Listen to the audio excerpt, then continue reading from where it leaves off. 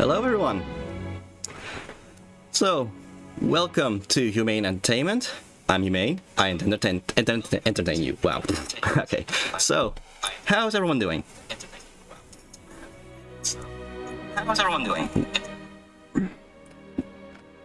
Well, personally, I am pretty excited, because for those who don't know about me, I love William Shakespeare.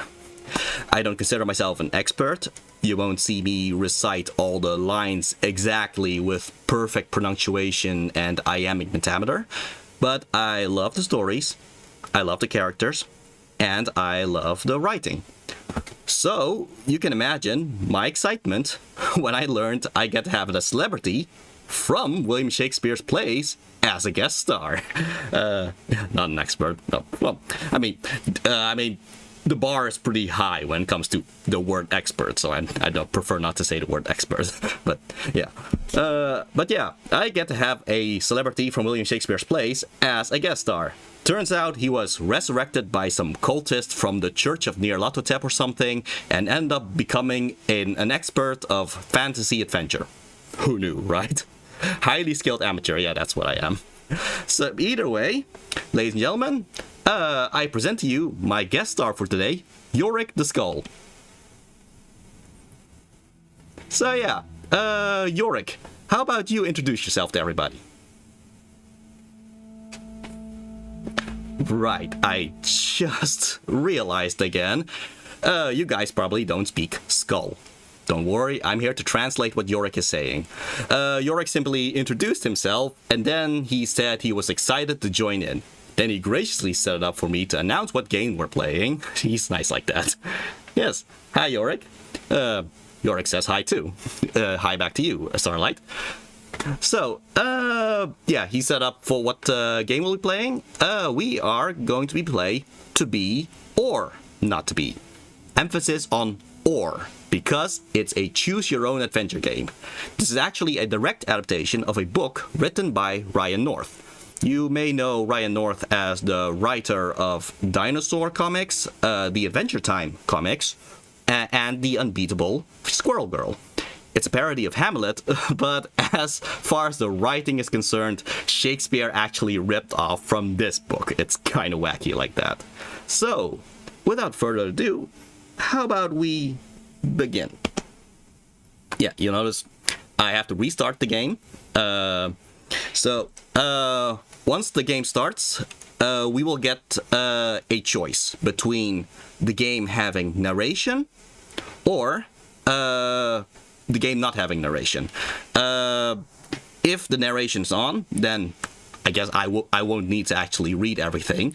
But I can't pause the game until there is a choice to be made.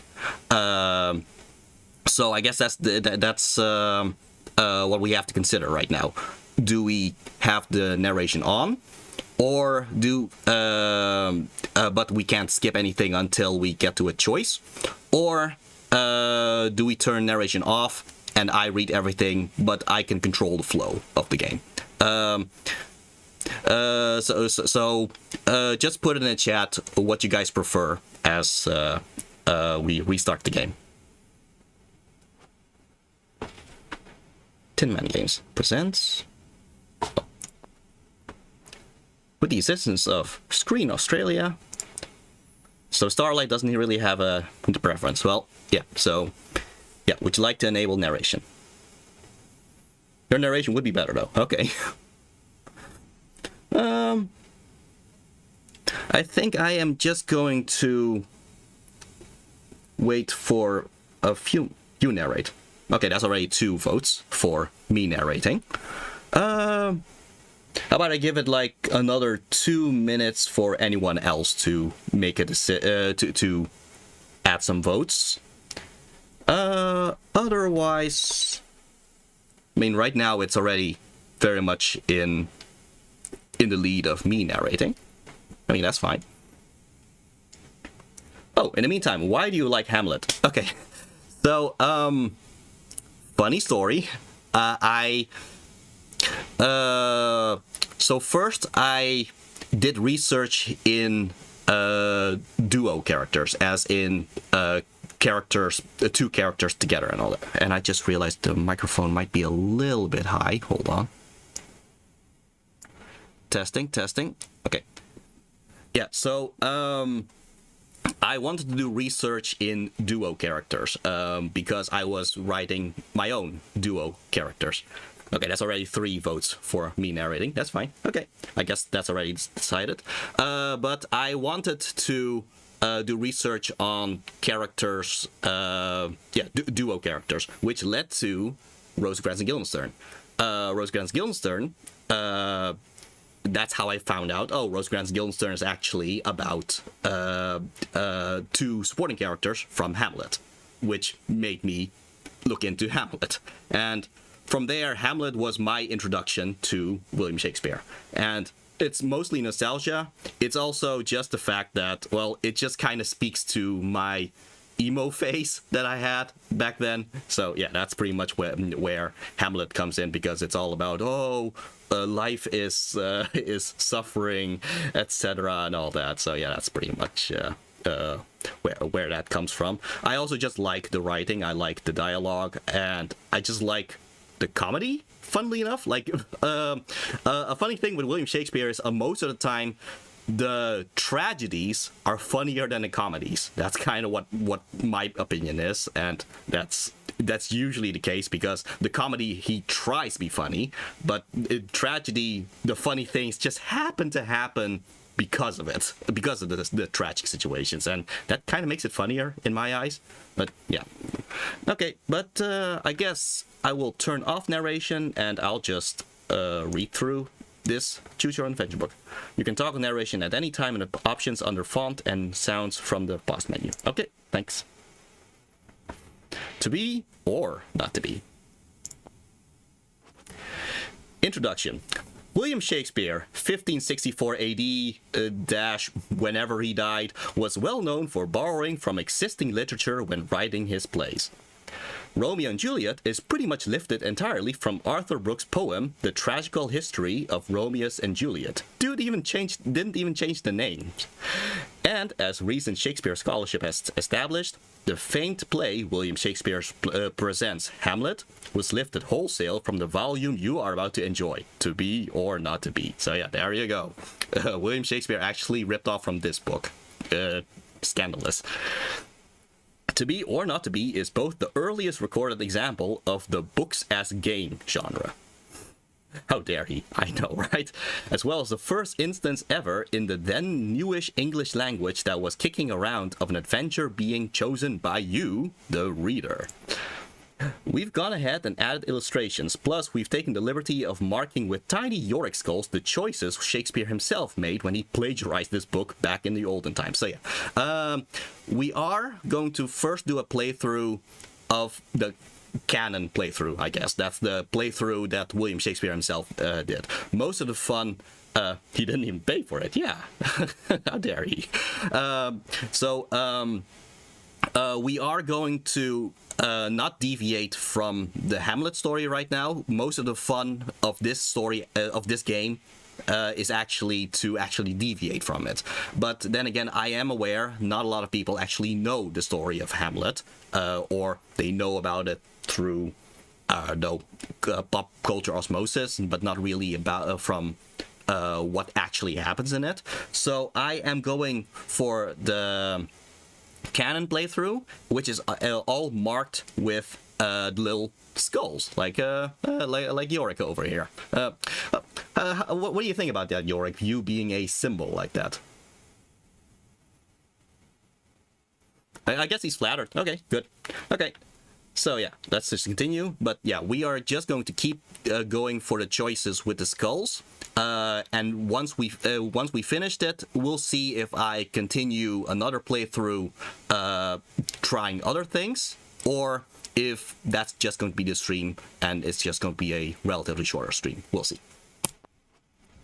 They look like this. Yeah. Hey Yorick, it's you. They're there in case you wish to put yourself in Shakespeare's shoes, reading this book as he did, stealing plot elements wholesale and classing up the language as he/you went/go.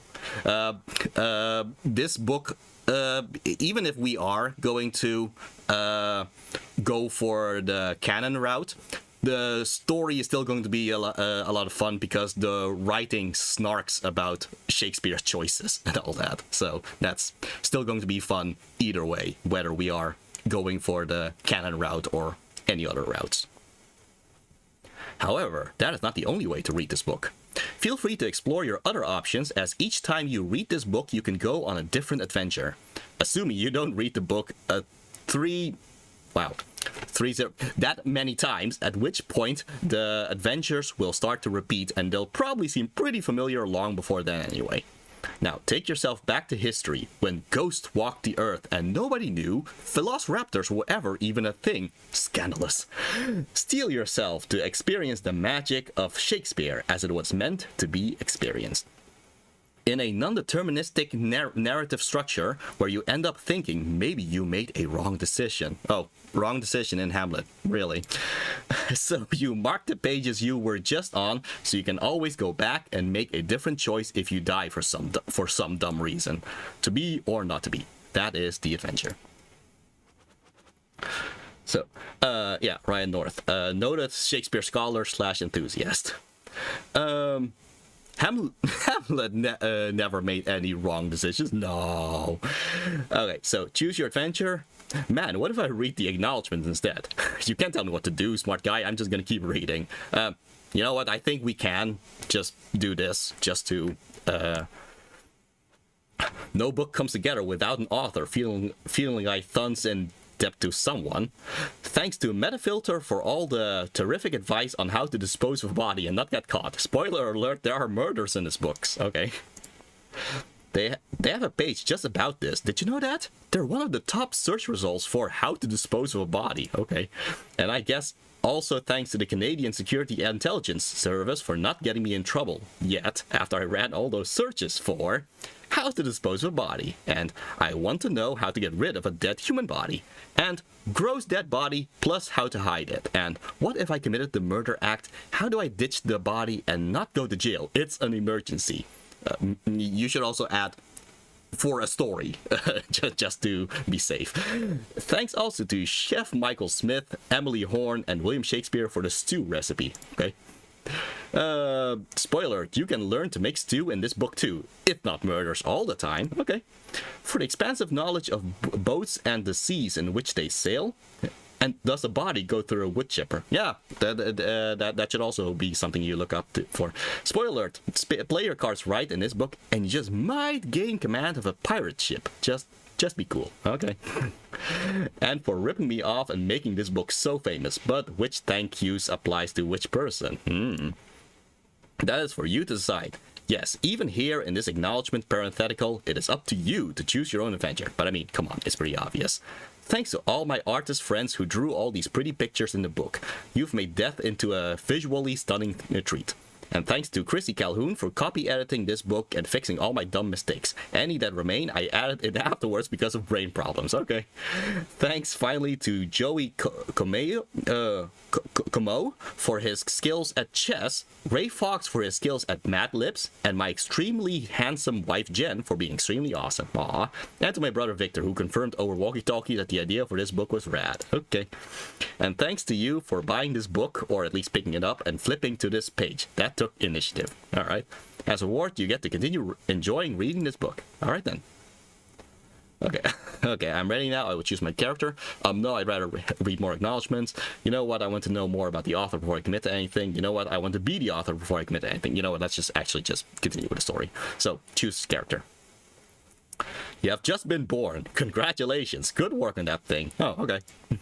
Now, surprise. Babies are boring. So we're going to jump ahead in time to a point where you're an adult and you've already lived a bunch of your life. But I promise most of what we're skipping over was really dull. You ate a lot, slept a lot, made some friends, tears were shed, makeouts were totally had, etc. It was a bunch of high school stuff. The awesome stuff starts now. Okay, I thought the makeouts would have been nice to explore, but okay. So, let's begin, my friend. Remind me again who you are. Are you Ophelia, she's an awesome lady in the late 20s with a competent and resourceful demeanor. She's got a +1 bonus to science, but she also got a -1 weakness against water, so heads up. That's an inside joke for later. Foreshadowing, I guess. Hamlet. He's an emo teen in his early 30s. Also, he's the Prince of Denmark. Hamlet has a +1 resistance to magic, but there's no magic in his adventure, so this never gets mentioned again as of right now. Okay. Hamlet Sr. He's the king of Denmark, 50 years old. He's super good at fighting and leading men into battles and naps, let's say, let's say +1 to each. Okay. Look, bottom line, he's an unstoppable machine of death, and should you choose to be him, you may experience kingly glory. Okay, so I have to say there is something funny for when you actually pick Hamlet Sr., but again, from here on, we're just gonna go for the skulls, unless I know that that it loops back to the original choice quicker. So anyway, play as Hamlet. You are Hamlet. You're 30 years old and you're back living at home. But it's okay, because your home is a castle. That's right, ladies. You're a prince. Things have been rough lately. You had been trying to focus on your studies at Wittenberg University, where you and your bros, Horatio, Rosencrantz, and Guildenstern, all hang out. But you were called home because your father died. Then, your dead dad's brother, Claudius, married your mom, Gertrude, 2 weeks later. Yep. So, it's made you kind of upset. You raced home to comfort her, but she's married your uncle and all that. It's weird. Gasp. You feel weird. Right now, you're in the audience chamber of your father's castle, here in sunny Denmark. King Claudius is here, addressing his court. Laertes and Polonius are here too.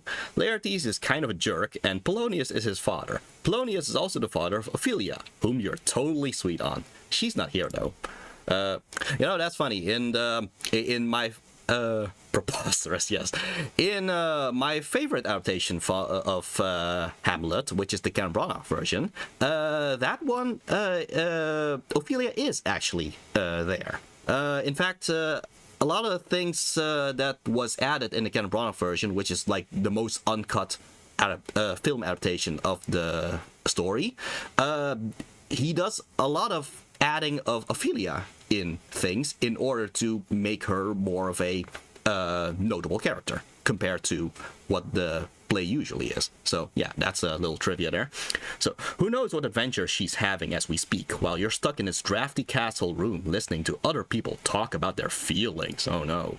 Speaking of speaking, just now Laertes says something about how now that Claudius is king and he's attended the coronation, is it okay for him to go back to France? Claudius says, sure. Wait a minute. You'd love to leave too and go back to school, away from this weird incesty thing which your mother's gotten herself into. It's so gross and weird. Wherefore, ask Claudius for permission to go back to school, or hold your tongue and just wait around. Well, ask for permission, I guess. You hold up your hand and open your mouth, but before you can say anything, Claudius addressed you directly, calling you his son. Yes. This choice actually didn't really matter, because whether you didn't say anything or you did say anything, Claudius would have just interrupted you anyway. As long as Ophelia doesn't want to go somewhere on her own. On one hand, that's entirely appropriate, especially since he just married your mom like 2 weeks ago. But on the other hand, he has brought creepy uncle to new heights. Oh, question for the chat. What do you think could have been pitfalls for this game's quality? I mean, to be fair, this is like a direct translation from the book. So it's, I don't think there's anything else you could do besides just how they are doing this now. Like, I guess they could have added more art throughout everything, but I think that's kind of unreasonable at this point. So yeah, make boring choices. Yeah, that's true. Creepy uncle points. Points for that, maybe. What do you do? Insult him under your breath by saying you're more than kin, i.e. you're related more than once now as both father and son and uncle and nephew, but less than kind. This relationship you're in is unnatural. In real life, people think up zingers like this on the spot all the time, so this totally makes sense, yeah. Take the story serious. Yeah, that would have also been a problem with this book.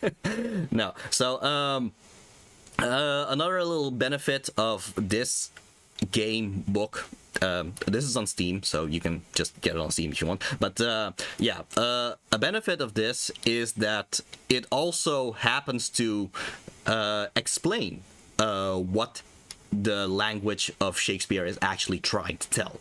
So if you think the Old English of William Shakespeare is a bit too difficult to understand, this book actually kind of explains it to you. So more than kin, less than kind, it's because you're related more than once now, and this relationship you're in is unnatural. That's pretty much what they're talking about. The funny thing is, I actually have to do some double translations too, because when Yorick speaks skull, he also speaks in iambic pentameter of William Shakespeare. So yeah, I'm sorry, but that makes it a little bit difficult sometimes, Yorick. Yeah, it still sounds good when he says it, at least from what I'm hearing. Anyway, so yeah, less than kin, more than kin, less than kind. He straight up ignores your zinger. Well, shoot. Okay.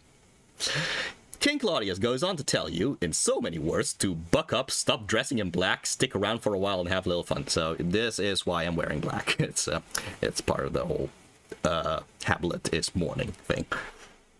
He says all the feelings you're having are boring and wimpy. Your mother echoes his sentiment. Dude, your own mom just called you a wimp. Okay. You agree to stick around in Denmark for a while. They leave, and you're suddenly alone. Woo! You're finally alone, Hamlet. What are you going to do?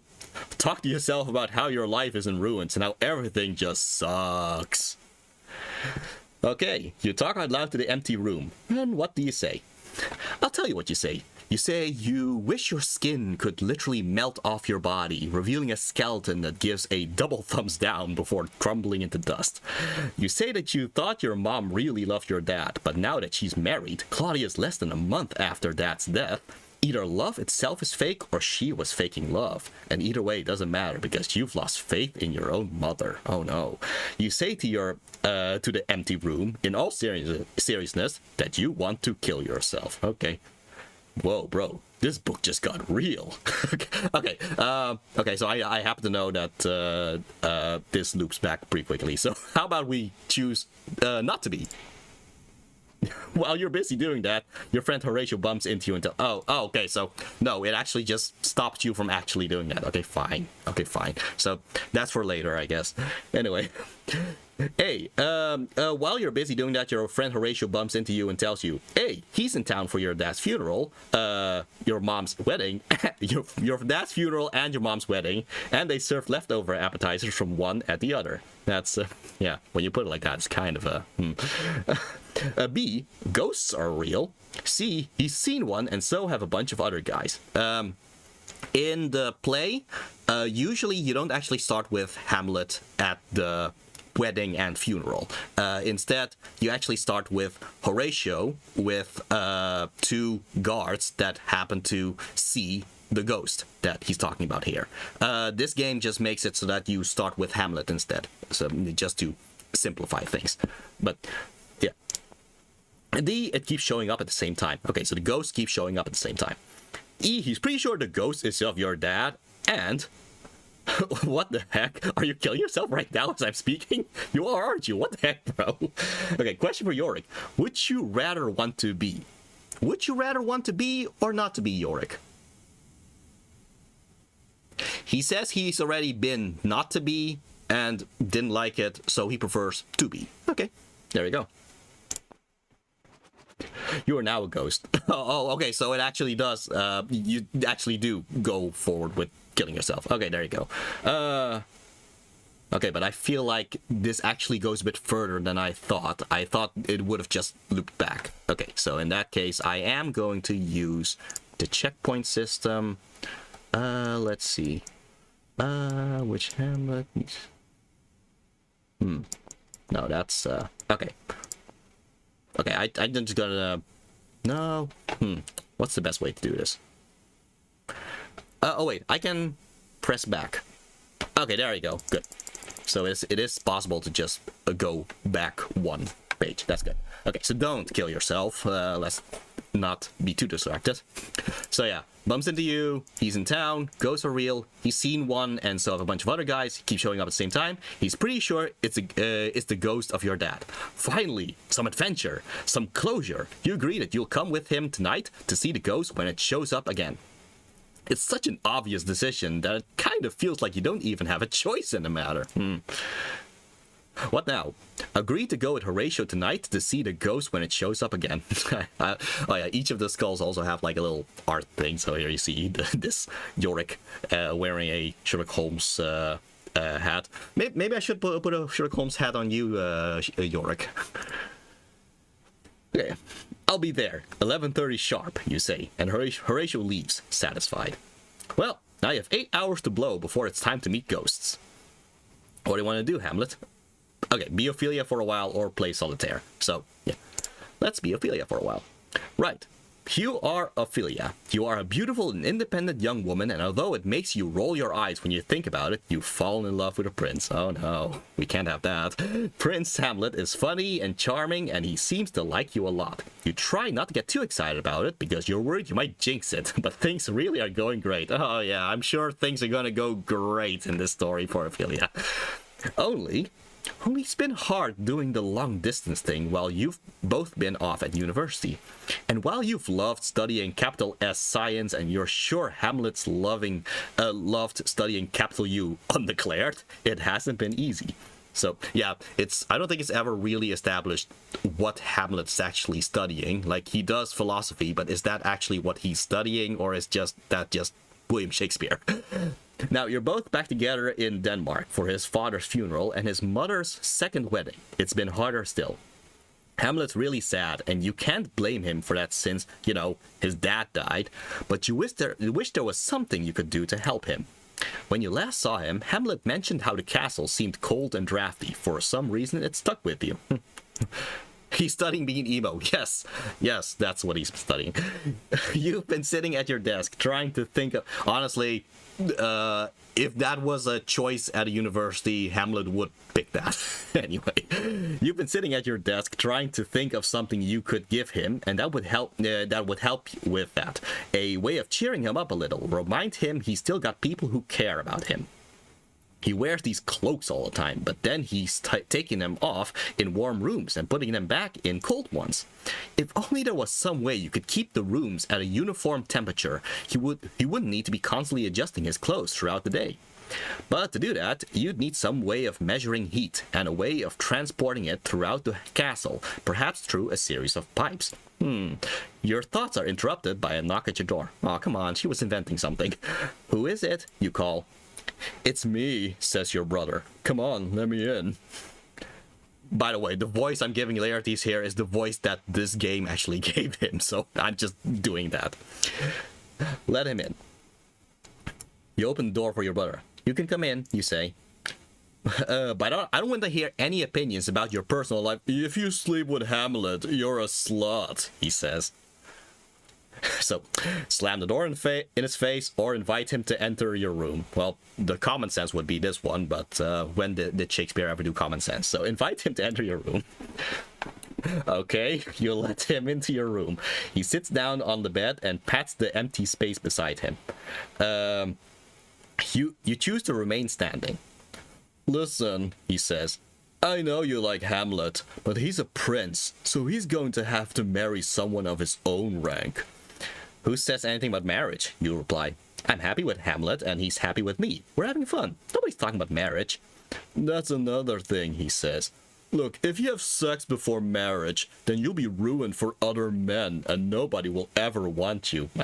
I'm sure this is a very healthy thing for a brother to say to a sister and all that. He's only dating you because he wants sex. Don't sex him because I'm your brother. I'm telling you not to. Wherefore, so throw him out of your room and slam the door in his face, or choose hit him. Well, we would, but sit down beside him for some reason and tell him that he makes a lot of sense somehow, and you'll do as he says. Okay. Really? Okay. So yeah, that's the fun of this book. The book also just makes fun of all these choices, and they're like, really, you're going with that choice? Okay. You sit down on the book and tell him you'll do as he says, and that you sincerely appreciate his meddling in your personal life. Yay. And then you go on to say that if you're going to abstain from sex before marriage, then he should be careful too, because he sleeps around way more than you do. And it's going to be one heck of a sexual double standard if you're damaged goods and he's totally fine. And I'm sure this double standard wasn't there at the time at all. I mean, still is, honestly, if we're going to be very honest. That's right. I didn't even give you a choice about saying that or not, because you keep choosing the stupid options. Guess you're just going to have to deal with it, huh? Okay. In any case, there's a knock on your door, and before you can answer, your father, Polonius, opens the door. Normally when you knock, you wait for someone to let you in, Dad, you say. You're an idiot if you think Hamlet loves you, he says. Then he knows the Laertes in your room, too. Oh, hey, Laertes, have fun on your trip. To thine own self be true. Laertes nods. I already told her she's slutty, he says. So, kick them both out and slam the door in their faces, or... I guess, smile and nod and pat the empty spot on the bed beside you and Laertes, inviting Polonius to sit down too, because that is something a person would do. Yeah. Polonius sits down on the bed beside you. So, you guys were talking about Hamlet, huh? He asks. Your brother nods and Polonius turns to face you. Hamlet only likes you because you're smoking hot, he says. That's something a father should say, holy crap. You're an idiot if you believe him when he says you're a great and wonderful and special person. He'll say anything to get in your pants. He said that you're a wonderful person, right? Should cool down with some water. Oh, God. You agree that he has said and written some very beautiful things about you, and that this means a lot to you, as in what Hamlet has written and stuff. That proves it. Listen, you're too dumb to understand what I'm saying, so I'm just going to order you to do the following. Stop seeing him, never speak to him again, and put all thoughts of him out of your head. So, slap him across the face and tell him you're not dumb and you can recognize sincere emotion in a sexual partner when you see it, or...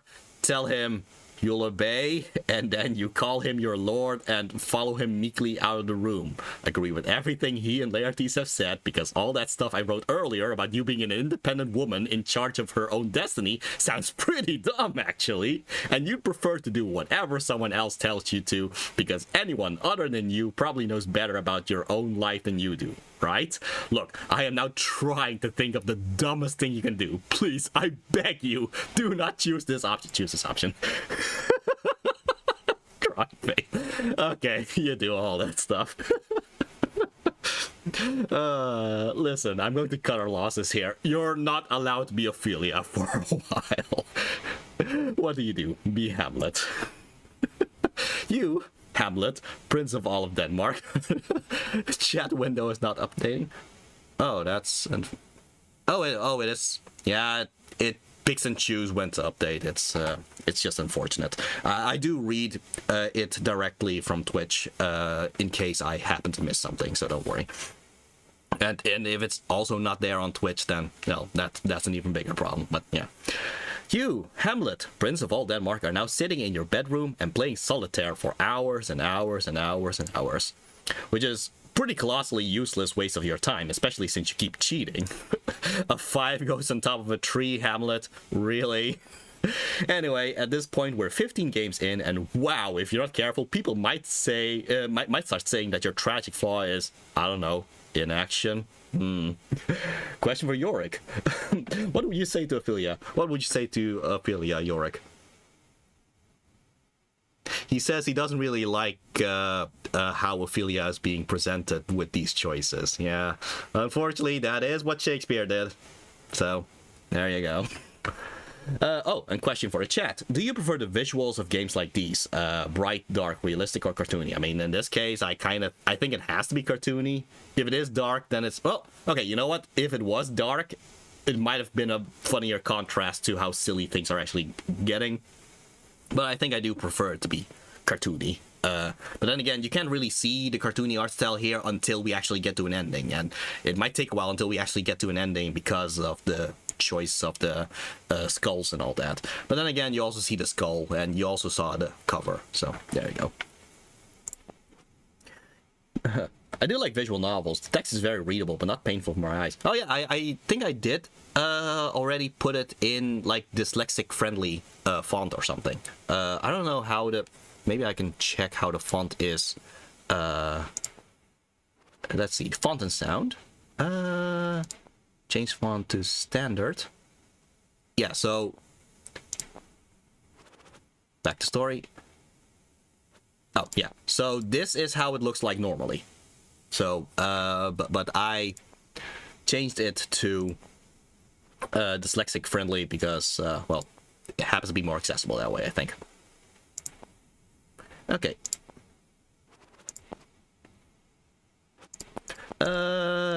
Okay.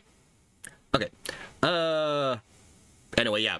People might start saying that your tragic flaw is, I don't know, inaction. Kind of spoiling it, but yeah, inaction is kind of pretty much Hamlet's main flaw.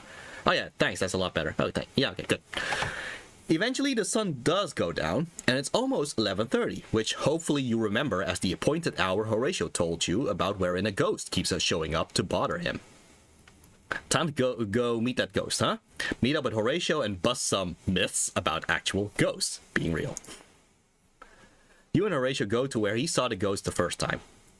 Now we play the waiting game, he says Horatio. He's interrupted by the sound of trumpets. You look at him and raise an eyebrow. They make that noise. The sound of trumpets. They make that noise to warn everyone that King Claudius is getting wasted, he says. Those trumpets go off every night around this time. He sighs. Denmark, he says. At that exact moment, something insanely crazy happens. What the frig? I'll tell you what the frig. A ghost is here. Look, ghost. Don't freak out, but right now you're staring cold in the face of a specter. You can't even imagine how crazy this whole situation is. If you're getting too scared, read this next clause over and over until you're not insane with fear anymore. Everything will be okay. Everything will be okay. Everything will be okay. Alright, okay, we can do this. With your last shred of sanity, you quickly glance at the ghost. And then you worry that if you stare at the ghost too hard, your brain will realize it's looking at something so insanely impossible that you'll just black out. Anyway, this ghost, you can see through it, but only a little. It's weird. And I'll tell you what the frick else, this ghost does look like your dad, and he's getting closer. What do? Stare at the ghost intently and black out as your mind shuts down, or don't stare at the ghost too intently and try to figure out what it wants, or run away. Are you my dad? I mean, my ghost dad? You ask the ghost, but it says nothing. Instead, the ghost beckons to you. He clearly wants you to follow him and leave Horatio behind. I don't know, is this safe? Can ghosts kill people? Can ghosts kill people, you ask Horatio? I don't know, man, but I don't really think you should be alone with that thing, he says, clearly leaving no ball untripped in his own freakout. Okay, now I'm curious. Yorick, can ghosts kill people? Oh yeah, horrifically. They can kill you horrifically. Okay, okay, good to know. Hamlet, man, something is rotten in the state of Denmark, I gotta say, yells, his quivering finger pointing at a ghost. Well, duh. I'm gonna do it, you say. And you? What do? Follow the ghost in the darkness? Or go on to say, by that I mean I'm going to take this last chance to run for it. Yeah, we're gonna follow the ghost in the darkness. You follow the ghost into the mist. After walking for what seems like forever, you get tired of walking. I'm tired of walking, you say. You sit down. Pretty sure I'm done walking. Yeah, I'm out. The ghost stops and speaks to you for the first time, its voice issuing forth from lungs that no longer breathe air. Hamlet, it is I, your father. Look, I can't stay around here forever, so you need to listen to what I tell you. I didn't die of old age. I did some digging around, and it turns out I was murdered. By Claudius! Dun dun dun! You gasp, shocked and enraged, killed by his own brother!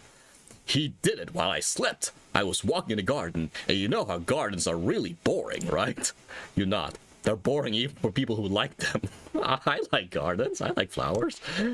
Exactly, says Ghost Dad. Well, it was so boring I fell asleep, and while I was sleeping, he poured poison in my ear. I didn't know poison worked that way, you say. That's what I said, shouts your dad, throwing his hands above his head in frustration. He starts to pace back and forth. The reason that Claudius poisoned King Hamlet through the ear is pretty much a poetic thing of, Claudius is a master manipulator. He always poisons people through whispering in people's ears and all that. And so they make it a little bit more literal with him actually poisoning his father, his brother with poison through the ear. Even though I don't think biologically that should work, but either way, that's the reason why they made it like that. Anyway, I want you to take revenge on him for me. I don't know, cuss him out or something. Pull out his chair when he's about to sit down. I'm a ghoul. Okay, you know what? Yeah, I am interested too. Because, I don't know, I don't think poison would actually go in the ear and actually go through the rest of the body, but... Oh, okay, Vanilla Ninja says it would be possible. Really? Interesting. So, going in the ear actually goes... it can actually go through the rest of the body? That's... Because I never figured that... I thought it was pretty much closed in the ear like that. That's what I thought, at least. Unless maybe it melts through the eardrums. Yikes, if that's the case. Yeah. Anyway, I want you to take revenge on him for me. I don't know, cuss him out or something. Pull out his chair when he's about to sit down. If it would be absorbed by the skin. Oh, okay. I guess that... would be quite a poison if that... Yeah, okay, sure, okay. Offer him a high five, but then when he goes to high five you, pull your hand away and say, too slow. Or, should he offer you a high five, you must leave him hanging. I could murder him, you offer. After all, he is sleeping with Mom. Your dad stops pacing and stares at you. What? What now? Tell him they got married 2 weeks after the funeral, or tell him, haha, you were just kidding. Here's also the thing about what makes it fun to watch Hamlet for me, is the fact, or just Shakespeare in general, is that there's not a completely canon way of how to interpret... Well, okay, there's a canon way. Not everything is set about how to actually interpret certain characters. Like, for example, you can... one adaptation makes it so that Queen Gertrude married Claudius because she genuinely loves Claudius. Others have it that Gertrude is just acting out of grief and rebounding to Claudius. And you can just have the same dialogue, but just have the actor say it differently. And that just creates different interpretations. So yeah, depending on your interpretation, either Gertrude really did not care about King Hamlet and just jumped bones to King Claudius like 2 weeks after, like that, or maybe it's a political thing. Maybe she just knew there has to be a king for Denmark, so she chooses Claudius, who is who is the closest to King Hamlet. So yeah, different ways you can interpret it, and that's pretty much the case for a lot of William Shakespeare stuff, actually. So yeah, tell him they got married 2 weeks after the funeral. You say they got married basically right after the funeral, and that makes Claudius king now. You explain how maybe it's not technically incest, but the timing alone sure feels squicky. Didn't he ever read the Table of Kindred Affinity, wherein whoever are related are forbidden in scripture and are laws to marry together? Ask your dad. Ah, you say. You refer to the document Queen Elizabeth ordered produced, which says a marriage such as this one we're discussing is not just squicky, but a real-life hardcore sin against God, a book which later made its way into the Book of Common Prayer.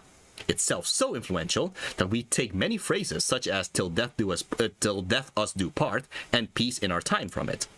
The very same, not your father. Although I can imagine that in the future, sentiments might change. Oh, okay. As to whether or not such a marriage between genetically unrelated, loving, and consenting adults is among the very worst things it is possible for a human being to do.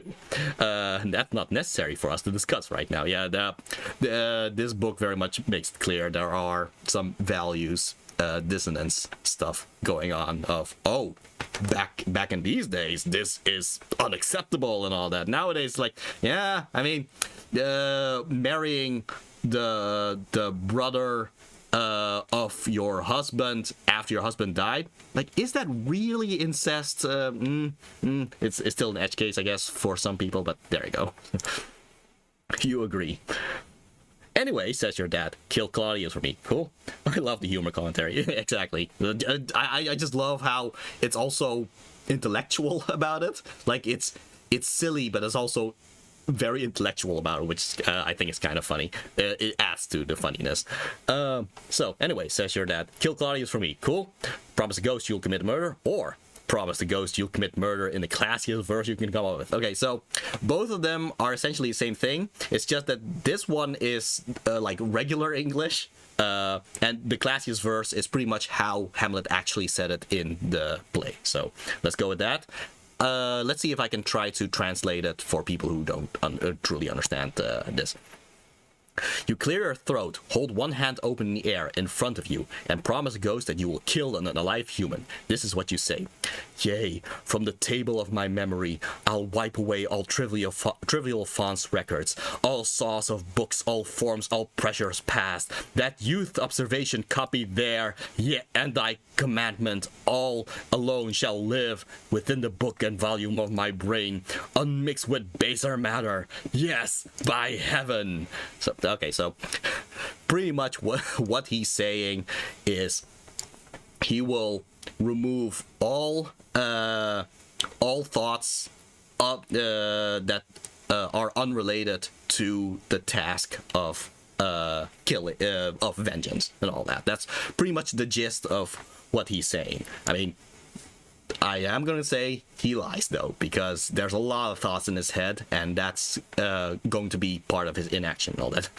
Murder is definitely the best and most definitive way. Has to be perfect. Can't do it unless it's perfect. Exactly. Your ghost dad seems to be pretty cool with that. New quest. Kill Claudius. Worth 3,500 XP. Okay. What happens if we level up? Interesting. You have begun quest Kill Claudius. It's worth 3,500 experience points. That's a lot. What do? Leave it there and return to Horatio. Or throw in a little sexism for good measure. Okay. Oh, most pernicious woman, you add, insulting not only Queen Gertrude, the woman your father adored, loved, and married, but also all women in general. Okay, great. Okay.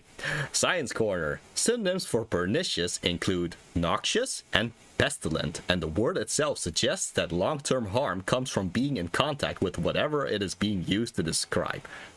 Stay classy, Hamlet. Leave it there and return to Horatio. Okay. You walk back to where Horatio is waiting for you.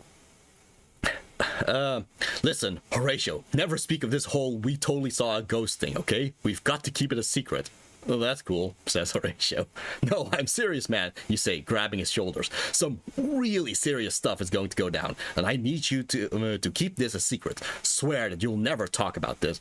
I swear, says Horatio. Swear it! Booms your dad's voice out of nowhere. He already did, you shout. Horatio looks at you, questioning. Hamlet, bro, what's this all about? He says. There are more things in heaven and earth, Horatio, you begin, that are dreamt in our philosophy. Horatio finishes, annoyed. Fine, right, whatever. Okay, Horatio will keep your secret, and you've got a quest from a ghost to fulfill. And at the end, he'll probably give you some cool loot for completing it. Maybe? I mean, it's possible. How much loot did you get from this adventure, Yorick? I mean, most of the adventure you were just in a grave, so I wonder, did you get any experience from it? 10 experience, that's not a lot, is it? Oh, that's unfortunate. Well, at least you got a lot more experience afterwards, right? Yeah, but we can talk about your other experiences. Sucks. Oh, question for the chat. Is this game's music... there's no music, so unfortunately I can't really say anything. So, anyway, it's past midnight and Claudius is probably falling down drunk. What now? Say goodbye to Horatio and go kill Claudius. No, that would be an action. We can't have that. So go home for the nappy times. You go home and nap. The next morning it rains, so you don't leave your room. Then the next morning after that, the ground is all muddy. You think maybe you'd leave footsteps that could be traced back to you.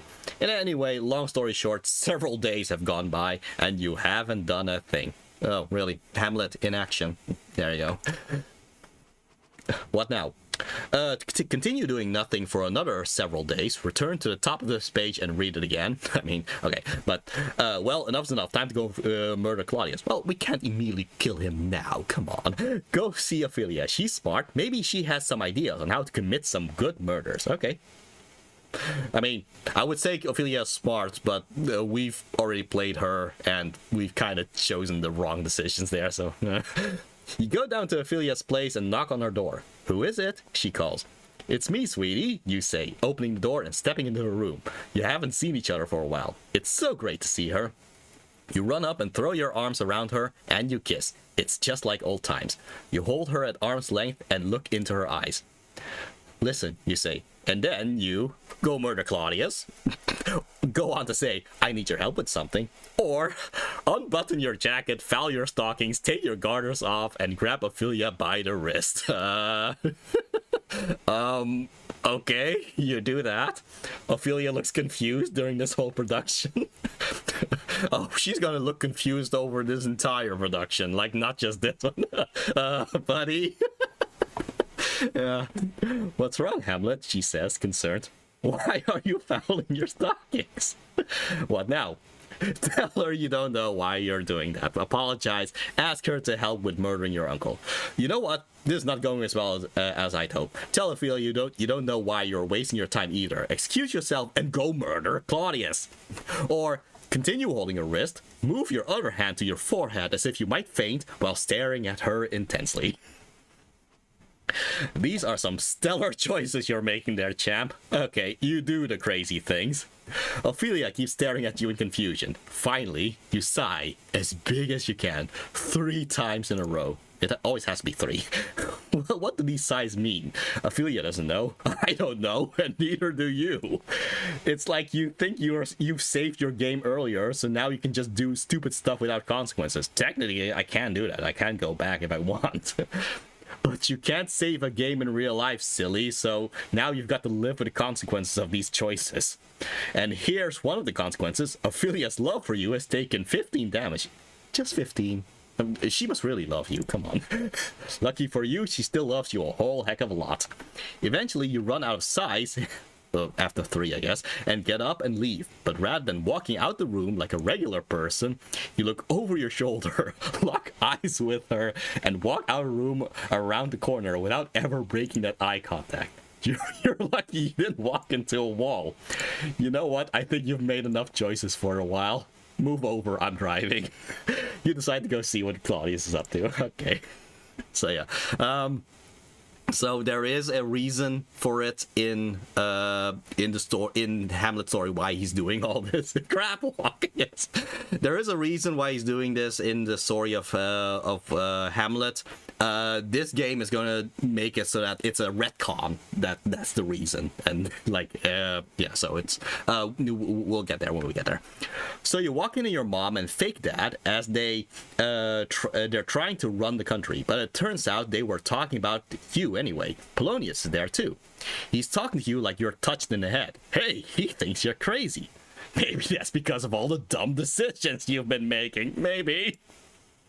So, in an effort to save this, we're going to assume that you were just pretending to be crazy. Hey, look at that. Because that way, all of this kind of makes sense and nobody would ever suspect a crazy person of committing a murder, right? Sure. This is literally the best options we got left. This is what you've reduced us to. I've gone back and rewritten the story so that in your task talk with Horatio, now you say, I might act crazy for a while. Just be cool. Okay. You can go back and check. It's totally there. Okay. Okay, so it turns out Polonius considers himself a master riddle master, and he's going to ask you 3 riddles to determine if you're sane or not. Riddle the first. Do you know who I am? He says. Since you're now just acting crazy, this gets a little easier. Normally, I give you the choice between a reasonable answer and a crazy answer, but I figure now you want to pick the reasonable one just to screw things up, and I swear to God, there will be a method to your madness if it kills me. So here are your options. Say, I don't know who you are. Maybe you're a pimp. He says fishmonger in the play, but fishmonger is a euphemism for pimp back in the days. So I don't know who you are. Maybe you're a pimp, or I know you're looking for the option to say, yeah, you're Polonius here, but you know what? I like being in charge. Say, I don't know who you are. Maybe you're a pimp, or go back and check to see if I rewrote the story. Yeah. So he did say that he rewrote the story. So yeah. So. Listen, Horatio, blah, blah, blah. No, I'm serious. I swear it. Oh, whoops. I just skipped over that, I think. Keep it a secret. That's cool. Sorry, talk. I swear it. Here I did.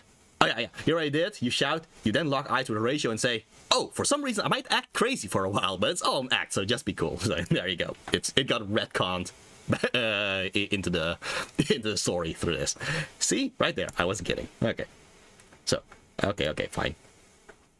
Okay, so, yeah. He considers himself a riddle, so he gives you the... say, I don't know who you are, maybe you're a pimp, or the other one, which is still the same, I don't know who you are, maybe you're a pimp. You tell Polonius that you don't actually know who he is, but maybe he's a pimp. He doesn't get that you are, or rather that I am, rather cleverly trying to suggest that you suspect he's been trying to mess with Ophelia in order to get to you. It goes entirely over his head. Aww. I mean, this is what happens when you play with riddles, Hamlet.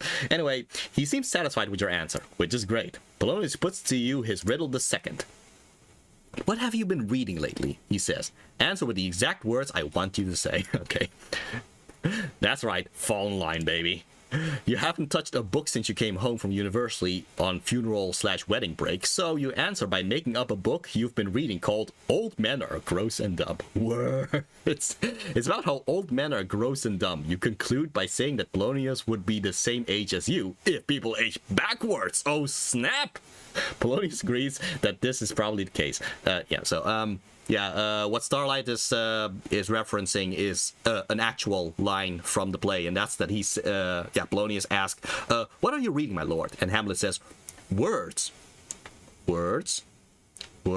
And yeah, he says things 3 times a lot, and that's also rife for actors to have their own spin on things, because you can choose how to pick how to say those words 3 times. Like one would say it like crazier and crazier, like words,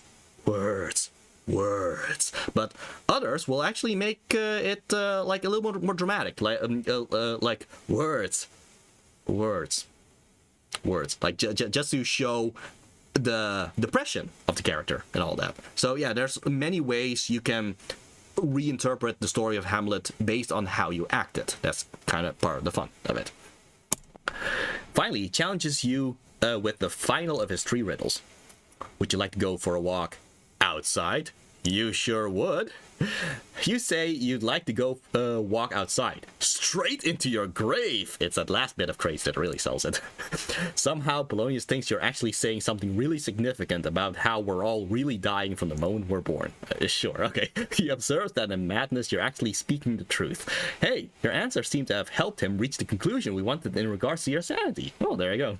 Polonius says he'd better be going, and you say nothing would make you happier except if you somehow literally died right now. This would also be a moment where Hamlet says something 3 times. The line is nothing would make me happier without, except my life, except my life, except my life. So yeah, depending on how you say it, either it gets more depressing as it goes on, or maybe it starts depressing, like except my life, except my life. And then the third one, he kind of realizes, oh, I should actually act crazy for Polonius, and then he says it crazily, like except my life, for example. So yeah, there's many ways you can say the lines differently with the same words. So yeah, except my life, except my life. Except my life! Yeah. And then you motorboat your lips and flick your index finger over them, making a sound. Yep, he definitely thinks you're crazy. I hope so, after all that.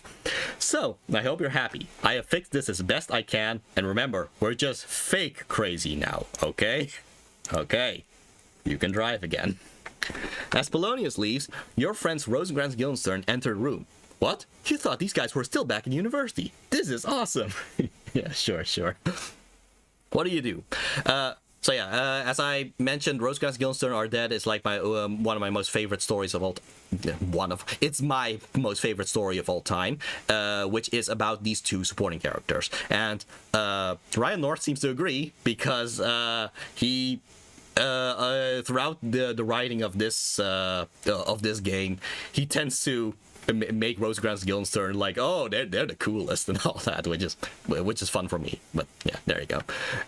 Even though, depending on what interpretation you go with Rosencrantz Guildenstern, either they are indeed like good friends of Hamlet, or they are actually like traitorous snakes. It just depends on how you interpret them. And yeah, again, just with the same dialogues, but just depending on how you actually say them. So what do? Greet your friends with high fives, greet your friends by slapping them on the back, greet your friends with hugs all around. Let's not get carried away, just walk up, say hi, and ask them how it's going. How have you been, gentlemen? You say. I've been okay, except for, the nightmares. Anyway, what brings you here? Pot meets kettle, sponge meet flute. Okay. Okay, so the sponge and the flute, that's also like a deep reference there. In Hamlet, there will be a moment where Hamlet compares Rosencrantz as a sponge and talks to Guildenstern about whether he can play the flute, and makes those two things kind of a symbol for those two. That's what Starlight is referencing. Anyway, how have you been, gentlemen? You say. I've been okay, except for, the nightmares. Anyway, what brings you here? They look at each other. What do you mean, what brings us here? Why don't we instead just talk about your plans and motivations? Rosencrantz says. Your face falls. Man, you knew it. Claudius sent for them. They're here to spy on you. So yeah, either they are doing this reluctantly because, hey, you can't really say no to the king, or maybe they are more so loyal to the king than they are loyal to Hamlet. Again, depends on how you say the words and all that. Oh, really? Come on, guys. Were you sent here to spy on me, you say? Well, yeah, Rosencrantz replies. Kinda. Frick, man, I knew it, you say. Look, I'll make it easy on you. I know I've been all emo lately and mopey, and even though we don't have the words for it yet, I'm pretty sure I'm what you'd call clinically depressed. That's all. You sigh and then look at them with a small smile. I guess I'm quite a piece of work, huh? That's a reference to the actual line. What a piece of work is, man. That's Would you care to explain that in more detail? Rosencrantz says. You reply, as a matter of fact, I would. No, man, didn't you hear? I'm clinically depressed. No, let's be dramatic. You are inspired. You clear your throat and hold out one hand in front of you. You look Rosencrantz Guildenstern in the eyes, one after the other. What a piece of work is a man, you say, choosing your words and punctuation carefully. How noble in reason, how infinite in faculty, in form and moving, how express and admirable, in action how like an angel, in apprehension how like a god. Your friend's not. Humans are pretty great. The beauty of the world, the paragon of animals, and yet, to me, what is this quintessence of dust? Man delights not me. You break off as Guildenstern interrupts you. Gay, he says. I said man delights not me, idiot, you say. Nor woman neither, though you seem to think this time you're interrupted by Rosencrantz. It's asexual, he says. Snifker. You look at your friends. Anyway, whatever, you say. I've been depressed, but it's great to see you guys. Homophobia and asexual phobia aside.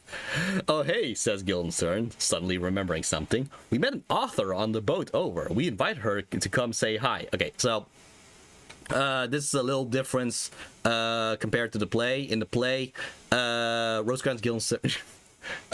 Oh yeah. I'll get to that soon. In the play, Rosencrantz Guildenstern met some actors or a theater troupe. And Hamlet is going to make that theater troupe do a play for part of his plot against Claudius and all that, which turns the whole thing into a play inside a play. So you're watching the play Hamlet, while inside they are watching a play called the Murder of Gonzales. Gonzago, sheesh, the Murder of Gonzago. Here, because we are reading a book, that means that Rosencrantz Guildenstern have met an author instead, and the author is going to read a book. So you are going to have a book inside a book. So that's why they changed that here. Or rather, that's why Shakespeare changed it from this to make it a play, because we all know Shakespeare actually ripped all this off, you know? Anyway, question for the chat. What is your favorite aspect of the game so far? I mean, personally, I just love the writing. The writing is just so hilarious. Movie in a movie, book in a book, choose your own adventure in a choose your own adventure. That's actually what we're gonna get. So anyway, we met an author on the book on a boat over. We invite her to come say hi. An author. This is really, really exciting. And who should walk through the door just as Guildenstern stops talking? Why, it's the very author they just mentioned. What are the odds? Humane's commentary. Aw, thank you. Yeah, I still try to make it fun and all that. So, how perfect. Having her show up now keeps this narrative moving forward at a nice clip. And avoids any awkward downtime where you'd otherwise all just sit around in a circle waiting for someone to show up and talk to you. That's okay. That's actually a reference to Rosencrantz Guildenstern Are Dead, because the whole point of Rosencrantz Guildenstern Are Dead is that the only things that actually happen are the things that happen in Hamlet. Anytime when Rosencrantz and Guildenstern are off screen during the story of during the story of Hamlet, they are just waiting and for the plot to continue. That's part of the commentary of Rosencrantz and Guildenstern. Like, they are supporting characters, so you don't get to actually have proper plots unless something of Hamlet starts. That's pretty much the point of Rosencrantz and Guildenstern, and part of why I like it. So because it makes it so that there will be times when Rosencrantz and Guildenstern are kind of stuck there and just going, now what? What are we gonna do? If the plot's not gonna start until tomorrow or something, so what are we gonna do? So they start talking, and all the talking just leads to philosophy and like what is it to be alive and all that. So yeah, that's part of the fun of Rosencrantz and Guildenstern Are Dead. And that's why I like the story so much. So yeah, that's the reference here of having her show up now keeps this narrative moving forward at a nice clip and avoids any awkward downtime where you'd otherwise all just sit around in a circle waiting for someone to show up and talk to you, which is what happens in Rosencrantz and Guildenstern. Huh. Nicely done, narrator of this story, aka me. Talk to author. The three of you and the author get to talking, and she's really great. It turns out she's Christina Marlowe, the author of The Murder of Gonzago, a The Adventure is being chosen by you story. Can you murder your brother Gonzago and then, playing as your dead brother's son, murder your usurping uncle? I sure hope so. Choose from over 300 different possible endings. It's one of your favorite books, and you tell her so, excitedly asking questions about characters and motivations and how she did that thing with the choices. While the four of you talk, Polonius walks into the room and tries to work his way into the conversation. But whatever, nobody here likes him. Christina doesn't make any attempt to include him, and that makes you love her even more. You start quoting your favorite passage to her. It's a bit from the back cover, and she takes over when you forget some of the words. It goes like this. You are still really mad your brother was killed by his brother. That your dad was killed by his brother. You decide that you should murder him for revenge, and that, my friend, is a really good idea. Do you decide to wait to murder him? No! Shout you, Rosencrantz and Guildenstern in unison. Christina smiles. Polonius mutters, this is boring, but nobody cares. Okay, a line that I just like from Hamlet is what they are referencing here, and that's the actor, the player king, gives a whole soliloquy and all that, and Hamlet is completely invested and all that, and then Polonius just says, this is too long, which is funny that comes from him, because if you actually listen to the play or watch the play of Hamlet, Polonius has the longest lines. Like, it's so hypocritical of him to say that this is too long when he's the one having the longest lines. Actually, in a way, Polonius is my favorite character because of how silly he can be. But yeah, so yeah, here he says this is boring. In the play, he says this is too long, which is part of the hypocrisy there. Excellent. Then, oh yeah, and also Hamlet has like this this line that he says in response. Yeah, this is too long. It shall to the barbers with your beard, he says, which is like, this is too long. Yes, indeed, your beard is too long. That's pretty much what Hamlet is saying, which, I don't know, it's kind of funny. Anyway, excellent. Then you sneak into his room at night and stab him in the neck. A huge fountain of blood erupts from his neck under such pressure that it bursts through the ceiling and forms a glorious red geyser above the roof. In case you haven't noticed, if you look past the old English language of William Shakespeare, there is some funny, witty dialogue in there, and I just love the dialogue, and I understand there is a filter to a lot of people that they have to kind of understand what the Old English is trying to say, but if you actually do understand the Old English, then yeah, it's hilarious, some of the dialogue. So yeah.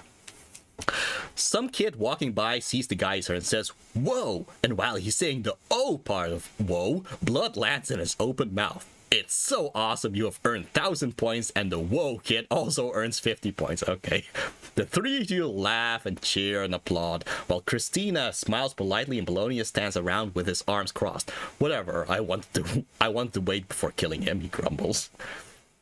Christina recites her book with such heartfelt emotion that you actually feel pretty bad about not murdering your own uncle yet. Yeah, that's also pretty much the thing that gets to Hamlet during the play and also here, is the fact that he has such problem with inaction while looking up to a lot of characters that are just all action. That's kind of part of what bothers Hamlet about himself and all that. Commentary. That's pretty much what you're getting. So. Christina recited her book with such heartfelt emotion that you actually feel bad about not murdering your own uncle yet. Wait a minute, that gives you an idea. Wherefore, go murder your uncle, or instead of murdering your uncle, go grab your copy of the book, then you can get it signed, and then you can see if you can get Claudius to read it, and then if he chooses the murder your brother path, and then if he looks guilty, you'll know he did it, even though the ghost already investigated and told you he did. Yeah. Okay, but one thing at a time, buddy. First, you go back to your room and you get your copy of the book for Christina to sign, which she does.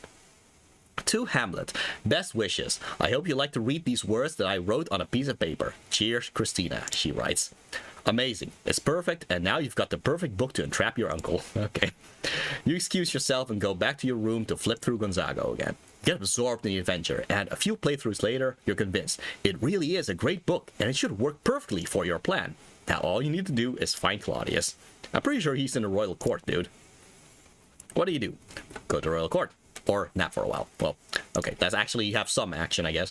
You go to the royal court and it's deserted, practically.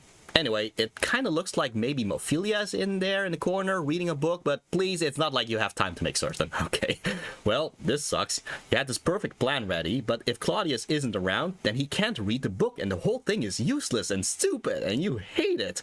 You feel some introspection coming on. Yes, oh man, this is going to be the big one. It's gonna all boil down to this. Is it even worth living in a world where things don't always go your way? Or, to put it differently, being alive is good, or maybe being dead is good, or, to put it a third, more copulatistic way, to be or not to be. Man, this is the big one, Hamlet. This is the speech this book is named after. I guess you'd better talk it out, huh? Choose wisely. You clear your throat and raise one hand in front of you. Okay, what now? Okay, so... okay, this, I know it does loop back to this choice because it's going to be game over immediately. So yeah, how about we choose not to be? This is what you say to nobody in particular.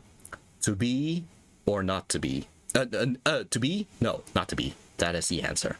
Where it is nobler in the mind to suffer the slings and arrows of outrageous fortune, or to take arms against a sea of troubles and by opposing end them.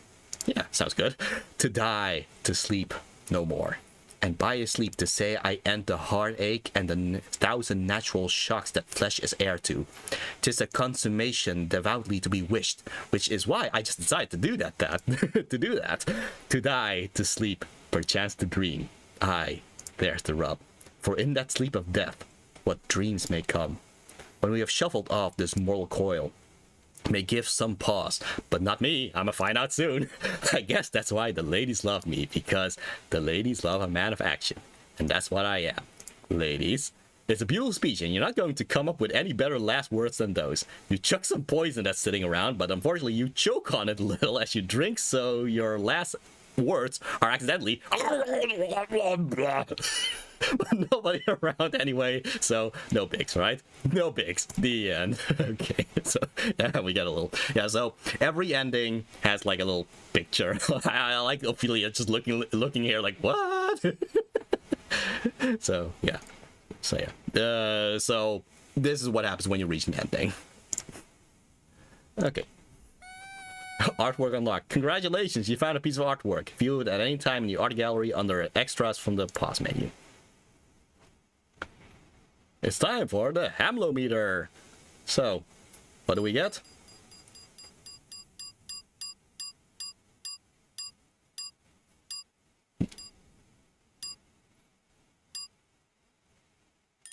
Oh, okay. Red or blue, game over. Your stats this adventure.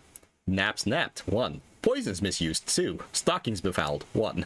Tasteless sexism, 8. Choices made, 42. Times you were, 0. Times you were not, 1. You created a better story than Shakespeare. Why not use your limitless power to go on an all new adventure? Okay, we start from a checkpoint. Let's see. Claudius reads a book.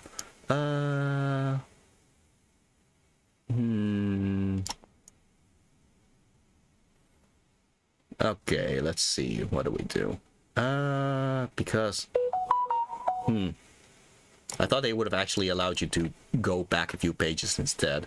Let's see. What will be the closest? Senior experience in afterlife. Meets a grave digger. Which Hamlet means it goes that? I think if you just go from here... Oh! Thinking back to where I was. Does that... No, it still gets... Okay, so, yeah. Okay, Misa goes that. We're just gonna speed run a little bit. Take me to where... Wait, oh, whoops. Okay. What do? Don't stare at the ghost too intently. Follow the ghost in the darkness. Tell them to get married.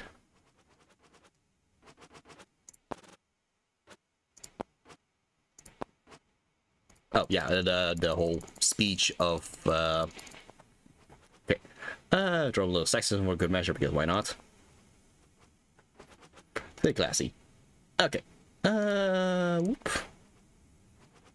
This would be, the advantage of having the actual book, where you can actually just go back to the page instead. So, yeah. Go see Ophelia. Okay, I think we can just skip this. Skip the Ophelia thing. Oh no, we can't. Okay, so we have to actually do all this with Ophelia. And make Ophelia think you're crazy. Because of course that happens. I can see what Claudius is up to.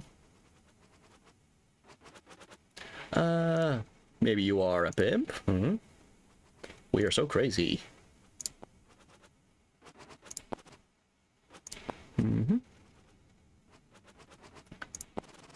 Right, we meet Rosa Guys and Guildenstern.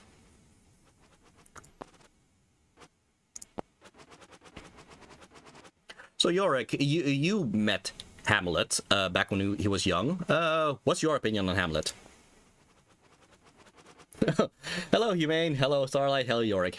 Yorick says hello too. I've already pointed out he speaks Skull, so I will try to translate his Skullese to you guys.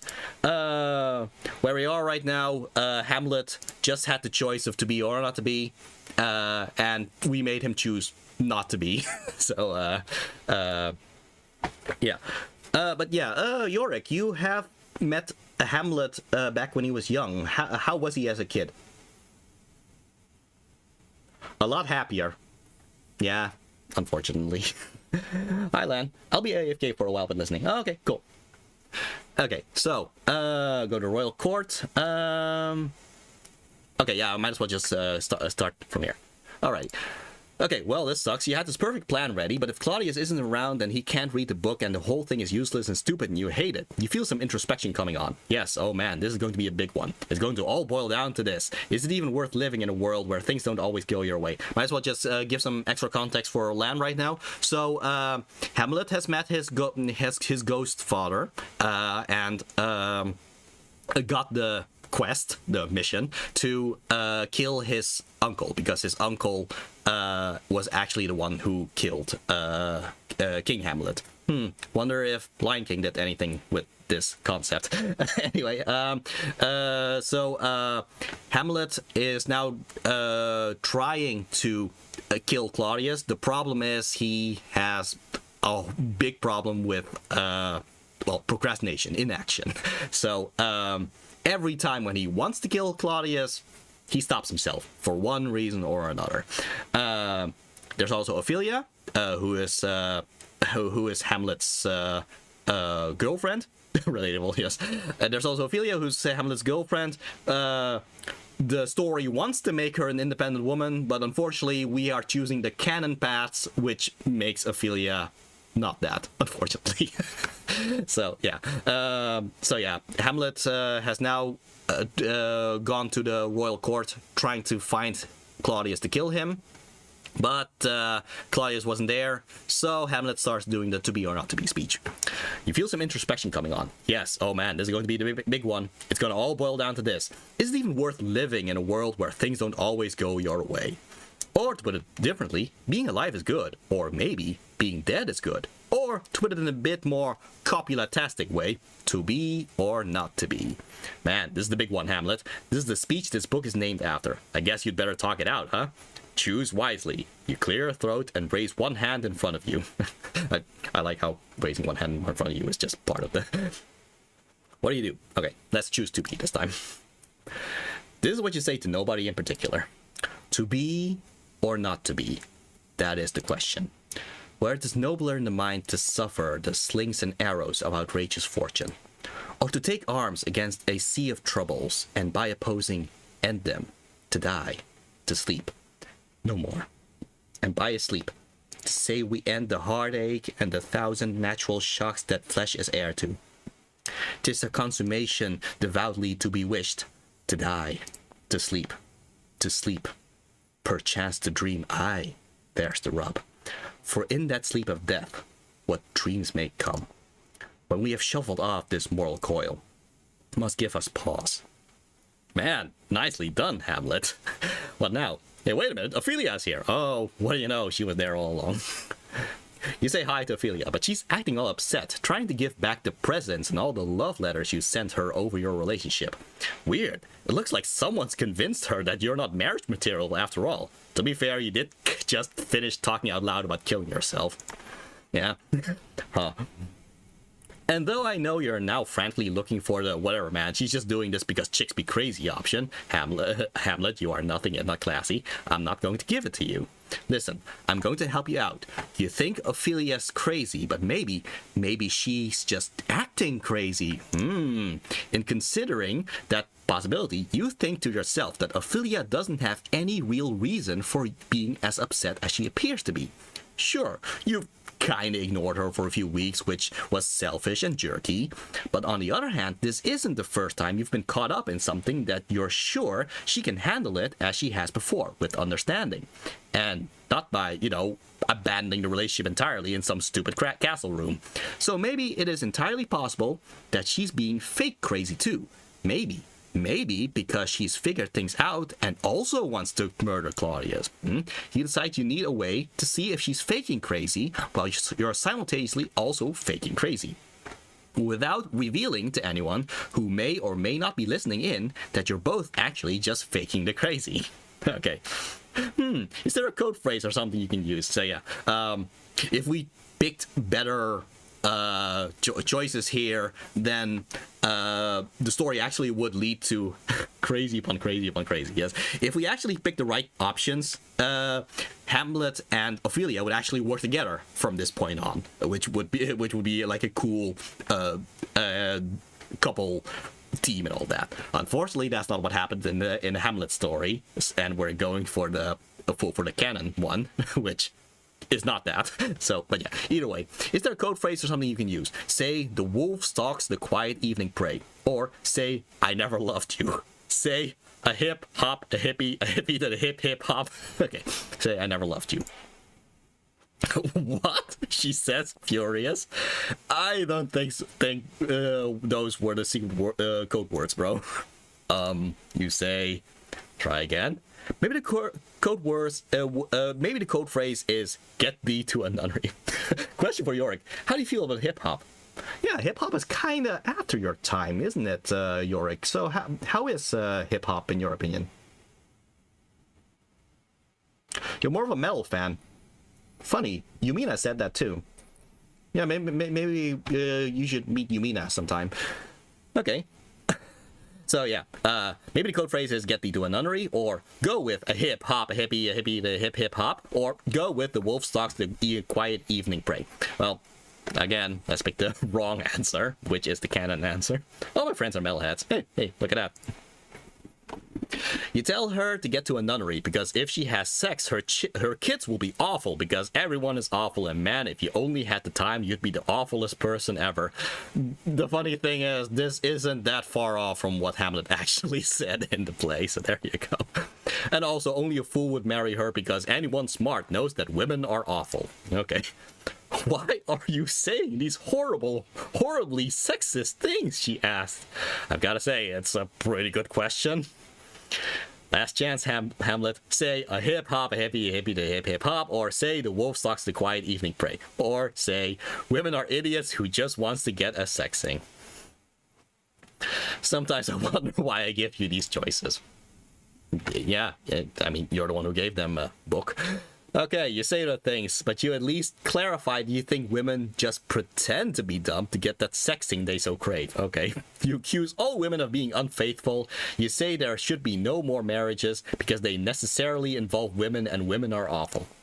Okay.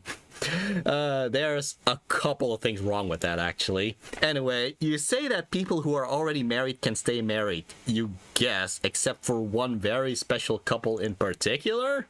You look at her to see if she's getting what you're hinting at, and she looks super angry, actually. No, duh.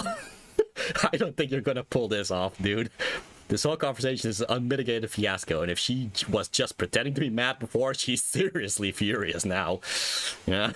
Congratulations, Hamlet. You just broke up with your girlfriend because you were pretending to be insane and trying to talk in a stupid secret code.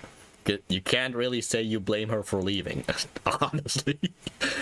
All you have now is your plan to trap Claudius with a choose-your-own-path adventure book, so you go home, rest, and tomorrow, that's exactly what you do. Oh yeah, might as well just explain this. So, to Lan, in the Hamlet play, you would get a play within a play. Hamlet would organize a play for Claudius so he can check if Claudius feels guilty when a certain plot point happens. But that means that we, as an audience, would be watching a play while Hamlet and Claudius are also watching a play. So it's a play within a play. Because this is a book, well, it's a game version of a book. Because this is a book, they changed it here that this is a book inside a book. So Hamlet has a book that he wants Claudius to read, and he's checking Claudius' reactions from the book now. So that's what's going on there. That's why he's coming up with a choose-your-own-path adventure book. Yeah. Okay. Wherefore, try to trap Claudius with a book. Crazy upon crazy, book in a book, play in a play. Yep. First thing in the morning, you show up to the royal court. Oh, actually, I should also mention, I said this game changed this from the original play Hamlet. As far as this book is concerned, this book says that Hamlet or Shakespeare actually ripped off from this book. So yeah, that's what they're going for. So yeah, darn that Shakespeare ripping off this book. How dare it? How dare he? First thing in the morning, you show up to the royal court. You look out at the assembled courtiers and see that everyone's here. Your mom, and stepdad, Polonius, Rosencrantz and Guildenstern, a bunch of people you've never met, Ophelia, the whole gang. You're still looking around when Horatio comes up behind you and slaps you on the back in an expertly executed maneuver. Bro times, he says. How's it going, bro times? Good, you say. Listen, can you do me a favor? Darn that Shakespeare. Yeah. Good, you say. Listen, can you do me a favor? You explain that you're going to be watching Claudius closely, but ask if maybe he could keep an eye on him, too, as he reads. You're, really good at stuff, you say, wishing that there was somehow a better way to put that. Okay, in the play, the lines that Hamlet says to Horatio here is like the biggest gay subtext there is. Like, if one ships Hamlet and Horatio, it would be the lines from this scene. So there you go. He agrees that he's pretty great at stuff and consents to do some of that watching stuff for you. All right, there's nothing left to do, Hamlet. It's go time. Hey, Claudius, you say, brandishing your signed copy of Gonzago. Why don't you read this book today? I certainly don't see why not, he says, and you pass it on to him. So, now all that's left is to decide where to sit. Oh, how about we sit at Ophelia's feet, ask to lay in her lap in the sexy sense, and remind her that she has genitals. Or stand behind the king so you can see what choices he makes as he reads and thereby figure out if he's guilty or not. Nah, let's do the dumb thing. You know what? No. Just no. When you write your own book, you can fill it with all the let's have sex in front of my mom and dad and haha, women have different parts than men jokes you want. But this is my book, and I'm unilaterally deciding right now that you don't get to do this thing. Instead, you decide to go stand behind your stepdad and watch him read. How's that taste? How does it taste like compromise? Because it shouldn't. It should taste like falling in line. Wherefore, stand behind your stepdad. There you go. Yeah, so I do love the personality of the book, of the narrator. It's amazing. You walk around behind the throne so you can look over his shoulder as he reads. You figure what helps your whole act crazy thing because you'd have to be crazy to not know how annoying this is. You are now Claudius, King of Denmark. Your nephew is standing behind you being really annoying. Well, I mean, that's what he does. Hamlet has just given you a book to read and it looks pretty good actually. And it's perfect timing because one of the royal court's favorite activities is to listen to you read a book out loud because it's history times and there are no computers yet. And here we use a computer to read a book, so there you go. You clear your throat and hold up the book so that everyone in the audience can see.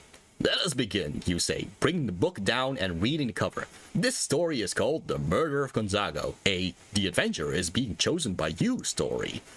You look up.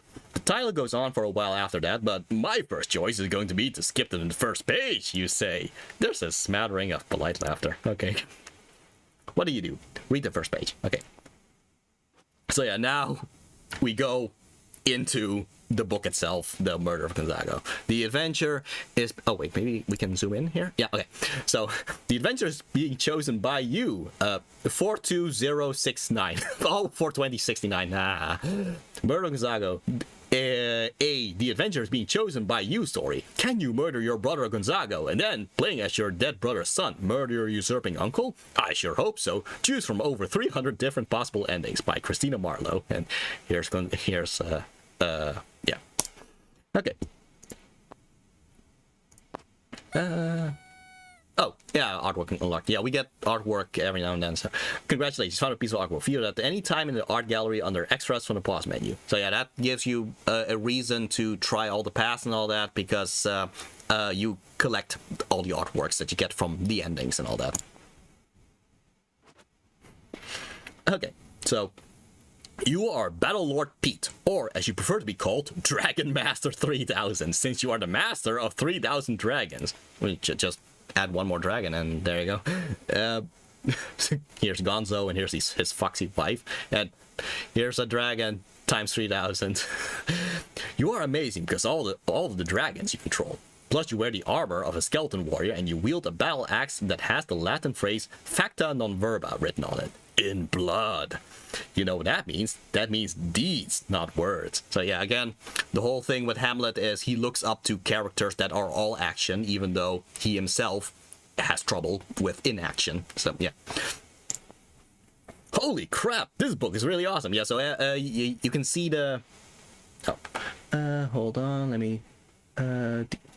I have to deal with something. Hold on.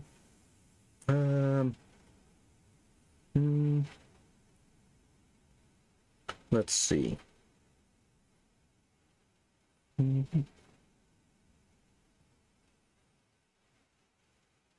How do you do this again? Oh, there we go. Okay.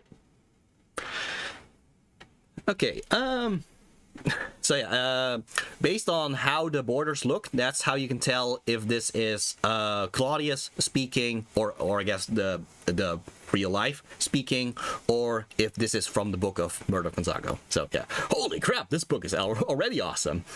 You've been feeling a little jealous lately because your brother Gonzago gets to be king, and it occurs to you maybe if you killed him and married his wife, you could be king instead. Maybe you should do that. Or maybe you should just go slay some skeleton warriors. So, go kill your brother, okay? Humane has told me about this before, and I've been pretty interested in this. Oh, okay. Oh, was there a chat that I missed? I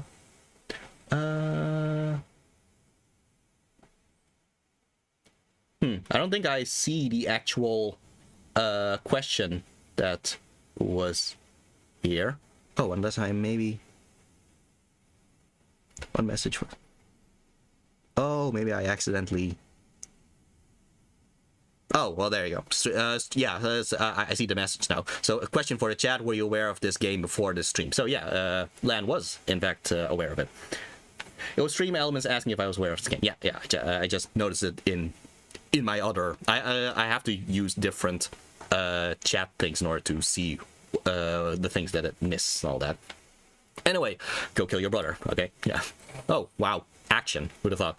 You choose the go kill your brother option. Behind you, Hamlet seems to get interested in your choices.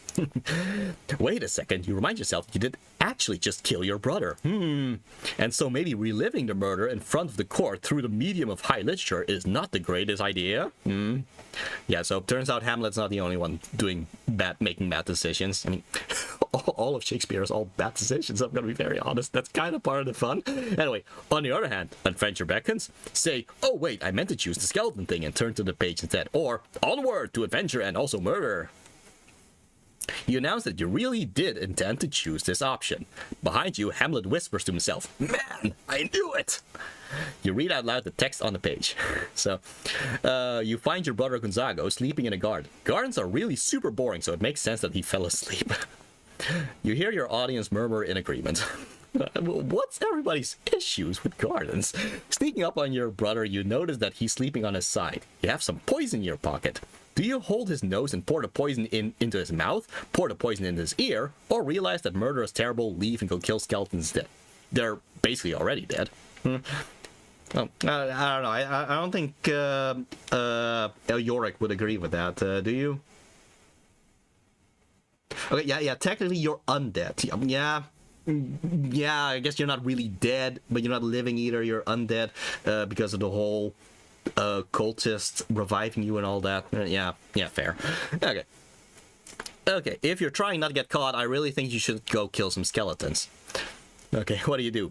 Poison mouth, poison ear. or go kill skeletons instead. Vanilla Ninja just pointed out that it actually is possible to poison someone by pouring poison in the ear, as long as the skin absorbs it. So yeah, I don't know. I just never thought about it until like that until she mentioned it, because I just think like the ear is like closed, right? But yeah.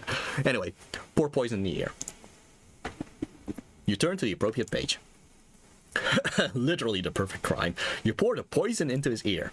Like all sleeping people, your brother doesn't wake up when cold liquids are poured directly into his ear hole. So this whole thing goes surprisingly well. Oh, wait, who'd have thought? Also, who knew that the ears really were the best way to introduce poison into the body? You and I obviously. So, I guess any medical doctors in the audience who are about to say, excuse me, but I studied human boss for 6 years at the university level, can straight up go suck a lemon. Your bro is dead! Congratulations, poisons really do work that quickly, and you have just ended a life. Perhaps you'd like to assume your brother's throne now as well.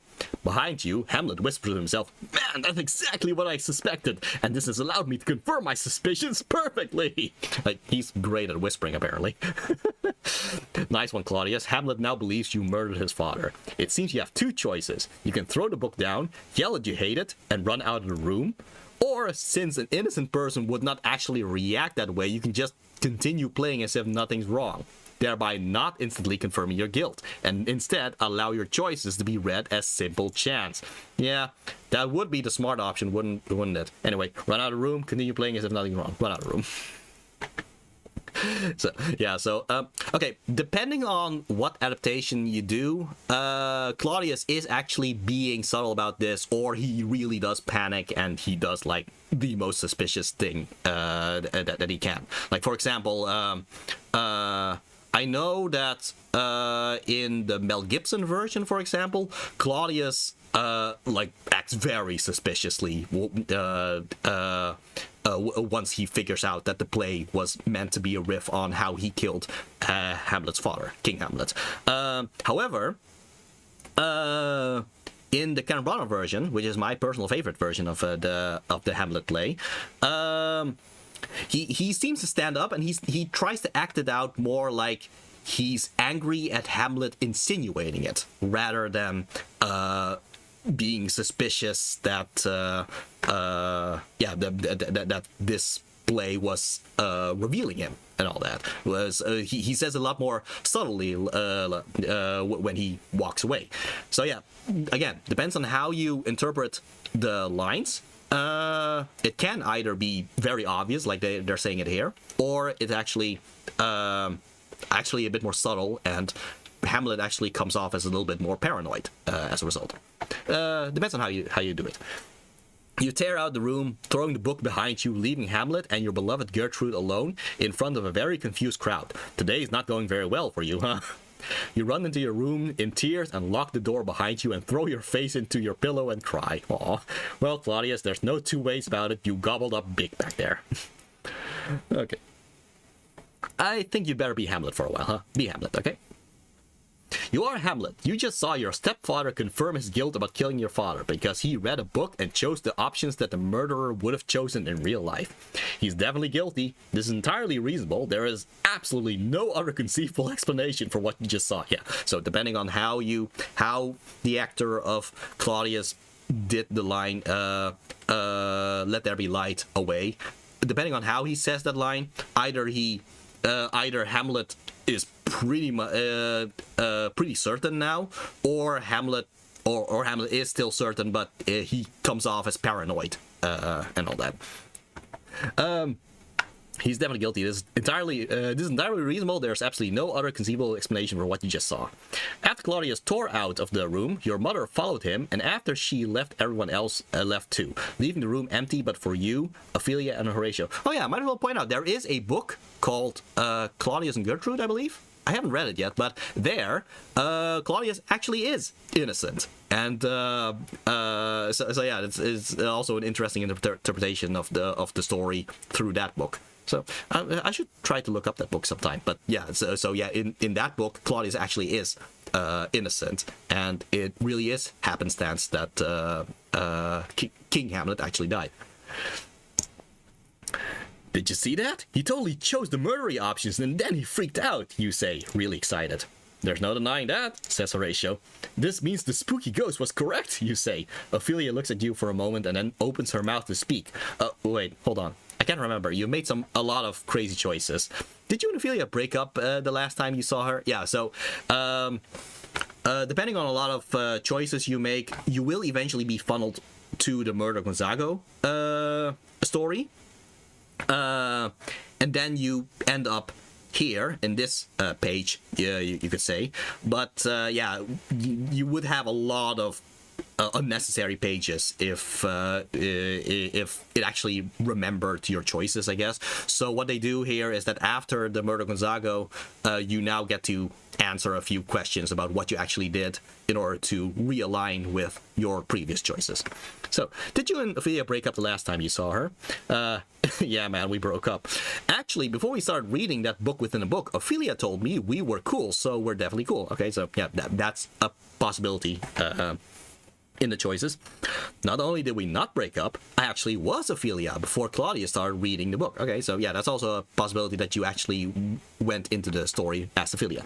To tell you the truth, not only did we not break up, but she says she wants to marry me and that I'm the handsomest man she's ever did meet. She explained that if you looked up sexy in the dictionary, there'd be a picture of me with the caption, "We put this here because we knew you wouldn't want to die without ever having seen such a hunky chunk of man." I think this just loops back to this choice, so I think I am going to go for this one. Ha! Nice try. What you just said is total lie, and you know what happens when you lie? I'll tell you what happens. You hear a rumbling. Ophelia and Horatio run to... Okay, reached in... let's see. Last vision of the following... Okay, so I do think that... Yeah, I'm not sure if this actually leads to an ending or if it actually loops back. But okay, let's just continue and we'll see what happens. Ah, nice. Sorry, what you just said is don't lie. And you know what happens when you lie? I'll tell you what happens. You hear a rumbling. Ophelia and Horatio run to the window to see what's happening. But as they reach it, the castle floor beneath them crumbles and splits. Your last vision of Ophelia is of her falling and calling out as the roof buckles in, burying them both. You stumble backwards, running out the door as the castle collapses behind you. You're running as fast as you can, tearing down the hallway, but still staying only just ahead of the destruction. You leap outside, barely escaping as the castle collapses into rubble behind you. Looking up, you see the storm clouds, lightning crackling between them, thunder shaking the very ground beneath you. Just to be clear, this does not happen in Hamlet. The clouds seem to form letters that you read. You thought you could lie to the author about the contents of his own book? Seriously? As you stumble to your feet, the earth cracks open beneath you, and you're left straddling it with one leg on either side as it splits open wider and wider. Looking down, you see magma and liquid metals rush towards the surface. The gash leads all the way to the Earth's core, and the toxic gases rushing past you as they blast towards the sky, burn your skin and make you choke. Dang, Hamlet gets quite metal. Hey, yeah, that's what do you think of this interpretation, Yorick? Oh, he loves it. He loves it. The human race is extinguished. Okay. You have scored -1 out of a possible 1,000 points and died. The end. Also, you lied to a book. The end. So, yeah. Oh, but there you go. Here's the sexy, super hot dude. Man, that Hamlet is really sexy. Is he single? So, yeah. So, maybe there was some truth to it? Who'd have thought? Okay, you found a piece of artwork, computed at any time in the art gallery, blah, blah, blah. Okay. So every ending has this little Hamlo meter. Let's see what we get this time. Wow.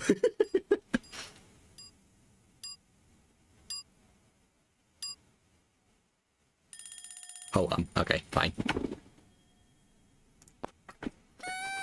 Game over. Stats in this adventure. Naps napped, 1. Poisons misused, 2. Stockings befouled, 1. Tasteless sexism, 3.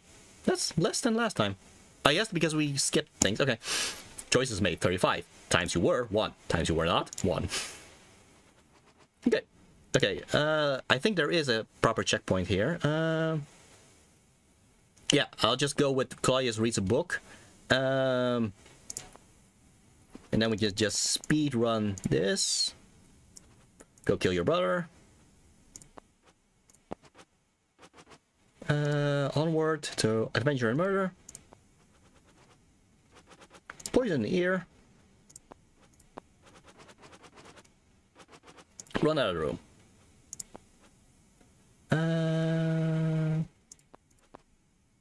Right, the Hamlet.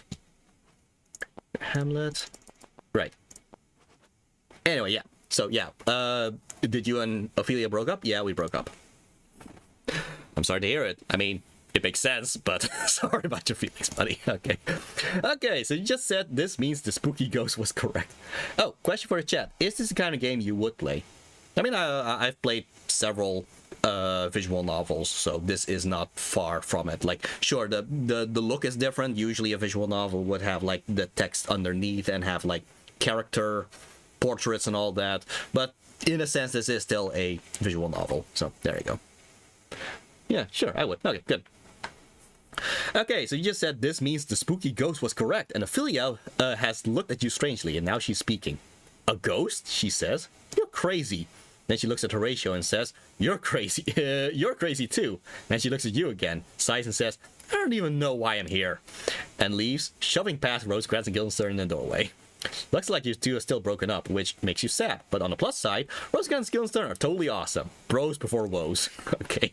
You're about to greet your best bros with your choice of high fives, slaps on the back, or hugs all around when Guildenstern holds up his hand and speaks. Your mom wants to see you, he says. As you know, in this time period, if you want to talk to someone, you have to literally walk over to where they are to chat them up, which I can hardly believe. Anyway, she's lazy, so she wants you to walk to her instead. Dude, she said she's astonished by your behavior, Rosecrans adds. For the people who were here at the start, when Starlight referenced Rosencrantz being a sponge and Guildenstern being a flute, it's during this scene. Well, no, it's during this scene where Hamlet starts making commentary about Guildenstern not being able to play the flute. That's also a commentary on you can't control me because you if you can't control this flute, how do you believe you can control me? So that connects the flute to Guildenstern.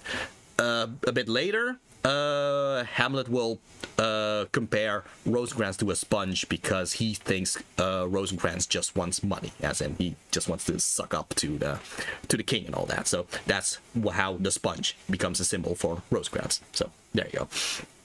Anyway, dude, he said she's astonished by your behavior, Rosecrans adds. Astonish isn't real slang, you say. Just trying it out, Rosecrans says, and you high-five to linguistic experimentation. Okay. Well, I guess I'm off to see her, you say. Just then Polonius enters the room and says, hey, your mother wants to see you. I know, nobody wants you here, Polonius. You yell at him. God, I could just stab you through a curtain. Very specific way to say that. Okay. Hey, that gives you an idea. We have 4. Go stab Polonius through a curtain. That's a bit early, actually. But go stab the king, which is what you wanted to do in the first place. Nah, but we want inaction. Go talk to your mom. On your way to your mom's room, you pass by the church. You live in a very fancy castle. Were you aware of that? And who should be there engrossed in prayer but Claudius? One of the things that I do like about the Kenneth Branagh version of Hamlet is that a lot of the doors are like secret doors. Like it just looks like a wall, but then they push it and it was a secret passage all along. And the characters all do it so casually, as if it's a normal thing to have. And I don't know. I kind of like that in the Kenneth Branagh version of the play. On your way to your mom's room, you pass by the church. You live in a very fancy castle. Were you aware of that? And who would be there engrossed in prayer but Claudius? Oh, okay. I guess after he ran off to his room, he decided to go to church and pray instead. He's such a wiener. Wait a minute. You could totally kill him in a church. How badass is that? Man, pretty badass. Let's kill Claudius in church. Or, not time for murders now. I've got a date with my mom.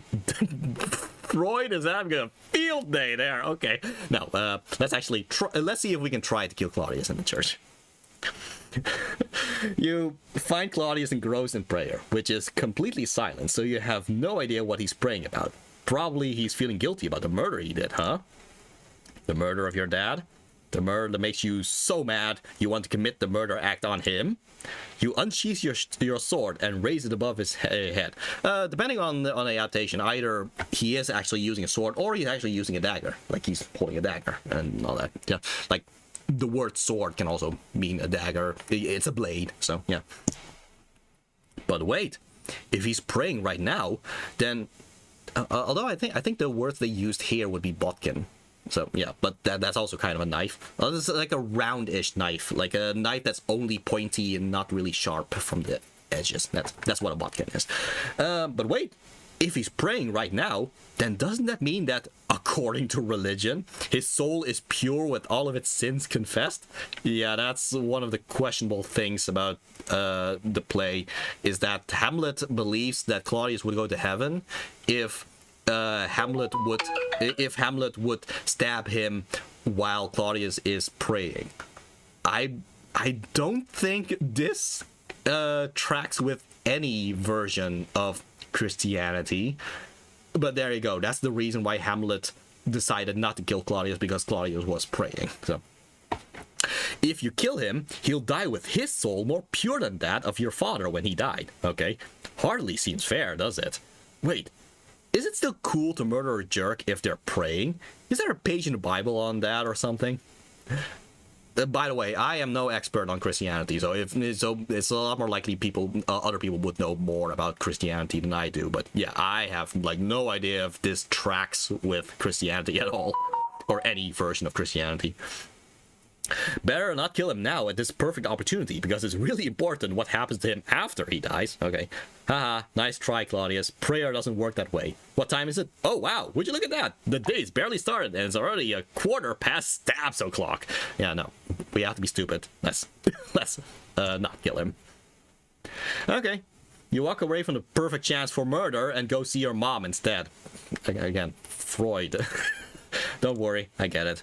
You're afraid that if you kill Claudius, the book will end, and you don't want it to be over yet. I have nobody to blame but myself, I suppose. I wrote an adventure that was simply too awesome. Anyway, onward to adventure. To an adventure that is so awesome, I hope it never ends and this book becomes a prison for both of us. Yay? Wherefore, go talk to your mom. Hey mom, what's up? You say. Again, the funny thing is, like, he doesn't say this literally, but it's not far from the truth of how he's actually saying hello to mom. Anyway, hey mom, what's up, you say. She jumps back from the curtain she was just messing with. I wonder if there's someone behind the curtain. Moms, am I right? Okay, I'm going to interrupt the story here to tell you that this isn't going to go well for you no matter what you do. I'm spinning around a chair so it's backwards, and I'm sitting on it, straddling the back of the chair with my leg. Oh,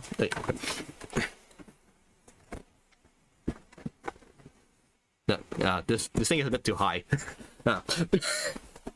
Spinning around a chair so it's backwards, I'm sitting on it, straddling the back of the chair with my legs, so you know we're about to have some real talk, okay? You know, in the story, you've been choosing the crazy options and doing some crazy stuff. Here's the thing. Sometimes people do that in real life with their own actual real life lives. I don't know why, but they do it and it happens. Just throwing it out there, but your mom has married her husband's brother murderer and literally served appetizers left over from his funeral at the wedding. This is an actual thing she, a queen of comfortable, can certainly afford more appetizers means, decided to do. She's not in the best frame of mind. And I've been minimizing her role in the story as much as possible in order not to embarrass her and to give her some space. But you're talking to her now. There's not much I can do to avoid it. Try to understand if she acts crazy. Okay, lecture over. Turning chair back to its normal orientation, we don't have to rap about our feelings anymore. Hey Hamlet, Gertrude says. Listen, you were a dick when you messed up Claudius' reading earlier. I didn't mess up anything, you say. He's the one who read the murdery options. If anyone's messed up, it's you, because you married that brother, and that's messed up, Mom. I thought we were going to be nice to her. Your mom looks at you like she's seeing you for the first time. What are you going to do? Murder me? Are you going to murder me? Your mom asked. Terrific. No, Mom, I'm not going to murder you, you say, holding your palms out in front of you in what you hope reads as a be cool motion. Why would you even think that? Oh, is it because I'm wearing a sword? Listen, all the princes wear swords these days. Help! She screams at the top of her lungs. A voice from behind the curtain says, What? Help! Help! It seems your mom has a spy eavesdropping on this little conversation. Oh no. Remember what I said before about giving her the benefit of the doubt? This is kind of the perfect chance to give her the benefit of the doubt. tell her you'll talk to her later when she's A, less crazy, and B, you can talk in private, or show her how non-murderous you are by killing whoever is behind the curtain. I need to learn to stop giving you gag options because you keep taking them. Joke's on me, I guess. Yeah. Anyway, you throw being nice to the woman who gave birth to you out the window, and you give the curtain the old stabby-me-doo and kill whoever's behind it. Lo, I am slain, he says, though it kind of sounds like lol, I am slain, which you'd think would have been funnier. But wait a second, the voice sounds like Polonius. What have you done? Screams your mother, thinking quickly. You say, screams your mother, thinking quickly. You say, nothing as bad as killing a king and marrying his wife. Oh, okay.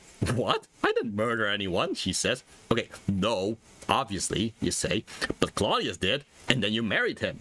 Besides, maybe I thought the guy behind the curtain was Claudius, and therefore I was doing a good deed?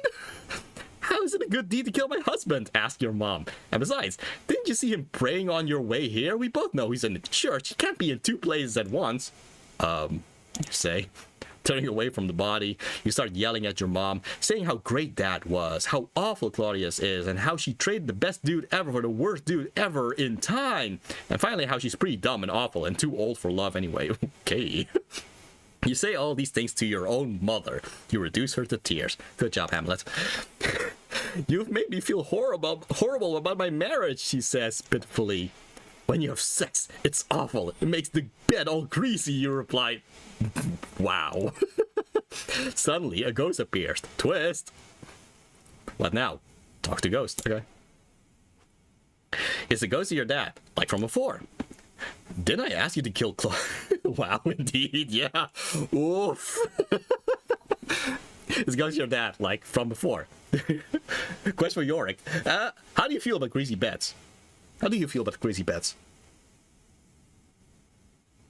I mean, he has no skin anymore, so he doesn't really feel anything. So, okay, if you don't feel anything, how do you do your adventuring and all that?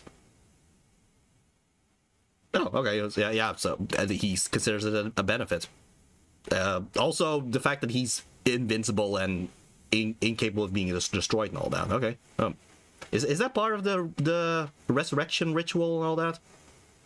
Huh, would have thought. I guess that's power of Nyarlathotep for you. Anyway, didn't I ask you to kill Claudius, the ghost says. So far, all you've done is watch someone else read a book and then kill your girlfriend's dad. It's complicated, you say? That's a good trade-off for Yorick, yeah. Who are you talking to? Asked Gertrude. Okay, so here's a little interesting thing, because when the story started, in both Hamlet and also in this one, King Hamlet, the ghost, is visible to everyone, because otherwise Horatio wouldn't have been able to tell Hamlet, hey, the ghost of your dad is here, which led to Hamlet meeting King Hamlet. Except here, now, Gertrude is unable to see King Hamlet. But Hamlet is the only one being able to see King Hamlet. Depending on the adaptation, either it's because this is not the real ghost anymore, and Hamlet is just hallucinating the king right now, or this is something King Hamlet himself chooses. Like, he chooses not to be visible to Gertrude. Again, different interpretations using the same text and all that. That's that's just part of the whole Shakespeare stuff and all that. Who are you talking to? Asked Gertrude. Mom, I'm talking to the ghost of my dead dad, you yell. I talked to him before and everyone saw him then. I don't know why you can't see him now. I don't know what his deal is. Ah, jeez, you're crazy. My son is bonkers, your mom says to herself, drying her tears. Again, I do like that. She doesn't say it literally like this, but it's not that far off from what she's actually saying in the play. To be fair, you do look a little crazy. Ghost Dad reminds you that you're supposed to be murdering Claudius, not Polonius. And he doesn't really see how cussing out his widow is helping anything. Be nice to her, he says. Also, he says, I'm pretty sure she's conflicted about this whole marriage to my brother thing that I guess is going on. So maybe you could talk to her about that? But Dad, you say, Hamlet, he says, frowning as he disappears. I do like that. Just Hamlet, and then he just disappears like that. Fine, you say. Hey, Mom. How's it going? Listen, stop having sex with Claudius, okay? She slapped. I love the little. She slaps you across the face. Maybe that's why people don't usually discuss sex lives with their moms. Who knows? Yeah, maybe. Look, Mom, I'm not really crazy, but don't tell anyone, okay? You say, gingerly touching your face where she hit you. Yeah, maybe. Question for the chat: what do you think about the gameplay elements of the? What do you think of the gameplay elements of the game? Yeah, so the part of it is just how the book works. The books allows you to choose your adventure and all that, and there are a lot of fun choices. I do think that once you reach an ending, they should still allow you to go a few pages back and all that, instead of me having to go to a checkpoint, to a specific checkpoint, and having to speed run back to the original choice and all that. That's just my opinion on in terms of in terms of convenience, I guess. But yeah, there you go. I still do like this game. It's also a very accessible version of this book if you don't want to have the actual book. So yeah. Look, Mom, I'm not crazy, but don't tell anyone, okay? You say, gingerly touching your face where she hit you. What is crazy is that is what you've been doing. This marriage to your husband's brother, it's gross. We all think it's gross. I know you're not happy about it. I know that, Mom. Hamlet, she begins, but you cut her off. It's not too late, Mom. If you can't be good, maybe tonight you can just pretend to be good, and then keep pretending to be good night after night, and it'll get easier. And by pretend to be good, I mean make yourself unavailable to Claudius sexually and emotionally. Okay, your mom's crying again, but quietly. She looks up to you. All right, she says. All right. I'm proud of you, Mom. You say, listen, I've got to go. I kind of killed Polonius by accident. I'm going to go lay low for a while. Okay, she says. Toodles. Okay. Wherefore, tell her that it would be very unfortunate if she told Claudius you're just faking crazy, and as a consequence of that, had an accident that broke her neck. Okay. Or, on second thought, leave without saying that. No, let's do the dumb thing. You finish up this tender moment by threatening the woman who gave birth to you, and leave. Oh, Hamlet, what are you going to do with your Hamlet? On your way out the door, you bump into your bros, Rosencrantz and Guildenstern. You want to get out of here, you say, and they concede that they would like to party on a boat. You know what? That sounds nice. Sort of give everyone space, you know, while also standing around on a positively buoyant vessel. It sounds really nice. Okay. There's a boat headed for England in just a few hours, you say. You know this because boats to England are kind of a big deal. You send some servants to clean up crazy old dead Polonius, and another to be there for your mother, and you pack your bags. A few hours later, you and your bros are partying on a boat. Okay, so funny thing is in the Hamlet play, that's it. They go to a boat, and then sometime later, Hamlet just returns from the boat. They skip all of the things that happen in between. Even even the most uncut version of the play, of the movie adaptations, there's never a full thing of what happens with Hamlet and Rosencrantz and Guildenstern at the boat. That's something that Rosencrantz and Guildenstern Are Dead fills in. But yeah, in none of the plays, there was ever actually a full thing with the boats. So this book has some fun with that and actually fills in a bit of that, which is just funny, and there's also some funny commentary on that. Okay, a few hours later, you and your bros are partying on a boat. What do? Party boat. Oh crap, you forgot to tell Ophelia about her dad. Wherefore? Well, I can't get off this party boat now. That's pretty fun. Even if you broke up recently, you should at least console Ophelia over her loss, especially since you were kind of involved in his accidental death. Yeah, a little bit. But instead, you're running away and partying on a boat. I'm calling it, you are the worst boyfriend and or ex-boyfriend ever. Well, but you're on this boat, and it's set sail for England, so there's not much you can do. Try to party as best you can, given the circumstances. Okay. As the boat sails for England, you catch sight of a huge army sailing towards Poland. There has to be an entire military corps on board. Okay, so this is actually in the play, though. I was a bit ahead, and I talked about well, party about yes, yeah. So this thing with the army sailing towards Poland, that actually leads to one of my favorite soliloquies of Hamlet. But yeah, after that, Hamlet goes on a boat, and then we don't see Hamlet for a long while until Hamlet returns with the boat and all that. But yeah, again, this story fills it in. But yeah, this thing with Poland, that actually is in the Hamlet play. So yeah, as the boat sails for England, you catch sight of a huge army sailing towards Poland. There has to be an entire military corps on board. Seriously, there's got to be 20,000 people all crammed into a single ship.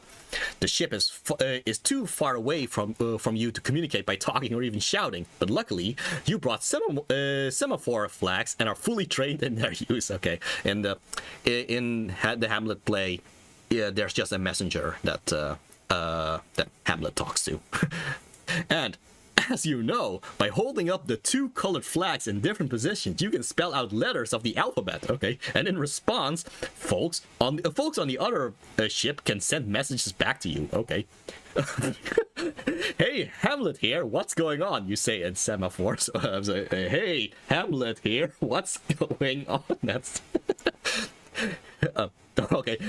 Hey, Hamlet, we were sent by Prince Fortinbras from Norway. He's kind of a rough equivalent of you, come to think of it. So I guess they also say this in semaphore. So like, hey, Hamlet, we were sent by Prince Fortinbras from Norway. Yeah, so they're outright saying this. Yeah, so the character of Fortinbras, he's a character that tends to be cut from a lot of adaptations of Hamlet because... well, he's actually a relatively small role. But personally, I do think it's for the best if he's actually in the plays. Because Fortinbras is kind of like the version of Hamlet that Hamlet wants to be. He wishes he were Fortinbras, which makes it a poignant thing when at the end Fortinbras ends up becoming the king of Denmark. I guess spoilers, but yeah, Fortinbras ends up becoming the king of Denmark. So in a sense, Hamlet, or at least the version that Hamlet wants to be, Fortinbras ends up becoming the king. And so just imagine if Lion King didn't actually have Simba becoming king, and Simba actually dies along with Scar. And instead, like, someone that Simba actually looked up to becomes the king instead. It's a interesting thing there. But yeah, there are a lot of adaptations which just cuts out Fortinbras because they just want it to end with Hamlet dying. So different interpretations. Personally, I prefer Fortinbras actually being a story. So yeah. Hey, Hamlet, we were sent by Prince Fortinbras from Norway. He's kind of a rough equivalent of you, come to think of it. Anyway, he's on board, and we're all going to fight over some really terrible land that sucks, comes the signed reply. Really? You signal. Yeah, it's totally sucky land, but what are you gonna do? Fighters gonna fight, he signals, and we're happy to do it. Okay, thanks. You reply in flag talk.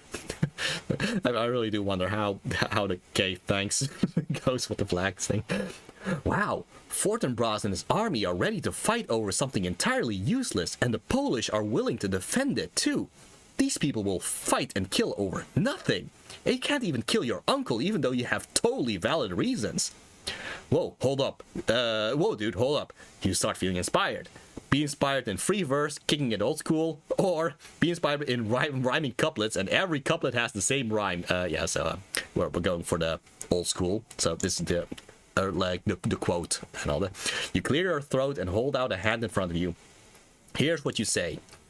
Witness this army of such mass and charge, led by a delicate and tender king, whose spirit with divine ambition puffed, makes mouth at the invisible event, exposing what is mortal and unsure to all that fortune, death, and danger dare, even for an eggshell. Rightly to be great is not to stir without great argument, but greatly to find quarrel in a straw, when honor's at the stake. How stand I then, that have a father killed, a mother stained, excitement of my reason and my blood, and let all sleep, while to my shame I see the imminent death of 20,000 men, that for a fantasy and trick of fame go to the graves like bets, fight for a plot whereon the numbers cannot try the cause, which is not tomb enough and continent to hide the slain. Oh, from this time forth my thoughts be bloody, or be nothing worth. Not bad, not bad. Rosecrans Guildenstern are polite enough to pretend not to hear. They're so great. Yeah. So yeah, a lot of people like To Be or Not to Be, or Alas for Yorick. It's actually this line that my thoughts be bloody, or be nothing worth. That's actually my personal favorite.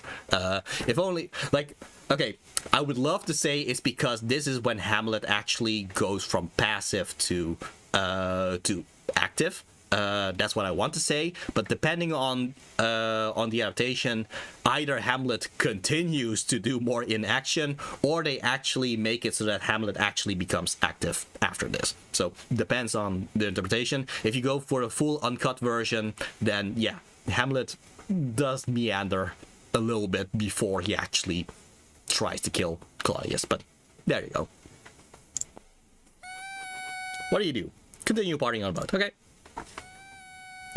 Partying on a boat is great, but it doesn't last forever. After several hours, the party winds down and everyone starts going to bed.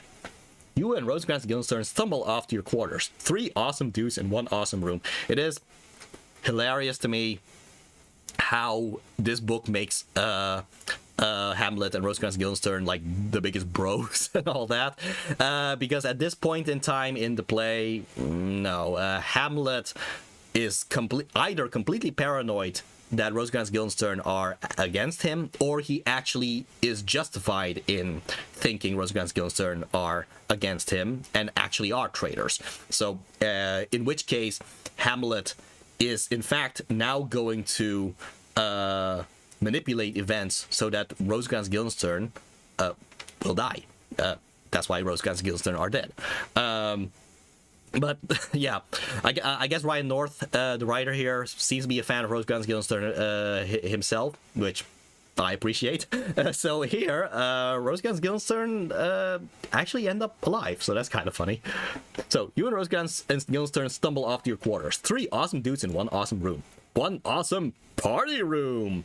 The next day, you wake up, still feeling the effects of the previous night's partying. You put on your shirt, but it feels different. Turns out it's a Rosencrantz shirt. Wow. As you pull it off, a letter falls out of the pocket. Rosencrantz wakes up, teases you for wearing his clothes, and then notices the letter. The funny thing is, a lot of adaptations make Rosencrantz wear black and Guildenstern wear brown. Or at least my favorite interpretation of it does it, which is an actual adaptation made by Tom Stoppard himself. So yeah, Guildenstern wears brown, Rosecrans wears black. So with this in mind, considering that Hamlet also wears black, it actually kind of makes sense that he would accidentally wear the same shirt as Rosencrantz here. So a fun little reference there. What they do tend to do is that they make Hamlet's black more black. Like Rosencrantz would be like a little grayish black in order to slightly differentiate him from Hamlet and all that.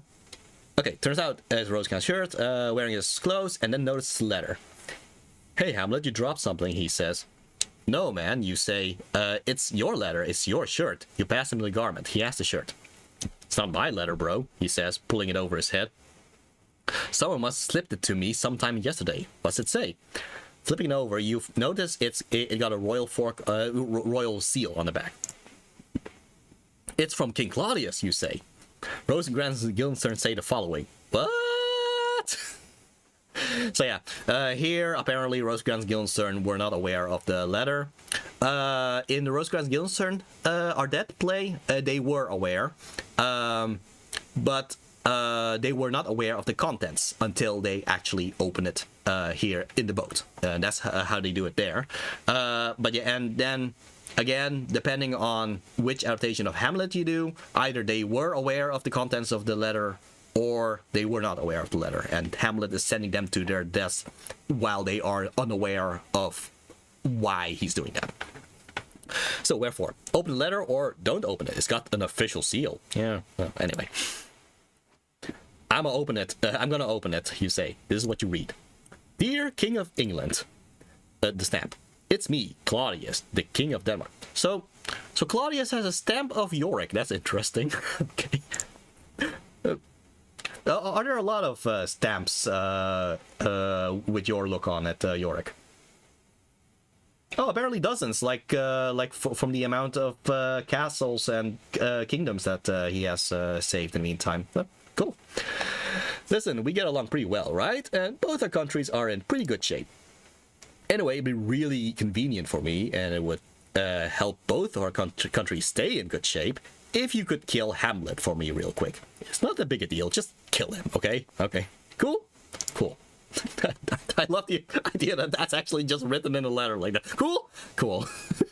P.S. I'm 100% serious. Please kill him right now. Okay. You and Rosecrans Guildenstern stare at each other for a long moment. Looks like this whole time, while you were planning to kill Claudius, he was also planning to kill you. Dude, are you scoping this letter's choice assassination orders? Asked Rosecrans. I told you, man. I told you what Claudius, Guildenstern yells. Maybe he heard my freeze verse from last night, you say. It was extremely tight. What now? Figure out a plan with Rosecrans Guildenstern. You and your bros come up with a plan. It goes as follows. You replace the letter with a forgery you wrote together that reads, Hey King, can you make it so that Rosecrans Guildenstern are given fancy houses and made princess and given all the cool things it is possible to have? As they are extremely awesome, but please do not mention this letter or its contents ever again to me. Claudius, the man who is writing this letter right now. Yeah, it's a lot harsher in the Hamlet play.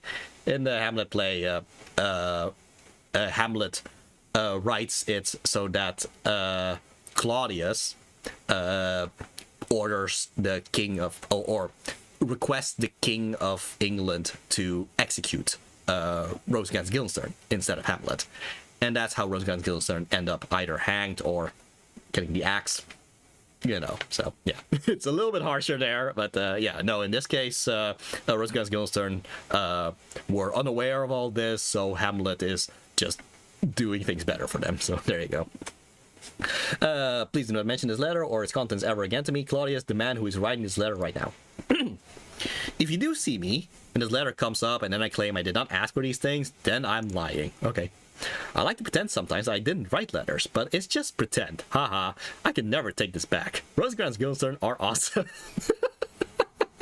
Rosecrans Guildenstern are dead. Rosecrans Guildenstern are awesome. There you go. Hamlet's rat too. Rosecrans Guildenstern. Hamlet's rat too. Rosecrans and Guildenstern are way awesome though. You replace the official seal with a forgery. Since you're wearing a ring and it bears the royal seal, this is surprisingly easy. You decide that Rosecrans and Guildenstern will deliver the letter while you catch the next boat back to Denmark to kill Claudius. You're at this stage in fulfilling the plan when pirates attack. Okay. What do you do? Yeah, so it's not like the events of the pirates wasn't in the events of Hamlet. It's just that what happens is Hamlet comes back from with the boats and all that, and then tells Horatio about having faced pirates. But you never actually see it, at least not in the plays and all that. In Rosecrans Guildenstern Are Dead, they do show the pirates, and in the case of this novel book, they actually do show the adventure against the pirates, and again with a lot of snarks and all that. Pirates? Nobody said there were pirates. Holy cow! This book just got awesome. Thank you. You're too kind. Let me set the scene. You, Rosencrantz and Guildenstern, rush above decks at the sound of the lookout, yelling, "Pirates, ho!" Following his arm, pointing to the horizon, you see a ship sailing directly towards you with alarming speed.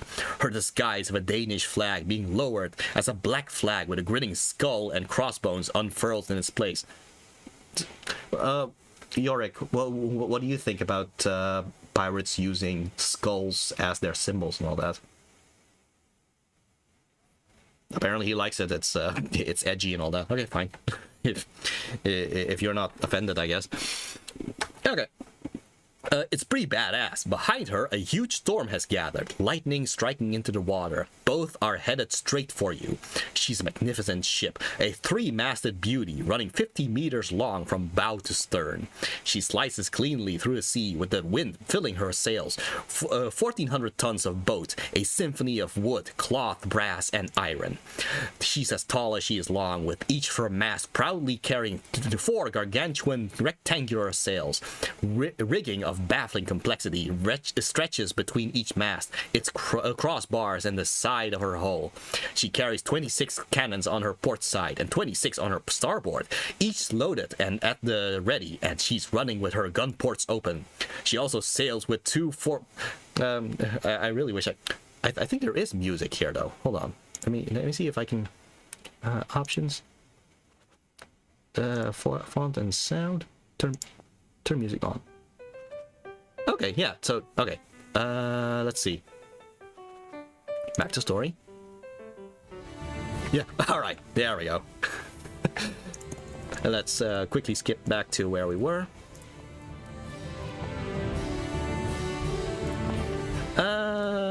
No. Okay. The painted and polished red wooden letters affixed to her hull betray her name, Calypso's Gale. There's no name for the for the ship in the original story. You, on the other hand, are on a party boat, the HDMS Vesselmania 4. Your boat is a mere 100 tons, her armaments a slight 6 cannons per side. Vesselmania's 2 smaller masts bear a single triangular sail each. Her crew of 20 is inexperienced and young. Her captain, with whom you've had only a passing acquaintance, seems fresh out of captain school, if that is even a thing. He's right there at your side now, barking orders left and right. Men haul up the sails and run below decks to prepare the cannons. It is a scene of barely controlled chaos, and that's when you hear the first reports of cannon fire. Both shots hit their targets. The pirates are firing chain shots, 2 cannonballs tied together with a length of heavy chain, stuffed into a single cannon designed to tear apart sails and rigging as they blast through it. The first shot tears apart some of the rigging on your forward sail, but luckily nothing critical is damaged. The second shot hits low, and instead of tearing into the sails, it decapitates the captain in an instant. His headless, bloody body drops at your feet. Oh no, what do you do? Pirates! This is so awesome! Yes, well, the bad news is that they're not messing around. Rosencrantz and Guildenstern take one look at the bloody corpse of the captain lying at your feet and rush below decks, tripping over each other on the way down to the ladder. The first mate is staring at the captain's body in shock. A huge burst of lightning flashes across the darkening sky, and rain begins to fall on Vesselmania's deck. Calypso's Gale is gaining on you, and her forward cannons are being reloaded. The distance between the 2 ships is decreasing by the second. What do? Take command of this vessel, or follow your friends below deck, hang tight until this blows over. It's funny how they say the cannon path here, but there's no real actual cannon path, but whatever. I'm assuming command of this vessel, you say, taking the hat off the captain's head and putting it on your own. The crew acquiesces easily. You're the oldest person on board, and you're also royalty. Lucky for you. Report, you order. Mainsail is undamaged. Adjunct rigging of the secondary sail has been destroyed by cannon shot, but repair crews have been dispatched, replies your first mate. Hull integrity at 92%. We're sailing in a broad reach. You recall enough sailor talk to know that means the wind is at your back, but you're sailing at a slight angle to it. It's the safest way to travel, as traveling with the wind exactly at your back makes for a faster but less stable boat. You normally want to minimize your chances of losing control. On the other hand, with pirates on your tail, maybe now isn't the time to worry about safety. "What are your orders?" shouts the first mate over the roar of wind and sea. "We need all the speed we can get. Change course so the wind is directly at our back." I love how Hamlet is suddenly so competent in this. "Continue at the controllable speed we're at now, or turn around and face the pirates head on." No. "We need all the speed we can get. Change course so the wind is directly at our backs." "Put the wind at our backs, you order," your first mate says. Aye, sir," and begin barking commands to the crew. "Set sails leeward. We'll be running before the wind, boys." The crew adjusts the sails quickly, and you can feel it as the boat gains speed. You look behind you, expecting to see Calypso's gale fade from view, but even with the wind fully at your back, the pirate ship is still gaining. It wasn't enough. Calypso's gale fires again, and chain shots tears through Vesselmania's stern and exits through the port side of the hull, thankfully above the water line. "Orders, Captain!" You stare at Calypso's gale through a spyglass. The square shape of her rigging reminds you of something. Wherefore, continue with the wind at our back, or turn around and face the pirates head on, or try to remember everything you know about sailing before you answer. "Those sails she's carrying, 3 masts, each with 4 rectangular sails on them." "Of course," you say. "The pirate captain did what you would have done in his position. He's chosen the most favorable angle of attack. He's coming in with the wind fully at his back, because that's when his boat is fastest. Those square-rigged sails are terrific at catching the wind, and he's got lots of them. But their disadvantage is that they can't be adjusted quickly. Every change requires the crew to climb up and change the rigging on each sail individually." You learn something new too, so about boating and all that. "You, on the other hand, can adjust your 2 triangular sails quickly, and it can be done at deck level. If you come about into the storm while maintaining a slight angle away from it, you should be able to turn around, maintain speed, slip past Calypso's gale, and be long gone before she can even begin to turn. It's your only hope. You lower the spyglass, lock eyes with your first mate, and shout your orders over the roar of the storm. What do? Come about in the storm, set sails windward, keep a close haul tack, or come about into the storm, set sails windward, keep a close haul tack. Me hearties, yo ho ho. No, let's actually be competent this time.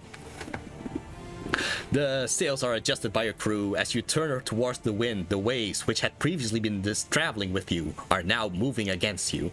Huge white-capped waves crest and splash over the deck. "Hold on, men," you shout into the gale. Your ship heels over, almost capsizing with the intensity of the turn, but the sails keep just clear of the water, and the maneuver is successful. As she rights herself, you see Calypso's gale ahead of you, bearing down, still at speed. All you need to do is pass by her side, and you'll be free. "Steady! Steady!" you shout as the 2 ships approach each other, Vesselmania slipping by on the right. Looking at the crew of the pirate ship, you see them scrambling into the rigging, adjusting their sails as fast as they can. It shouldn't be enough. It shouldn't be. But they're not trying to come about. They're not trying to sidle up parallel to fire their cannons. Instead, they've thrown the rudder hard to port, sending the ship into a tight curve. They're attempting to ram you, Hamlet. Hard to starboard! Hard to starboard! Vesselmania is running wild, yes. Hard to starboard, you scream, but there's not enough time. Calypso's gale tears into the side of your ship at full speed. You and the rest of the crew are knocked to the deck as Vesselmania is cleaved almost in 2. You scramble to your feet and see that she's somehow managed to stay together, impaled on the much larger bow of Calypso's gale. But she's mortally wounded. She's filling with water as we speak, Hamlet. Looking up through the storm, you see ropes being thrown over the edge of the pirate ship. Pirates are sliding down them, swords at the ready, hoping to kill you and take whatever valuables they can find before Vesselmania finally capsizes. Given her current condition, they'd better be fast. You'd better be fast too, whatever it is you decide to do next. What now? Order the crew to abandon ship, then commandeer the pirate vessel. Or order the crew to abandon ship, then go below decks to rescue Rosecrans Guildenstern. Okay, so let's go with the Skull's choices for now. Like, oh no, is Rosecrans Guildenstern are going to die here? Abandon ship, all hands, abandon ship, you yell into the storm. The crew looks at you in shock, but there's not much they can do. You want us to jump into the ocean, someone yells. I don't want you to jump into the ocean, you reply. You bite down the blade of your sword and begin to climb one of the ropes leading up to the pirate ship. Some of your men nearby realize what you're doing and join in, climbing up other ropes. Partway up, you turn around, grasp your sword and shout down to your remaining crew. I want you to jump into the fight! Your crew shouts in defiance at the pirates, charges the ropes, and begins to climb. What now? Continue climbing. You and your crew scramble up the ropes. Partway up, an explosion rocks WrestleMania 4. You hold tight to the rope as the force of the explosion reaches you, shooting debris upward into the sky, taking your captain's hat with it, and messing up your hair. Oh no. Looking downward, you see the entire top deck of WrestleMania has been destroyed, revealing fires raging underneath. There's no way anyone could have survived. You hope Rosecrans Guildenstern made it above decks in time, but there's too much storm for you to make out the others on the rope below you clearly. Maybe they made it to the ropes? Yes, that's definitely what happens. No man, they died. Oh, okay, sure. Question for the chat: what do you think would improve this game? Yeah, I already did say it. It would be better if after you get endings you can still just go a few pages back instead of having to rely on the checkpoints. But it is what it is. And also you could actually improve it with more artwork between, except for instead of just the artwork for the endings and for the Murder Gonzago and all that. But I do understand each of the artworks are made with by a different artist, and it's all commissioned and all that, if I remember correctly. So yeah, I can understand there's only so much you can do. So ha, nice try. Your friends have to choose their own adventure here. Oh, like Rosecrans and Guildenstern have their own story or something. You don't get to make life or death choices for them. If you want to do that, you should play my other book, God, the Adventure. Decide how each of billions of individual stories end. I don't think I want to play that one. Fun at first, tedious soon after. So many lives are depressingly similar. Personally, though, I hope Rosecrans Guildenstern survived, and I think that probably that counts for something. Suddenly, lightning strikes the water below. A huge roar of thunder deafens you, but in that brief instant, the world is illuminated. You see your young crew of almost 20, both by count and by age, cutlasses at the ready. Fighting as they climb, pirates swarm down the lines, battling them for sport. Above them, on deck, they're being cheered by a row of pirates. And at the very bow of the ship, looking down with a spyglass, stands the captain. He's got a fancy hat and a parrot on his shoulder, the works, and he's staring right at you through the storm. The darkness of the storm is restored moments later. You grimly resume your climb. One way or another, you're going to end this. Continue climbing. Attack pirates. You're about halfway up. When you meet your first pirate, you decide you have the advantage. You always slide down the rope some to gain distance, while he can only climb up, which takes more time. So you have the high ground. Before it comes to that, however, you brace your legs against the hull of Calypso's gale. As the pirate approaches you, you push off with all your strength, sending you both into the darkness, hanging in space out above the ocean. Hold up, wait, you're halfway up when you meet your first pirate, you decide you have the advantage. You can always slide down the rope some to gain this. Actually, you don't have the high ground. He has the high ground, but you have the advantage by not having the high ground. Who'd have thought? You were ready for this, the pirate wasn't. You wield your sword and stab upwards, sending it cleanly through the surprised pirate's butt. Haha, sweet. You hear him scream as he falls. Maybe that's what Anakin could have done against Obi-Wan, just stab him in the butt. You hear him scream as he falls, and then you hear a small splash as he hits the ocean. Looking up, you see another pirate already climbing down to take his place. The same trick isn't going to work twice, Hamlet. What now? Climb up higher to meet the pirate, or lure the pirate to slide down lower. Hey, you yell. Big bad pirate, why don't you come down here and fight me? The pirate seems reluctant until you tell him that he's a disappointment to his family and how the grief and shame of having a child who grew up to work as a pirate. Jesus, it worked for Eggman against Gerald. That's true. Who became a pirate. seems so colossal to your parents, and yet at the same time also so private and personal that they rarely speak of him, even to each other. They live with their invisible wall between them, always preventing them from being as close as they used to be as they want to be again. The subject of their son somehow always in mind but never broached. You say all of that while hanging from a rope. Okay. His parents who used to tell each other everything now go to bed in silence, and this pirate's actions, his choices, have created this thing, untouchable, unreal, that nevertheless heartlessly and inexorably drives his parents a little more into solitude each day. They've become strangers to each other. The pirate hollers in rage at your way sick diss and begins climbing down. I mean, I think I as a pirate would just be impressed that he said all of that. When he's close, you brace your legs against the hull and push, but the pirate is ready for it and holds on tight. What he's not ready for is the fact you pushed at an angle, sending you out into space and then back to the ship further to the left of where you had been. You grab another rope and in the same smooth action, reach up and send your sword through his rope, just above of where he's holding. You watch as man and rope fall, silhouetted by the burning deck of Vesselmania 4. They disappear into the flames. You're fired, you say. You manage to climb up quite a bit before another pirate takes his place. I hope for your sake you've got another trick up your sleeve. Push out from the ship, use your legs as a battering ram, and smash your way inside through the porthole, okay? That's a really good idea. Huh, nicely done. Through the fireplace. Maybe I could have actually played that song too. How well. You push out from the ships, use your legs as a battering ram, and smash your way inside through the porthole. You manage somehow to hit the deck, roll and leap to your feet in one impressively smooth motion. Unfortunately, there's nobody around to see it, as everyone is above decks engaged in battle, and you've landed in the captain's quarters. Around you are accoutrements of command, the ship's log, and yes, a sword. A much nicer sword, actually, than the one you started this journey with. You decide to take it. You are now wielding the fancy sword.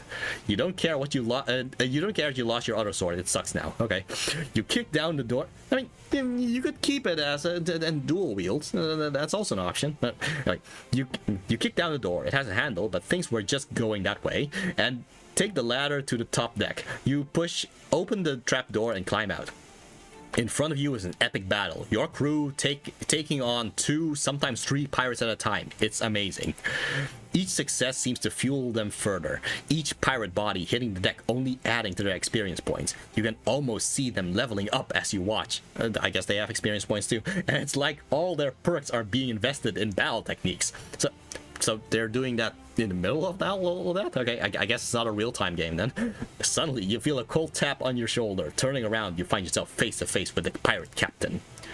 You both raise your swords as you leap into your dueling stances. A pause, then you rush each other, swords clashing. You thrust and parry back and forth until a moment comes when your sword catch each other, and in that sudden silence you stare across your blades into each other's eyes.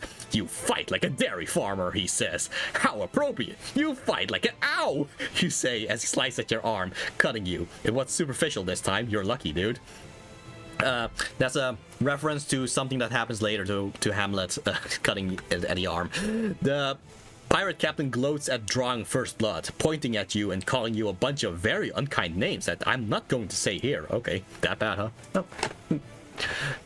Because I don't want you to throw down this book, or this game, I guess, so you can try to find and murder this pirate in real life. Just take my word for it, the things he says about you are that bad. Okay. On the plus side, while he gloats, there's an opening. You should attack. Attack the hand he's pointing at you with, or attack the face he's laughing at you with, or attack the shoulders he's giving structure to his stupid upper body with. Okay, well, we'll attack the hand. You drop to one knee and put all your effort into sending your sword upward at his outstretched hand. You manage to cleave it from his wrist in a single slice. The momentum from the blow carries his hand up into the air, and you both watch, he in shock, you in surprise at how good this awesome sword is, as his detached hand describes an arc directly towards you. This is Star Wars. A hand, someone losing a hand and all that? This is Star Wars. It hits your chest with a bloody splat. Okay, the bloodiness only happens in episode 4 though. Every other Star Wars thing, it cauterizes it, so kind of makes it weird that that one guy bled in episode 4. But there you go. You brush his hand off your jacket and say, "Hey, I never knew what it was like to cut off a limb before. Guess now I finally got some first-hand experience." Or, "By the way, this was my first sword fight at sea, so thanks for giving me a hand." Or, "Hey, hands off the threads." Okay, we'll just go for the first-hand experience. The pirate captain screams in rage, charging you with his sword. You deftly parry and sidestep, ending up behind him. The two of you circle each other, flurries of swordplay erupting whenever one of you detects an opportunity. Despite his injury, neither of you is able to gain the advantage on the rain-soaked deck of the ship. Suddenly, lightning strikes. Always so dramatic, the lightning, isn't it? The lightning strikes the brass rail behind the pirate captain, and he's briefly stunned by the tremendous thunder and that follows. You're stunned as well, but being a few feet away, you recover more quickly. There's your opening, Hamlet. Attack his dominant sword-bearing arm, or attack his eyes, or attack his legs. We'll go for the disarming. You swing your sword sideways as hard as you can, making contact with his left elbow at full speed. Your sword slices through the flesh easily. He screams and tries to attack you with his other arm, but a second later, you've cut that one off at the elbow too. You both look at his now useless arms, lying on the deck, one hand still clutching his sword. The perfect thing to deadpan suddenly becomes to mind. The words crystallizing in your head like they were written for you by the very gods themselves. All hands on deck? Or, "Hey, who here thinks I'm winning this fight? Can I maybe get a show of hands?" Or, "Looks like you're not as well armed as you thought." All hands on deck. The pirate screams at you, livid. He's lost some very important body parts. But he's not going to stop. He's out of control with rage and will fight you right to the end. You can't let your guard down. He'll take you apart with his teeth if you let him. It's time to finish this, Hamlet. Deliver the killing blow. The captain tries to spit in your face. You stab him right in the chest, piercing a lung. He gasps and swears at you. They're really handling you a lot of hand puns, yeah? Save your breath, you say. You take a step back and slice off the captain's chin, sending it flying into the rigging. Quite chapfallen? Sorry. Is that too sensitive, Yorick? Anyway. Alright, come on, keep your chin up, you yell, slicing again at his face. You cut off the tip of his nose and it flies overboard. You know what they say, you say grimly, taking your sword in both hands. Follow your nose. With one huge strike, you behead the pirate captain. His head rolls at your feet and you kick it overboard into the ocean. Let me just say, holy crap, never in your life have you fought so well.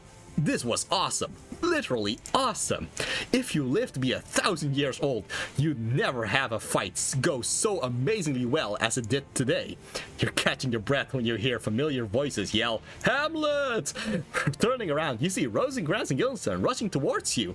They survived. In fact, they did more than survive the battle. Like you, they thrived in it, of course.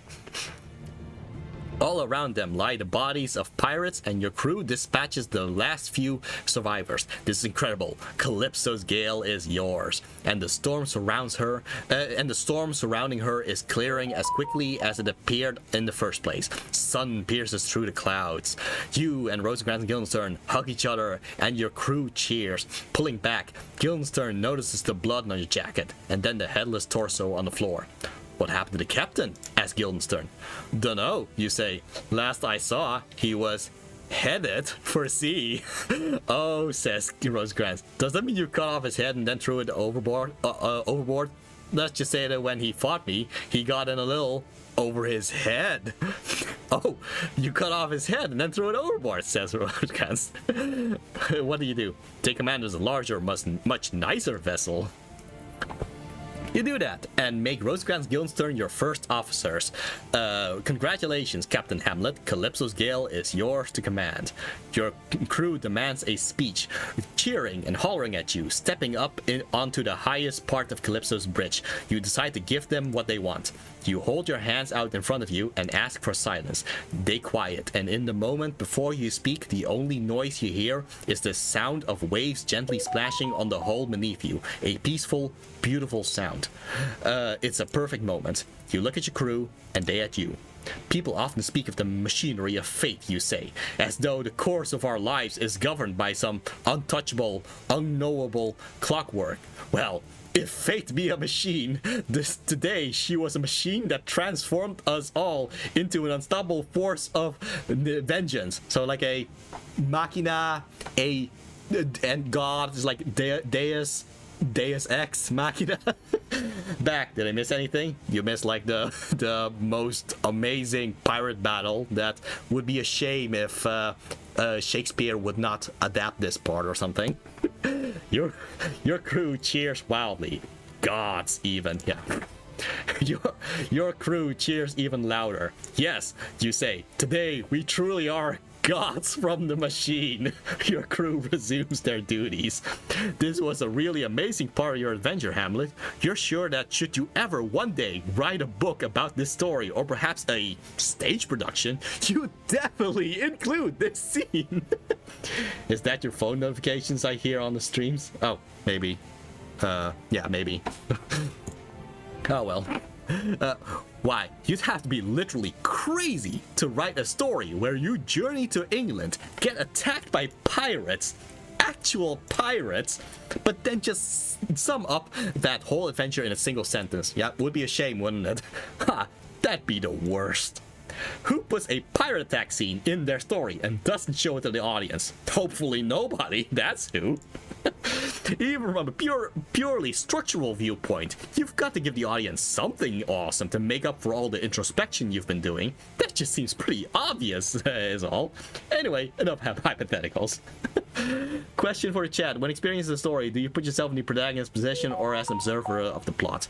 Yeah, observer, especially Shakespeare, because like the characters are meant to be flawed. You're not meant to actually feel like you are Hamlet, because if you feel like you are Hamlet, you're doing something wrong. I'm gonna be very honest. I mean, you can relate to him procrastinating and all that, but yeah, you're not meant to actually. I don't think you're meant to actually put yourself in Hamlet's shoes. That's my opinion. So, to where will we make sail? Sail to England, this party's just getting started, or sail back to Denmark and revenge yourself on Claudius. Oh right, well, what the story was about. Become pirates, the sails are already flying, it'll be easy. I think both of these would lead to an ending, but let's just continue with the plot. Sail back to Denmark and revenge yourself on Claudius. While sailing to Denmark, you and Rosecrans Guildenstern come up with a plan. Clearly, King Claudius wants you dead, but he isn't willing to move overtly, hence the letter he planted on your friends. Heck, even the pirate... A question for Yorick. Would you want to be Hamlet? Yorick, would you want to be Hamlet? Oh, well, Yorick knew Hamlet back when he was a child, so it would be kind of weird for Yorick to actually see himself as Hamlet, knowing he was the jester of Hamlet when he was young. So, yeah, it would be kind of weird. And welcome back, Starlight. Yes, indeed. Heck, even a pirate attack could have been orchestrated by him. It's impossible to know who he's gotten to while you've been gone. You can't trust anyone. You decide to attack Claudius head-on from Calypso's Gale, or attack Claudius more discreetly, lest a frontal attack from the pirate ship disturb the people of Denmark and weaken your right to rule. Okay. And now I'll just turn the music back off. I just wanted the epicness of the, you know. Okay, rather than sailing into shore and attacking the king head-on, you decide not to tip your hand. This is the plan you come up with. You approach Denmark at night, flying Danish flags. Calypso's Gale will sail out from shore. Oh yeah. Calypso's Gale will stay out from shore, looking like any other trader, but will remain ready to move on your signal. You leave Rosecrans Guildenstern in command, dive overboard into the ocean, and swim to shore. Once there, you'll compose and send 3 letters to Horatio by messenger. The first will be addressed to Claudius. Hamlet writing these letters is kind of how you catch back up on what Hamlet's been doing at the ship and all that. So, like I said, the thing with the pirates did kind of happen in canon. It's just that the plays never actually show it, which is just weird, and that's why this book riffs on it and all that. Once there, you'll compose and send 3 letters to Horatio by messenger. The first will be addressed to Claudius and read, "Hey, I'm back from England, all by myself. Surprised? You will be tomorrow when I see you. P.S. I am naked." Hopefully you'll be able to scare / confuse him into some rash, overt action against you, which you'll be able to counter with Calypso's help by saying you're naked, apparently. The second goes to your mother and reads, "Hey mom, I'm still mad at you for marrying Claudius, so I'm pretty sure I'm going to kill him. So try to act surprised." Wow. The third and final letter is for your friend Horatio and says, "Hey Horatio, crazy story. Pirates attacked and they took me hostage, but just me. And then they brought me back to Denmark because I said I'd do them a favor. Speaking of which, can you make sure these other 2 letters reach mom and Uncle Dad? Then come see me real quick, okay? I'll be down by the docks, okay?" That should be enough to both ensure your letters are delivered and to see if Claudius has gotten to Horatio while you are away. If he hasn't, Claudius can help you take down Claudius. Horatio can help you take down Claudius. If he has, well, you'll deal with Horatio the same way you dealt with the pirates, with your swords and your wits, both deadly sharp and both insanely pointed. Rosencrantz Guildenstern agreed to your plan. You arrived near Denmark's shore in the middle of the night, the waves silver with reflected moonlight. In the original play, of course, Rosencrantz Guildenstern would either be sent to be executed at this point, or they are already dead. They have already been executed. Depends on which adaptation. Either way, this one decides to spare Rosencrantz Guildenstern, so that's nice. "Good luck, my friends," you tell Rosencrantz Guildenstern. "And to you," they reply. "You've both grown so much this trip. It's been so great. You've never felt closer to these awesome dudes. You dive into the sea and swim for shore. Wherefore, reach shore and send letters." Okay. You send your letters. You have time before the messenger will deliver them, so you wander down to the docks. You get the attention of a passerby who looks like she works here.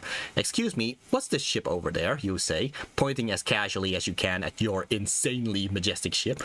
Is Hamlet skinny dipping in there? You know what? If he's gonna say he is naked to Claudius, maybe he should. Maybe he should have been skinny dipping there. Her? That's Calypso's Gale. Looks like a Danish trader. I imagine she'll be docking in a few hours," she says. "Oh, neat," you say. Everything's going according to plan. You wave to the ship, just in case Rosencrantz Guildenstern are watching, and wander around waiting for Horatio to show up. You eat some fried fish. It is really yummy. Okay. Suddenly, you feel a tap on your shoulder. Looking around, you see your old friend Horatio. "Hamlet, you're back," he says, hugging you. "Did you deliver my letters?" you ask. "Yep. So what's your story? Pirates attacked and only took you hostage, and then they brought you back here for no reason? That's so crazy. What? That's really what happened? You trust Horatio? If you do, you tell him you let him in on the full story. If you don't, you'll let him think that only you made it back from the trip." So, yeah. So this is why, I guess, in this canon, Hamlet claims that Rosencrantz Guildenstern are dead because he doesn't trust Horatio yet. Anyway, trust Horatio. No way he'd side with my murdered stepdad over me. We saw a ghost together. You just don't turn away from that, or trust no one. Yes, that is exactly what happened, you say. What about Rosencrantz Guildenstern? He asks. They died, you say. The king wanted to murder me, and he got them to carry a letter telling the English king to kill me. Yes, that's it. And so I secretly replaced that note with a forgery that told him to kill Rosencrantz Guildenstern instead. So yeah, that's what happened in the actual story. They're dead now, because as I said earlier in my letter, the pirates left after they captured me. Yes, everything fits together nicely. Oh. Oh, whoops. Okay, I'll just put the thing over here. Apparently my notifications were very loud. Sorry. Okay, let's hope it's better here. Okay, it's a good lie, close to the truth, so it won't be hard to keep straight. Whoa, Horatio says. Bro, that's cold. What did Rosecrans and Guildenstern do to deserve that? Yes, that is a reasonable question, and the reasonable answer is that they carried the letter from Claudius on purpose? Question mark. Let's see. Oh, just yeah, that also works. Let's see. I think, yeah. I was making things a bit too difficult. Okay, so yeah. I just turned off the notifications. Yes, that is a reasonable question, and the reasonable answer is that they carried the letter from Claudius on purpose, question mark, and they were allied with him all along, and I trust them as much as I trust snakes? Huh, says Horatio. Oh, and I would totally kill anyone who was secretly working for my stepdad, you say, making significant eye contact with him. Huh, says Horatio, perfectly neutral. Darn these even-handed, non-committal responses that tell you nothing. Maybe that's what Claudius should have done when he watched the play or read the book. You've been walking as you talk, and you and Horatio find yourselves in the graveyard. Oh, hey, Yorick, we're getting to your scene now. It's close to the river everyone takes their drinking water from, which I guess kinda explains why people act so crazy around here. Spoiler alert, water contamination. Yay, Yorick time. Spoiler alert, this is gross. Okay. There are two gravediggers here. Wait, hold up. One of them is leaving. Off to have his own adventures, no doubt. Do you ever think about that, Hamlet? About all the people you pass in the street and how they're each the star of their own little narrative? How it's weird that people who you'll never talk to are off having their own lives, building their own stories. And isn't it crazy that from their point of view, you'd be a minor character, entirely forgettable? I feel like this is a commentary based on a different story here. Well, it's true. And in this Gravedigger story, you play the role of guy who shows up and toots just as I leave. You toot. He leaves. Okay. The remaining Gravedigger is singing. Listen to the singing or join in with the singing. Let's just listen for now. The Gravedigger sings about being young and in love. He's singing while he digs a grave, you say. Going from crazy amazing action to a lot of introspection again. I mean, that's what you do. If we actually go with the actual Hamlet, then the only action sequence would be Hamlet stabbing Polonius, skipping over the pirates thing, and then the end duel. There's your action right there. Like at the very least in the Kenneth Branagh version, they actually make sure to show a lot of moments in the backgrounds indicating that Hamlet actually is practicing his fencing and all that. So at least that's what they do. In a lot of other adaptations, you just see somewhere down the line Hamlet just says, oh yeah, I've been practicing my fencing. When? that's just part of the fun stuff where he just says he's been practicing his fencing, but we've never seen it, and that's why the Kenneth Branagh version actually makes sure to actually show Hamlet training and all that. Okay, he's singing while he digs a grave, you say. Lol, practicing his fencing. I mean, with his emo things, is it that surprising? Yeah, says Horatio. His job is to dig graves, so he's used to it.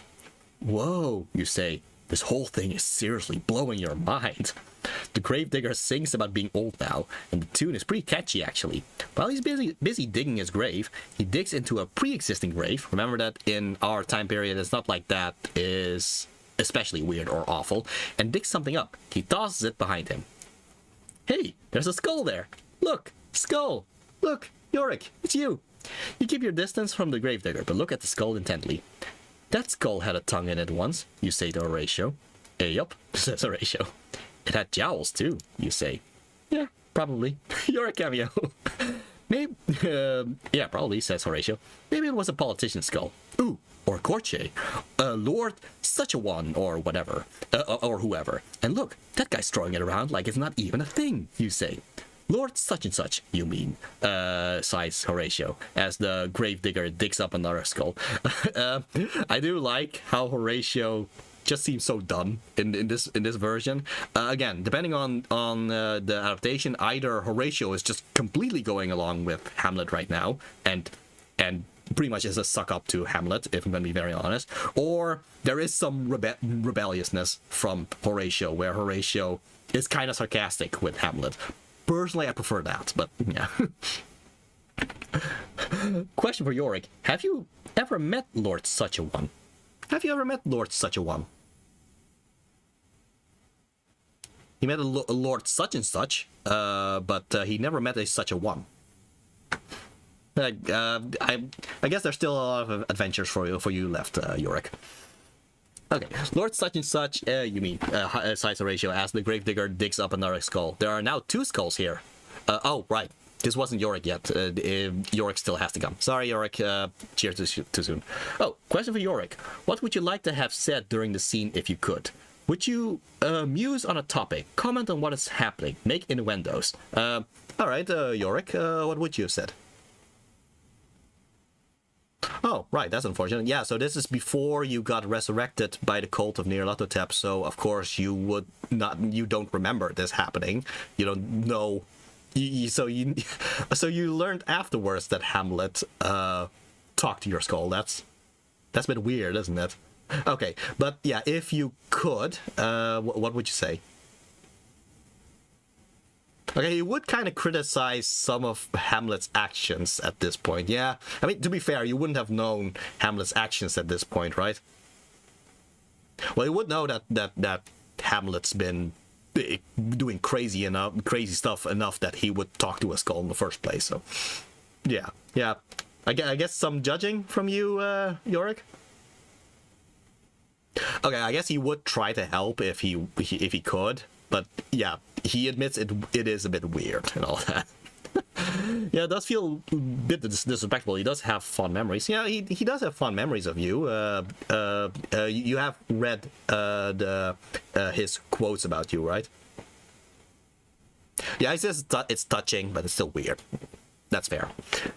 Oh, question for the chat. What do you think could have been pitfalls of this game's quality? I already mentioned the whole checkpoints thing. And pretty cool to recognize you from your skull.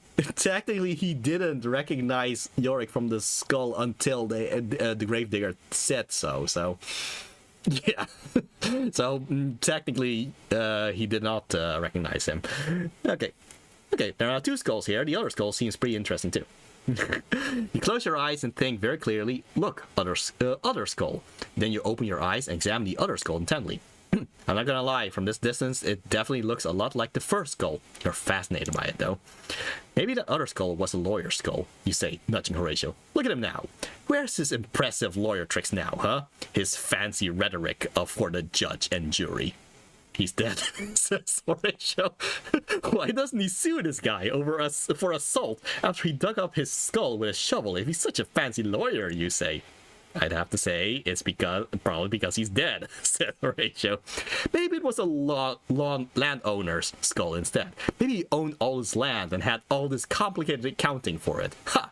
Is one of those accounting rules that his empty skull now gets filled up with dirt, you say? Yes, I believe that's generally what happens when you die, says Horatio. You stare at him wildly, then back to the skull, then back to Horatio. Then you stare at the skull for a bit. Listen, Horatio says, maybe you want to talk to the gravedigger for a while. I'm sure he'd find your viewpoints absolutely novel and riveting. Yeah, so again, I do prefer Horatio being a bit snarky like this, personally, but I love Horatio not going with Hamlet and Sandy and stay so dryly in the present. Yeah, exactly. What do? Talk to Gravedigger. Okay. The Gravedigger and you chat back and forth. Here's a snippet of conversation you have. It's just a snippet of it. Whose grave is this, you say? It's mine, he says. I thought it was yours because you're the one lying in it, you say.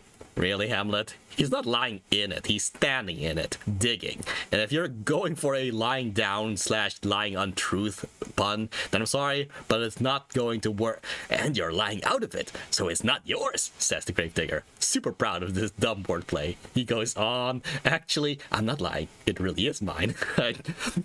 I love to interpret that at this point, in the Hamlet play, this is when Horatio kind of goes, oh no, it's in stereo. like, oh no, Hamlet is musing. Oh no, the Gravedigger's musing too.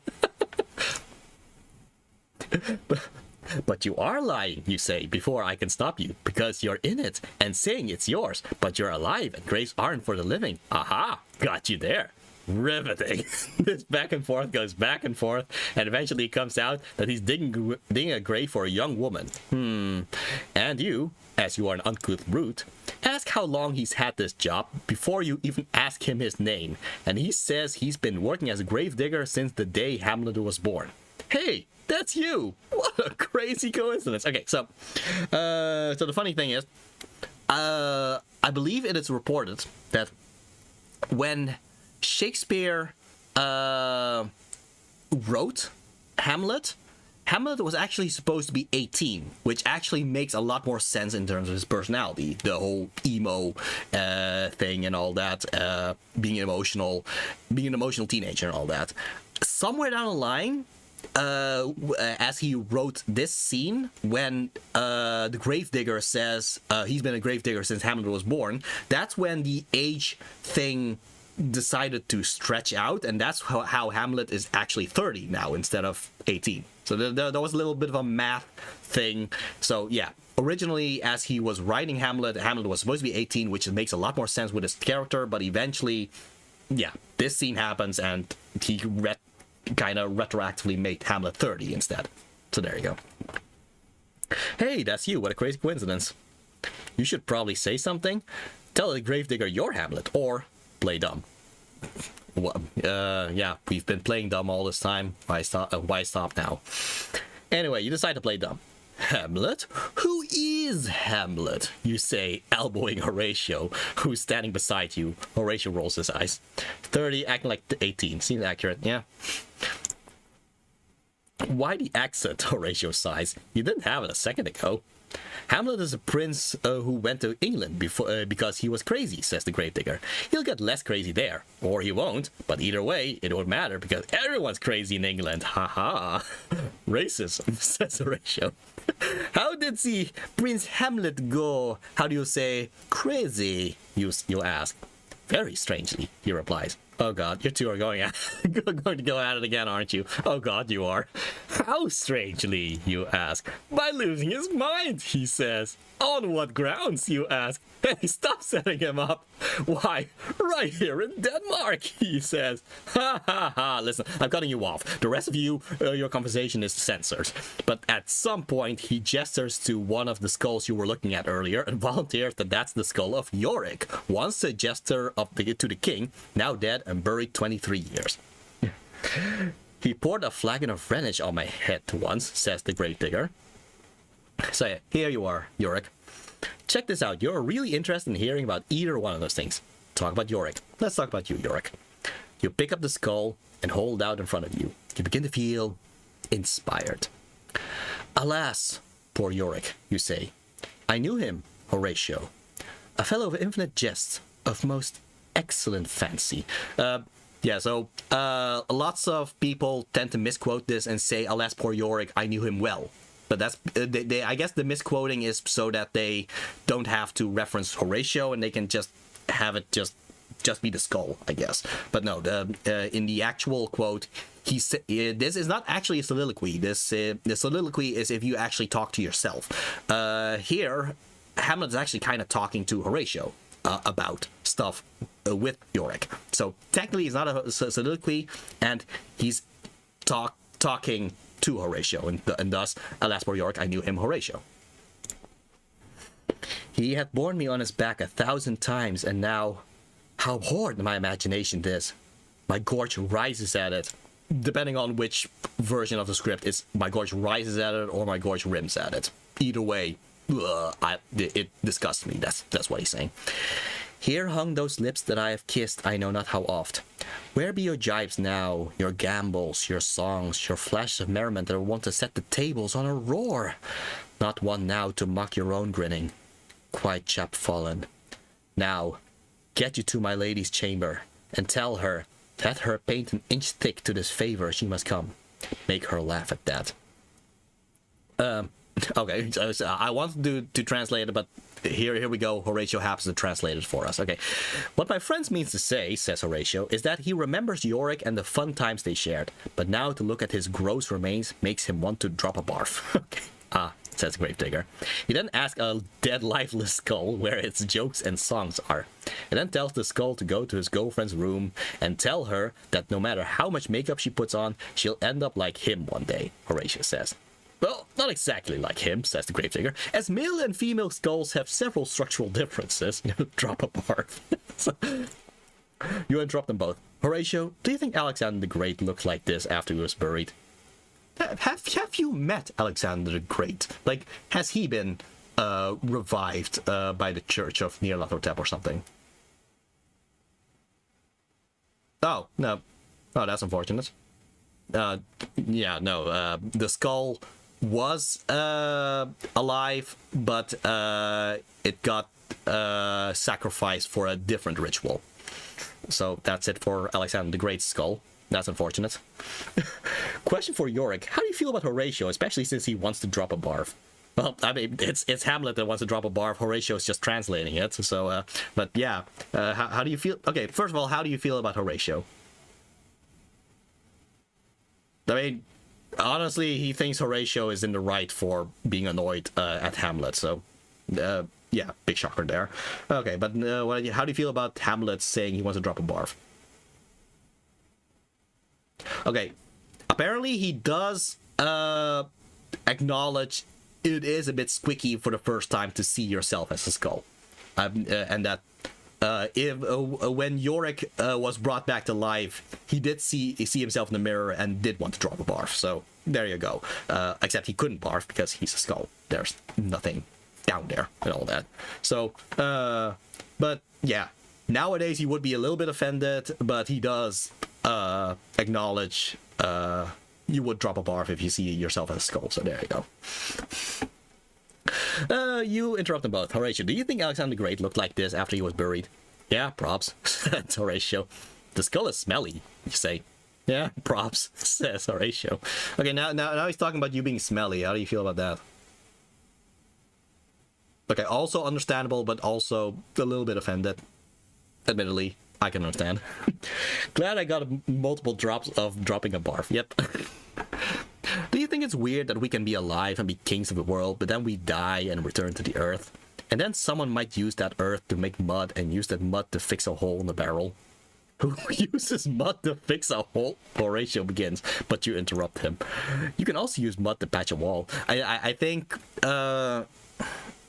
Okay, I'm not sure about this, but I think you use you can use the mud to make stone, I guess, and then make a plug out of it. I mean, I think that's what he's actually referencing during the play. So, who uses mud to fix a hole? Horatio begins, but you interrupt him. You can also use mud to patch a wall, you say.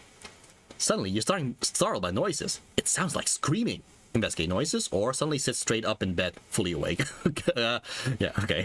Investigate noises. You, Horatio, and the Gravedigger investigate the noises and discover that that they were caused by Gertrude, your mom, Claudius, your new dad, that you swore you'd murder. Yeah, how about we actually do that sometime? Laertes, Ophelia's brother. You haven't really hung out with him that much, actually. A priest. Priests are ordained ministers of the church. And a coffin. Coffins are what people get buried in. You should know this. It seems like Gertrude was screaming? Wailing? Weird. You elbow your friend. Hey, you say, look how sucky that coffin is. Look how small the ceremony is. Oh boy. It must have been someone who killed themselves. You know what'd be hilarious? If we stayed and watched. Okay, sure. Listen, Hamlet, there's something you should know, Horatio says. Shh, you say. Look, that's Laertes, you say to the Gravedigger. You pause and stare at him intently. Yeah, he's pretty rad, you say. What would Gertrude be wailing about? I wonder, what would Gertrude be wailing about? If we actually went for the Hamlet play, we would actually know about this, and it would be more of a Hitchcock kind of feel. Where I mean, it's funny that I mention Hitchcock because Hitchcock was way after Shakespeare, but just as a it would be kind of a Hitchcock thing, as that we would know who is being buried, but Hamlet doesn't know it. But in this case, because we are following Hamlet's point of view, we are, I guess, just as in the dark as he is. But yeah, then again, a lot of people who would play this would actually have watched the play most of the time. Although I can imagine some people would want to experience Hamlet for the first time through this, which would be hilarious, but Hamlet, Horatio says, "Don't you wonder why Laertes is at a funeral? Maybe if he's here, it means it might be someone close to him who died." You cut him off. "I can't eavesdrop on people in their most private moments of grief if you keep trying to have a serious conversation about a life or death matter with me," you hiss at him. Okay, fine. Turning your attention back to Laertes, you see him arguing with the priest, asking for more rights. More rights, he says, but the priest says he's done all the rights he should do, and then some. Since this person committed suicide, called it, they don't get as many rights. If we do any more rights, we'll profane the blessed souls of the other people buried here, he says. The priest says. You, Horatio, and the gravedigger all wince as you glance at the skulls he dug up. Whoops. Laertes continues to argue with the priest. Oh, right, I had a voice for Laertes based on this. Well, fine, but then go ahead and lay her here, Jacarama priest, Laertes says. My sis will be an angel in heaven while you're burning in hell. They lower her body into the grave. Wow, he's really upset. Wait, sister? Dun dun dun. Also, let's catch up with Ophelia soon. Wait, sister? Ophelia's dead? Ophelia's dead? Ophelia's dead. Ophelia's dead? You say out loud, shocked. The gravedigger shrugs. He's not friends with any of these people. I mean, yeah. Yeah, so in the Hamlet play, while Hamlet is away on the boat and all that, we would have followed the likes of Gertrude and King Claudius and Ophelia. And that's how we also learn about Laertes coming back and all that. Wow, did Laertes and Ophelia have another sister? Wouldn't that be a plot twist, huh? Question for the chat. How do you prefer the visuals of games like these? Oh, cartoony in this case. I tried to tell you, Horatio says. I meant to tell you earlier, but you seem so happy to be back, and I wasn't... Look, I'm sorry, Hamlet. She passed away shortly after you left on your trip. Yeah, I think they'll say it soon, but I might as well just mention it, because at this point in the Hamlet play, you would know it, and that's the fact that Ophelia drowns herself. Like, there's even a painting of Ophelia where she is floating up on the water and all that. Yeah, when we picked the characters at the start of this game, it did mention that Ophelia had like +1 in science and all that, but -1 in the with water. that was the reference. So, okay. Gertrude and Laertes and Claudius are still unaware that you're here. Gertrude throws flowers on her grave, saying that she'd always hoped Ophelia would marry you, that instead she'd be throwing flowers on her wedding bed. Geez, Gertrude, inappropriate. That is not something for a new mother-in-law to do for newlyweds. Honestly, with this weird family, I wouldn't be surprised. Laertes curses 3 times. It's always 3. Whomever it was who robbed Ophelia of her sanity, and then curses them again 10 times, 3 times. 30 times, for a total of 33 curses, right, because the first 3. Girlie too horny for Hamlet's fencing, she offed herself. Wow. Then he jumps into the grave so that he might hold her in his arms once more. Oh boy, the family relationships here. Jeez, Laertes, that's like double inappropriate to the power of 3 for a total of 8 inappropriates. Okay, so they're all really upset and acting crazy. The right thing to do here is to go home, approach them later, and say you saw them at the funeral but didn't want to interrupt. Also, they'll give you a chance to deal with your grief too, which you should be feeling. You are feeling it, aren't you, Hamlet? She was your sweetie, and you've come back from a trip to find her dead of apparent suicide. Yeah, that would be the sensible thing to do, wouldn't it? Anyway, what do? Go home and talk to everyone else? Step from shadows and introduce yourself dramatically, or be Ophelia? I think... Okay, I think I do want to... Okay, so what happens if we pick be Ophelia? You're certain. You want to be Ophelia, even though you just saw her coffin getting lowered into the ground.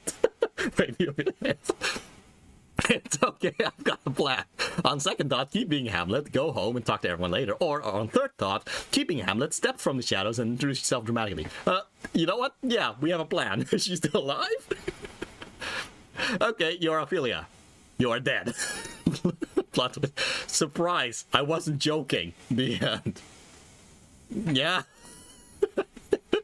So. Oh, whoops. Oh, yeah. There you go. So yeah, here's us, I guess. Oh, there's a there's some fun pictures here. Okay, so here's Clark. Here's Beckwin. Oh, Ryan North is dead too. Okay, well that's unfortunate. Well, so here's the Gravedigger, here's Hamlet, here's Horatio, here's Gertrude, here's King Claudius, here's the priest, and here's Laertes, and, well, here's Ophelia, because where else would Ophelia be? Okay. Congratulations, you found a piece of artwork. View it at any time in the art gallery under extras from the pause menu. Okay. Alright, what do we have for Hamlometer?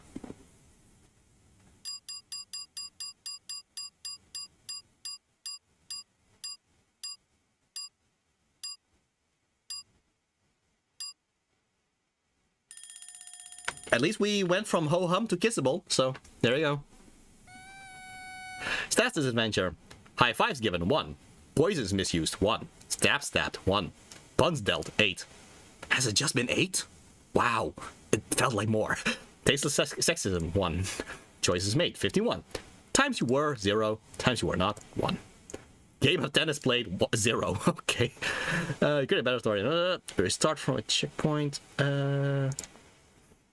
Let's see. Claudius reads a book.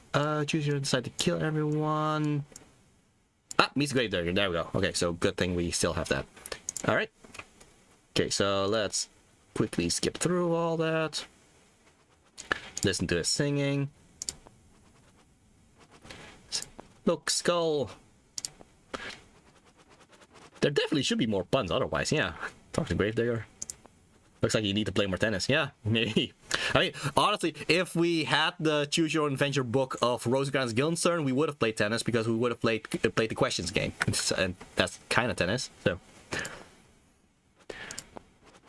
Would have been nice if Ryan North would actually do that too, but the last Ryan North has done is a Choose Your Own Adventure version of Romeo and Juliet, or at least that's the last one of William Shakespeare. I don't know if if Ryan North did anything else. I should look it up sometime. I mean, you know what? I'll look it up now. Ryan North.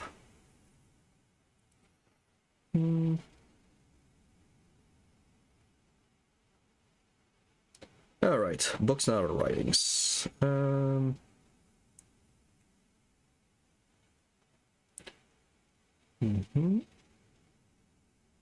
Comics.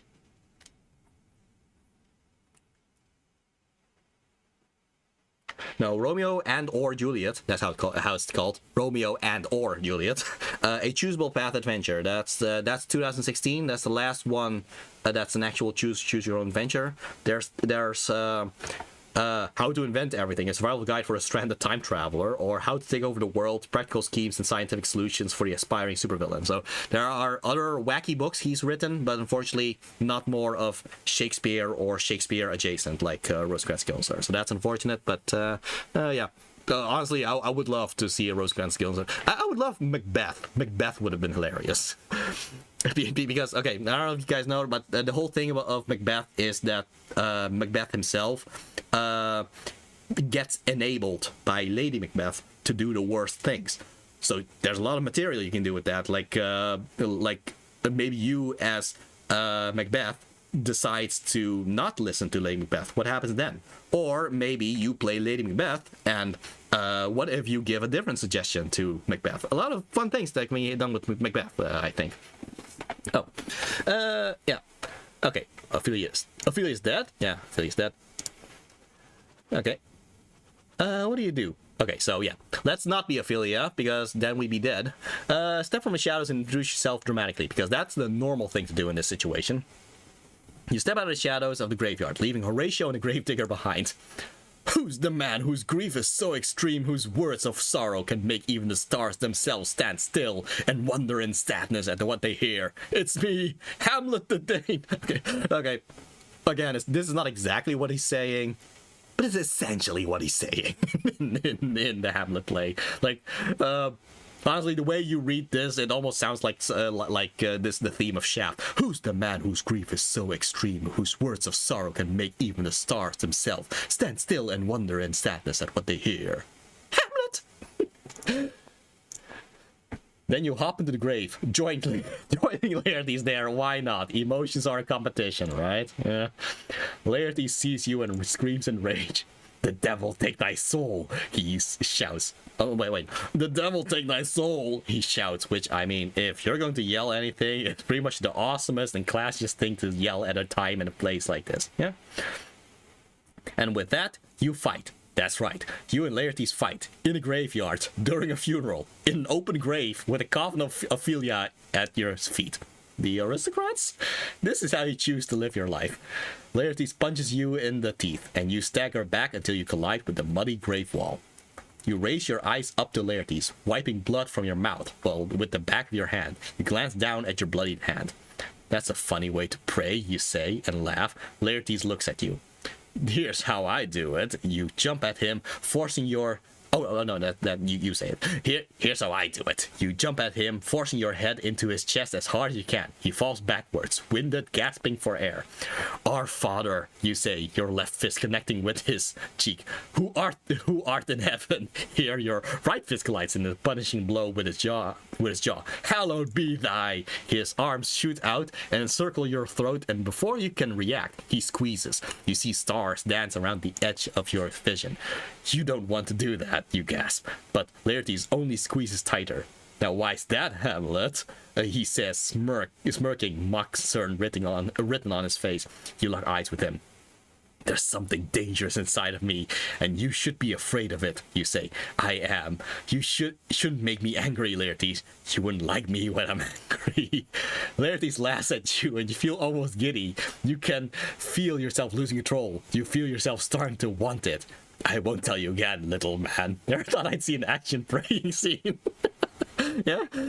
You say, unsure if you're threatening him or pleading with him. Take your hands off. Okay, wherefore?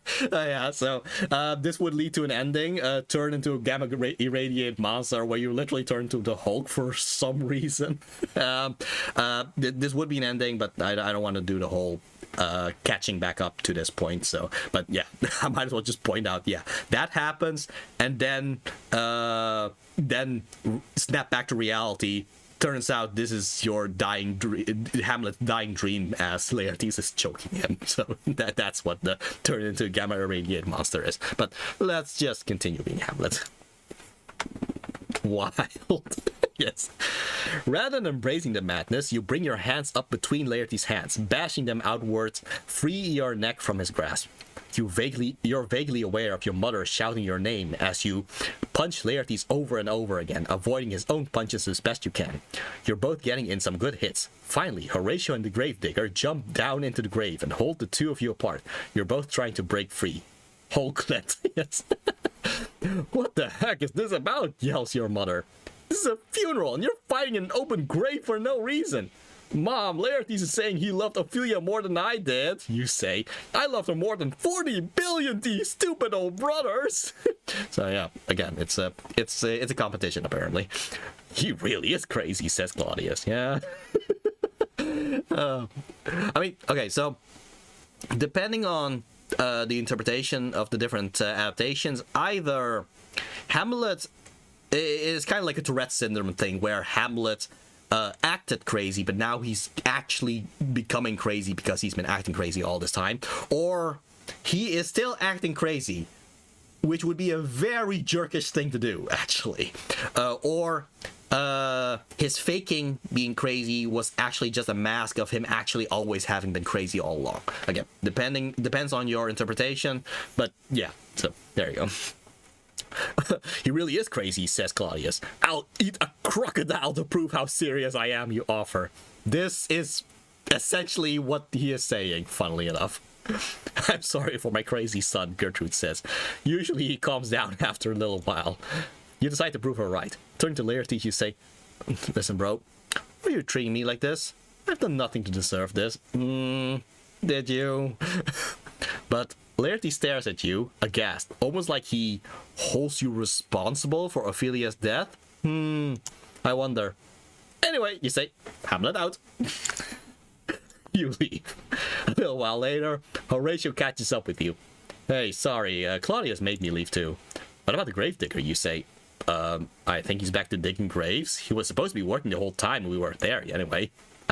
You say. Wherefore? Talk to Horatio about your pirate trip again, or talk to Horatio about what just happened. We will just do this first, but then eventually we'll do this anyway. So, talk to Horatio about your pirate trip again. But you already told him about it. Yeah, it's almost like there was a repetition of scenes every now and then. Yeah, so this scene would be one of the scenes that a lot of adaptations would cut because, well, it's just repeat of the information already told and all that.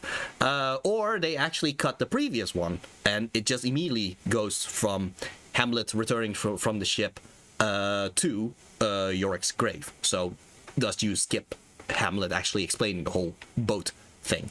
But yeah, either way, the Canberra version just has both of them, which makes a little bit of a repeat, but there you go. Is there a use to this scene? I guess if there is a use for this scene is that the fact that it leads to Hamlet talking about how he's been practicing fencing. Again, it's an informed trait, and only the Canberra version actually shows him actually practicing during the downtime. But yeah, if there's any purpose to this scene, it's that Hamlet will eventually talk about how he's been practicing his fencing, which is important for the later for the later duel that's going to happen. So there you go. So otherwise, this scene is pretty much a repeat of the previous one. Question for the chat: is this game music something you would listen to outside the game? To be fair, there was the whole music of the pirate ship that I just turned on. So yeah, that was kind of epic, honestly. It fit the mood. So yeah, maybe I should look up if it is on Spotify. I don't think it is, but who knows? Okay, but you already told him about it. If you talk about it again, the story is just going to be super repetitive. Wherefore, talk to Horatio about the pirate ship again. Okay, fine. Okay, fine. Remembering that you haven't decided if you can trust him yet, you have a long conversation where you explain again in detail the lie you've told him. You elaborate to a crazy story where you alone come across the letter by accident. You leave out all the awesome parts of the pirate battle, a crime in itself. You tell him only you made it back alive and how Rosencrantz and Guildenstern are dead. Haha. And he's all, whoa, that must make you sad. And you say, no, bro, they got what they deserved. And he's all, whoa, bro. Harsh. You just definitely do not tell him how you have one of the most impressive ships in the world today waiting just outside Denmark Harbor for your signal. Alright, we're all brought up to speed with your cover story of how you escaped. Again. And Horatio has made the appropriate sympathetic noises. Satisfied? Look, you can stop pretending. We all know you kind of lost the plot here and want to waste everyone's time while you got a refresher from me. But now you're out of options. Now, and all you can do is talk to Horatio about what just happened. Yeah, there you go. Like I said. Listen, I feel kind of bad about getting into that fight with Laertes, you say. And ruining Ophelia's funeral, Horatio volunteers. That too. And you know what? I'll be nice to him. He's grieving too, right? We're like two peas in a pod. Only instead of peas, we're humans. And instead of being in a pod, we're in a state of grief. Okay, says Horatio. I just really hate it when people try to grieve harder than I do, you exclaim, punching your fist into your palm. Oh, okay. That must come up a lot, says Horatio. Anyway, meet me at the castle tomorrow morning, okay? You say, there's something that's going to go down that I think you'll want to see. Okay, I will. Sweet. Well, see you later, you say. And then it's awkward because you're both still walking to the castle in the same direction side by side. Oh no. You walk in silence for a bit until you get the bright idea of stopping because a flower looks so interesting. And then Horatio will walk ahead and it won't be weird anymore. But then Horatio stops too, a few paces ahead. God! It proceeds like this, the two of you walking in fits and starts, one pausing to adjust his leggings or whatever, and the other deciding to wait, but only after taking a few halting steps ahead. No. You guys, I don't know. When you finally get to bed, hopefully having split up with Horatio, I hope.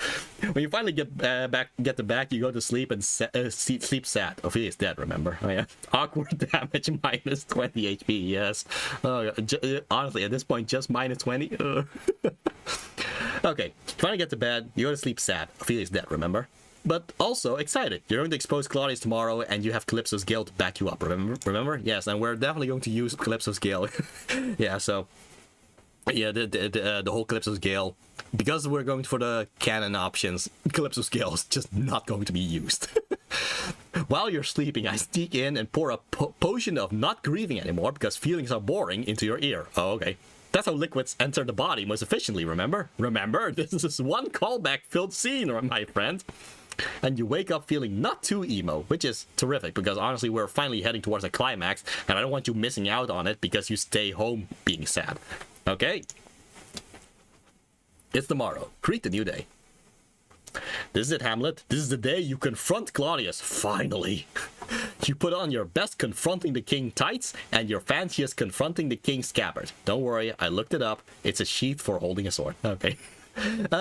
One thing I do like in the Carambono version of Hamlet is that at this point, instead of Hamlet wearing black, he actually wears white, while everybody else wears black.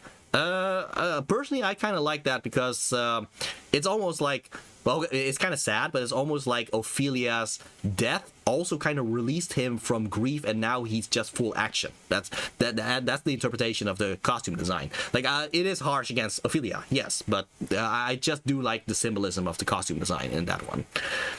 Okay. Yeah, you put on your, don't worry, I looked up, it's a sheath for holding sword. You and Horatio are walking into the castle when Osric shows up. Okay, so, hey, I know this guy. He's a member of the royal court, and he's super manipulable. Here, I'll show you. Okay, okay, here's the thing about Osric.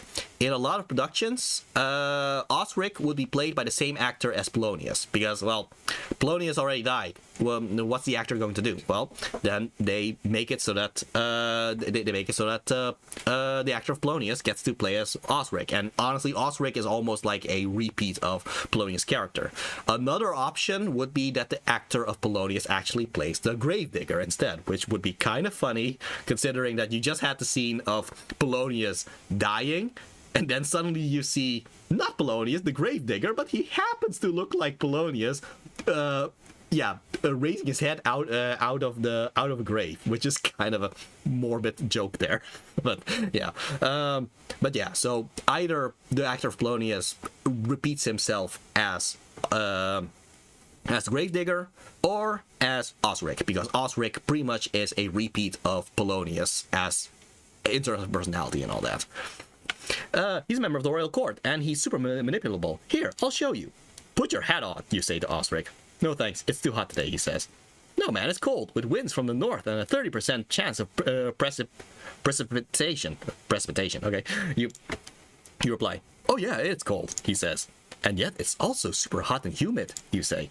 Yes, it's quite hot out, he says. See? In the Carambono version, he would be played by Robin Williams, which it was funny to see. Just like you would watch. I mean, a lot of celebrities at the time of the movie is in the Carambono version, but yeah, you watch the Carambono version of Hamlet, and then suddenly Robin Williams just entered. Like, oh, whoa, what? Okay, I need to apologize because I've been making fun of your choices the entire book. But when I look over here, all I did was have a pointless conversation with a dude who isn't even a real character in the story. I'm sorry, maybe this isn't as easy as it looks. So I'll tell you what Osric's here to say. The king wants you to fence with Laertes, and he's gone ahead and made a bet. He thinks that in a dozen rounds, Laertes won't win by more than 3 hits. Oh, and he's put 6 horses on the lines, 6 swords complete with sword accessories, and 3 fancy carriages. He's wagering all this neat stuff in the I keep talking about the Carambono version because that is my favorite version of Hamlet. But like the lines still just say carriages.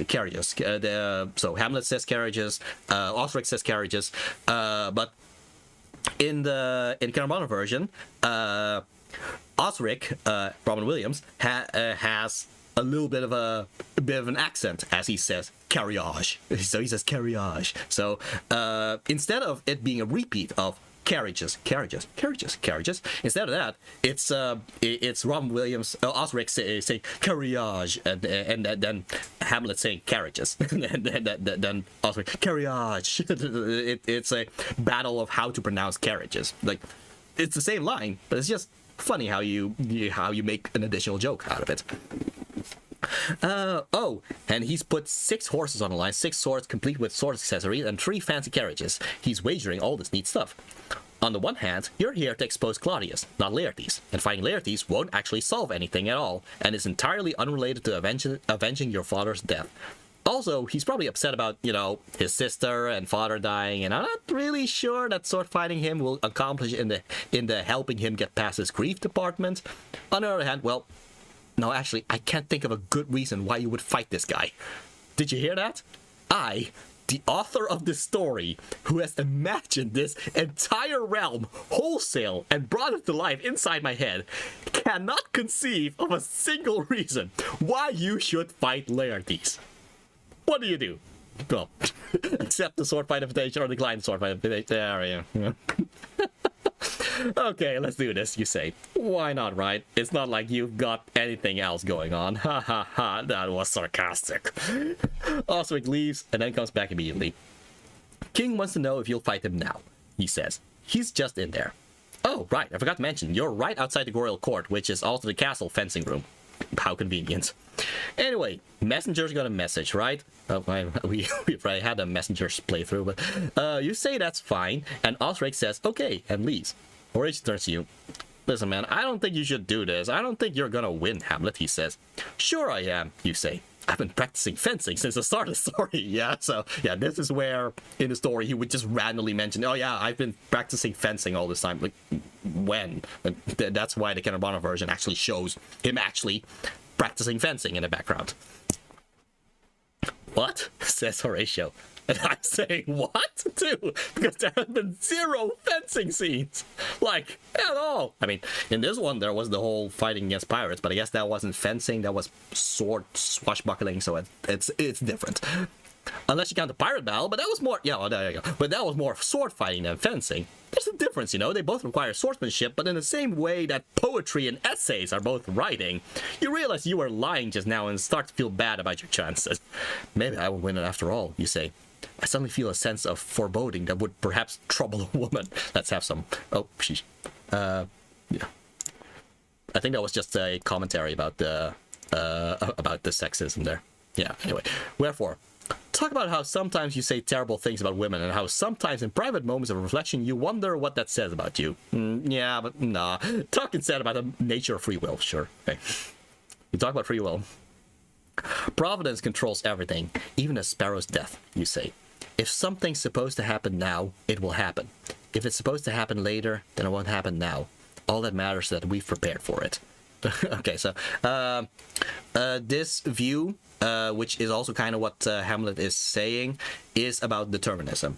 Determinism is pretty much about how there's no actual real choice going on. Like, you think you're making a choice, but the choices you're making is just, the circumstances of your mind right now makes you choose this. And there was no way you could have prevented your mind from making this choice. So there was never any free will. Everything that happens was going to happen anyway. It's not so much fate, so much as determinism. There is just no way to actually deviate from your future.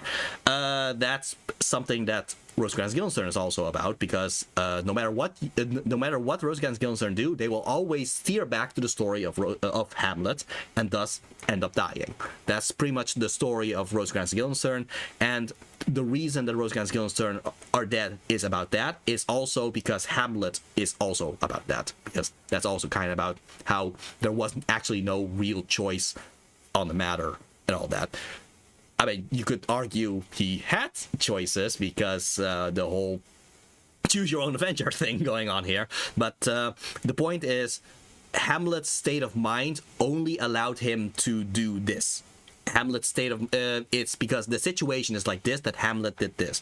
The choices Hamlet makes were always going to happen because of that. So that's pretty much what the dialogue is also about in the Hamlet play. Wait, says Horatio. If you subscribe to a Destiny is all worldview where things happen when they're supposed to, how does preparedness enter into this? If it's going to happen, it'll happen whether or not you're prepared. You say. To repeat what I just said about free will, read this page again. Or to talk about that sexist thing you said on the last page, choose this option instead. Or, I'm done talking, stand around and wait for something to happen. Okay. You stand around for a bit. Suddenly, Claudius enters. And your mom, too. And Laertes.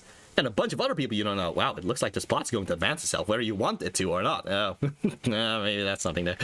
So Claudius makes you and Laertes shake hands, and you apologize to Laertes as you do it. You explain that, as a victim of mental illness, you should not be held criminally responsible for your actions. And it's a very nice speech, except you are only faking being crazy, so all in all, it's sort of a dick move on your part. Yeah, yeah, again, depending on which interpretation you go with, either Hamlet is crazy and he's acknowledging he is crazy now, or he's still acting like he's crazy, which is kind of like a jerkish thing to do, to say, oh, sorry, it's because I'm crazy. Hamlet is a dick move, yeah. You draw the analogy of firing an arrow over your house and accidentally hitting your brother, and how in this situation it's not really your fault for injuring him. Laertes accepts your apology and is polite enough not to ask why you're recklessly firing arrows over your house in the first place. He still wants to fence you, though. Okay. What the heck? It's a pretty wide hallway, and everyone's already here. Guess you're going to fence right in this hallway. Why not, right? Osric offers you some swords. They're all pretty much the same, so whatever sword you choose doesn't really matter. Okay. Choose sword on the left, choose sword on the middle, choose sword on the right. Question for the chat. What is your favorite aspect of the game so far? The writing. I love the writing so much. It's so witty and wacky, and like there's dumb humor, but there's also smart humor on top of it. Like I just love all the different kinds of humor. Okay.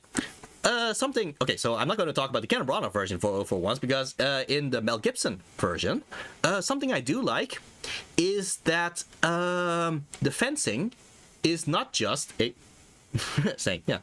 So in the Mel Gibson version, the fencing changes per round. So in a lot of others, it's just a fencing of with fencing swords, with rapiers. But in the Mel Gibson version, round one is with the I think that was with rapier, I believe, but then round two is with a longsword, and then round 3, I believe, is dual wielding with a short sword and a longsword. So like they actually change it up through the rounds. Like I think I'm mistaken by which sword was at which round, but the point is I did like that actually. So yeah, I just have to think about that when we had the choice of which sword to choose. But yeah, canonically, at least in terms of what the play is like, it's a fencing sword. That's what it is. But yeah, I just like that from the Mel Gibson version. So choose the sword on the left, choose sword in the middle, or choose sword on the right. Well, it's not going to make a difference, but you and Laertes settle on the swords you like and face off against each other. As you're about to begin, Claudius speaks. Let's make this a drinking game, he says. Sheesh, if this was a drinking game and I actually had to follow along with these, I think it would have been drunk before we got to the first soliloquy. Let's make this a drinking game, he says. You say, if you make the first hit, Claudius says, then we'll both take a drink. Okay, you say. But if Laertes hits you, and you only make the second hit, he says, then we'll both take a drink too. Okay, you say. Oh, and if Laertes hits you twice before you make a hit, so you only make the third hit, then we'll both take a drink. So almost like everything leads to you drinking. Maybe there's something behind it. I'm not sure if I should get drunk during a fencing match, you say. Okay. I'll put a pearl in your drink. Haha, there's nothing suspicious about that. No. Claudia says, not really super thirsty either way, you say. Claudia stares at you. Can we fence now, you say? The fencing match begins. Laertes moves towards you, sword at the ready. What do? Go for his upper body, or attack his lower body. Okay, upper body. You decide to attack his upper body, but hesitate. Maybe the lower body is better after all. He wouldn't be expecting it. You're about to change your mind and attack the lower body when you get hit on the back of your head with a piece of dirt. The audience is heckling you. With dirt. This makes you mad. This makes you attack his upper body after all. You jab and thrust towards Laertes' upper body. He deftly parries, blocking your every attack and returning them with attacks of his own, using your own momentum against you. This isn't as easy as it was on the pirate ship. It seems like Laertes really knows what he's doing. Okay, sucks for the pirate, I guess. Every time it looks like you might make a hit, Claudius seems really excited and raises his glass. Wow, that is one thirsty usurper to the throne. Finally, and not without quite a bit of luck, you land a glancing blow on Laertes' left shoulder. Okay. Got you, you say. Nuh-uh, he says. Ref, you say. Am I the ref? Says Osric. I am? Oh, yeah, that was it. Palpably so. Okay. I like how Robin Williams says it in General version, where he says, a hit! A most palpable hit! That's just how he says it. Like, I love Robin Williams. Okay, yeah. Hooray, Claudius says. Let's drink, Hamlet. Come drink with me. Look, I put a foreign substance in your drink. Oh, that's not suspicious. I'm in the middle of fencing here, Claudius, you say. Claudius looks crestfallen. He lowers the drink as the fencing match begins again. Okay. Go for his lower body this time. Or go for his upper body again. You aim for his lower body, and Laertes is unprepared for this, and you totally score a hit right away. Nice. Got you, you say. Okay, you got me, Laertes says. Okay, so different versions of Hamlet has Laertes say okay, the line is a touch, I confess. That's how he says it. Either he's actually being a fair loser in that sense, and he actually goes, a touch, I must admit. Or he actually says it like gritting his teeth, like, a touch, I must confess. So, yeah, I just like the variations of that. Our son will win, says Claudius calmly. Hello, I'm not your son, you shout in reply. Just then, your mother calls you fat and lazy and offers you a napkin to rub off your sweat, okay? Because she thinks you're so fat, you're already sweating out of your forehead from just one little fight, okay? I think in the original thing, she does say fat, but I think it's more so the meaning of sweating like a pig, I believe. And she didn't literally mean fat so much as just referencing the pig thing. Yeah, so... that's what I think was the actual reason for the line. Whoa, where'd that come from? What the butt? Mom, you say. Where'd that come from? Whatever, she says, and holds up the goblet Claudius poured for you. Look, I'm ironically drinking to your good health and fortune. Okay, so... okay, I might as well just mention it. Yeah, the goblet is poisoned, so duh. Depending on what the butt? Yeah, okay. So the goblet is poisoned. Depending on which interpretation, either Gertrude genuinely did not know the goblet was poisoned and thus dies as an innocent, or it's actually a sacrifice of her because she knows it is poisoned and chooses to drink it to reveal that it was poisoned to everybody else. So yeah, there's a lot of ways you can read Gertrude. I think out of all characters, Gertrude is pretty much the most versatile character to do. Like, it really depends on the actor how you play Gertrude, which I think is pretty cool. But yeah, so yeah, either she was unaware of it, or she was aware of it, and this is pretty much her sacrifice. Clearly, there are better ways to reveal that. Yeah, but drama, you know. Whatever, she says, and holds up the goblet Claudius poured for you. Look, I'm ironically drinking to your good health and fortune. Don't drink that, Claudius says. I drinks what I wants, your mom says. And then she does just that, drinking what she wants, okay? So, and that's also a thing. Either depending on your interpretation, Claudius actually loves Gertrude, and he actually does a Gertrude don't drink, like with sorrow, like and it's just too late, like too little too late. He says it when Gertrude was already drinking it. So it actually is a tragedy for Claudius, or Claudius genuinely doesn't care, and he's actually more so saying it in his mind. So it's not so much he's saying it out loud, but he says Gertrude don't drink. Gertrude don't drink is something in his mind because it would get him caught instead. So yeah, different interpretations again. So yeah, don't drink that. I drinks what I wants, your mom says, and then she does just that, drinking what she wants. Oh, jeez, that's the poisoned cup. It's too late for you now, Claudius says.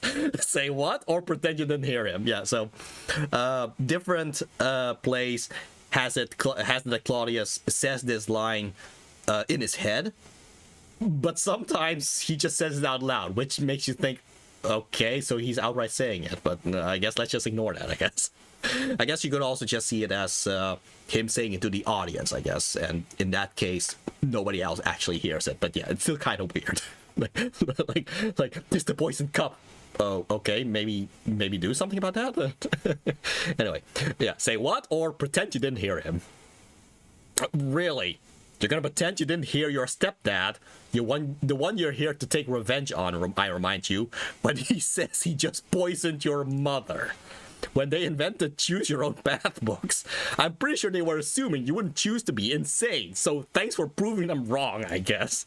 Okay, you ignore him, and since this is your adventure, everyone else ignores him too. Why not, right? You and Laertes continue your fight. At one point, Laertes says that what he's doing is almost against his conscience, which seems like a weird thing to say in a friendly, non-fatal fight like this, but you ignore that too. Hooray! Your ears are useless! I mean, maybe it's because we keep pouring poison into the ears and all that.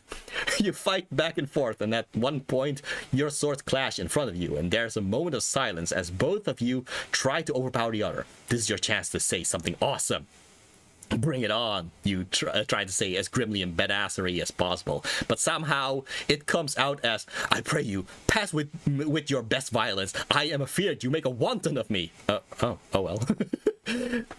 Yeah, so that's the actual line that he said. Pushing as hard as you can, you manage to force Laertes' sword aside, but in the fighting that ensues, he manages to cut you on your arm. Yeah, so that's what was referenced when the pirate captain was actually able to hit the arm. So apparently it just keeps happening. Enraged, you break the rules of sword fighting just a little and kick his hand, sending his sword flying. In response, he kicks at your hand, sending your sword flying to the exact same spot. So you both scramble towards the swords, trying to rearm yourself. So take the left sword or take the right sword. Yeah, so yeah, in the story, they end up switching their swords. I have seen like a choreography where there's like a whole acrobatic thing where they struggle. The sword actually flies up in the air, and they actually both grab the other swords, which is just very cool to see. But yeah, so but most of the time, yeah, it is kind of difficult to do that. So they just drop it on the floor, and then they just happen to grab the other's sword. So yeah. Okay, so take the left sword or take the right sword. So the right sword is apparently the one from Laertes. You grab the right sword while Laertes grabs the left. In the flurry of swordplay that ensues, you cut Laertes on his leg, while at the same time Laertes cuts your leg. It's a perfect symmetry. Okay. Fortunately for you, the sword you grabbed had poison on its tip. Oh, why was there poison on the tip in the first place? Life's full of surprises, huh? And this new surprise is that Laertes is now poisoned. Very soon, you're going to be responsible for an extremely public murder. But don't worry too much. Since it was Laertes' sword that was poison-tipped in the first place, that means you too are poisoned from that earlier cut. Hooray! Yay! Okay, just to summarize real quick. You still haven't killed Claudius, but you have managed to poison your one-time, now dead girlfriend's brother, get poisoned yourself, and allow your mother to be poisoned too. If you're wondering about your score right now, it's at, oh, I don't know, minus 55,000 kilo points. Negative 55,000 kilo points. Gertrude collapses from poison you ignored earlier, and feigning ignorance, you say, "How's the queen?" And Claudius says, "She fainted because you guys are bleeding." And she says, "No, I'm poisoned from the drink." And then she dies. "We've been betrayed," you shout. Then feigning ignorance again, you shout, "Quick, lock the doors. Let's find out who did it." Laertes, a man who is dying as we speak, is thus forced to spend his last few moments alive explaining to you very clearly and with no big words that your mother was poisoned by the king. What? He also explains to you that you've been poisoned too. But I already told you that. It's too bad too, because he said very nicely, all, "Hamlet, thou art slain. No medicine in the world can do thee good." While I was all, "Whoopee whoopee, woo, jokes, jokes, jokes." Note, I'm paraphrasing. Anyway, now it's your absolute last chance. You have a poisoned sword in your hand, and Claudius is sitting here in front of you. You will be dead in 1 turn. What do you do? Last chance. Okay. Okay, so again, I am going to choose the right option here. Whoopee whoopee woo. I am going to choose the right option to kill Claudius, but something hilarious happens when you actually choose don't kill Claudius, because then the narrator would just be done. Like, he would just be done and just say, "Okay, you know what? Fine. You do you. I am going to take this book away from you. You have lost your privileges of being a reader," etc. So yeah, that's a whole ending rant from the narrator. If you still pick to still procrastinate after all that, but yeah, let's actually kill Claudius. Maybe sometime later I will try to actually go for this one. Yes, finally, you are killing Claudius. Oh my god, finally. Oh my god. Okay, let's do this. You stab Claudius a few times with the poison sword, but man, poison is slow and you've already gotten in your system, so then you pick up the poison goblet and force it down his throat, all the while calling him an incestuous, murderous, goddamn Dane. In the Carbona version, he also makes a chandelier fall on him, so that's also another plus. Wow. I mean, it's a little racist, at least partially self-racist too, so irony, but still, wow, it's a huge dose of poison and he dies instantly. What's that? He didn't know poison worked that way? Narrator finally is happy you're going the right way, exactly. Yeah, so it is possible to get like a very quick ending by just, I got the mission from King Hamlet to kill Claudius. Okay, I killed Claudius. There you go, and you can get an ending right there, and yeah, that would be the best version of how you could do this, actually. So question for the chat: what is your opinion on this game so far? Well, I love it. I just love it. I love the book. This game can be convenient if you don't want to have the whole pages thing of the book. That said, I do think the book also has its own convenience of being able to just go a page back if you need to, but yeah. What's that? You didn't know poison worked that way? Well, that's weird, because I'm pretty sure it just did. Meanwhile, as the poison starts to kill you, Laertes forgives you for the deaths you've caused and asks you to forgive him of the same. And you do it. Okay, I get it. Apparently it's as easy as that. It's actually pretty classy. Then you call Horatio over. Do show the book before you end stream. Oh, yeah, I'll make sure to do that at the end of stream. So, Horatio, you say, don't be crazy and chuck the poison too. It's your job to tell... you call Horatio over. Horatio, you say, don't be crazy and chuck the poison too. It's your job to tell everyone my story so people know what really happened. You need to tell the people. Okay, says Horatio, glancing at the surrounding crowd, which has already seen this all go down. Yeah, so depending on which version, either they are actually alone and Horatio is the only one left here, or there are a bunch of other audience members of this fencing, in which case, yeah, Horatio doesn't need to tell it. Doesn't need to be the only storyteller, because everybody else can tell what happened. But yeah. Oh, and write it down when you do, so future generations will know, you say. Okay, says Horatio. Ooh, and make it one of those choose-your-own-adventure dealies, you say. I love those. Right, says Horatio. Suddenly you hear an army marching in. Osric runs in and says that Fortinbras is here and marching on the capital with some English ambassadors. Remember Fortinbras? He's a Norwegian crown prince whose father died and who decided right away to take action. He's almost like a parallel to you, only, you know, better.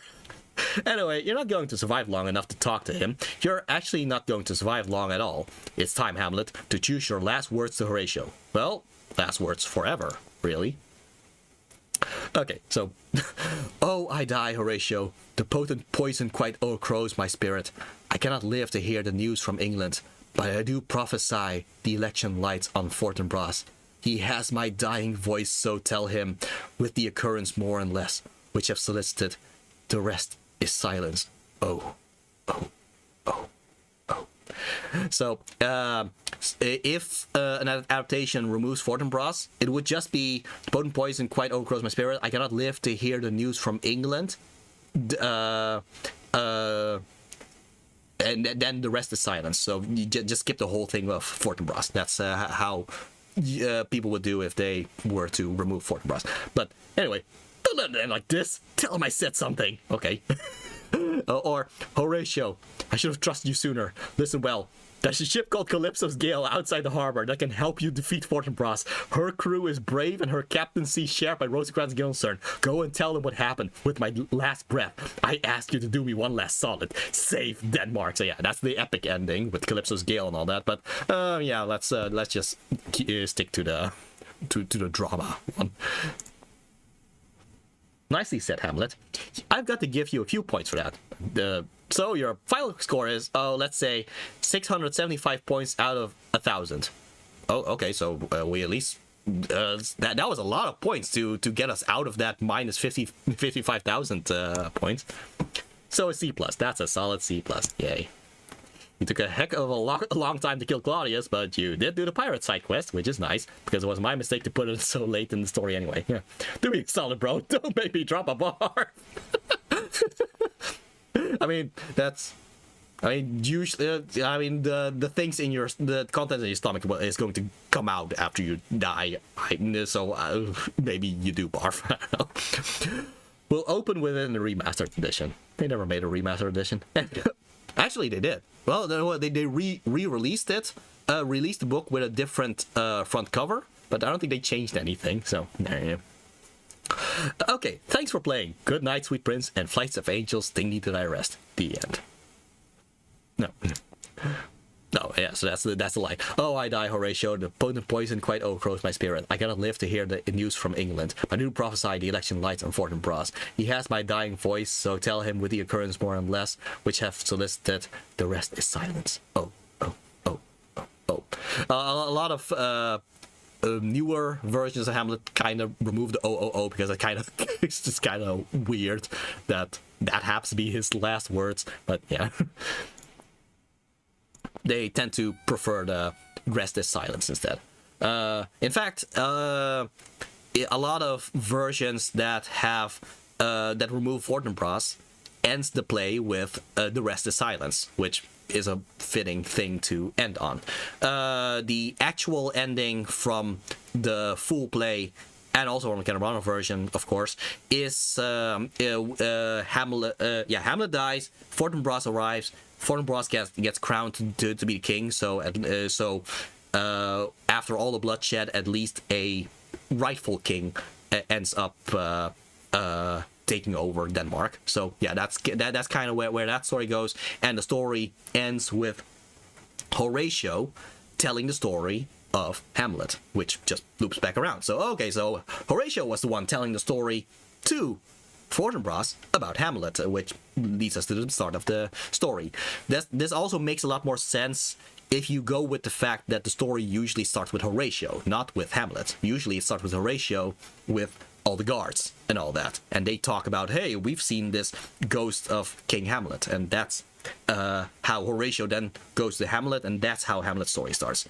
But yeah, in this case, we started with Hamlet because that's our perspective character in this one. So yeah, proud piece of artwork. View it at any time in the art gallery under extras on the pause menu. So here, story's over, dude. Don't just linger on this page. Go reread the book and make some other choices if you really want to get your money's worth. Or reread the book and make some new, maybe even better choices. Or refuse to let it end this way. Oh, okay. Congratulations, you have unlocked the secret ending. The thing is, you're still dead. You played as Hamlet and you killed him and there's no taking that back. But there's a secret. While you are dead, there's another you that exists outside this book. There's a you reading these words right now, who hasn't even died once yet. Probably. I hope you guys haven't died yet.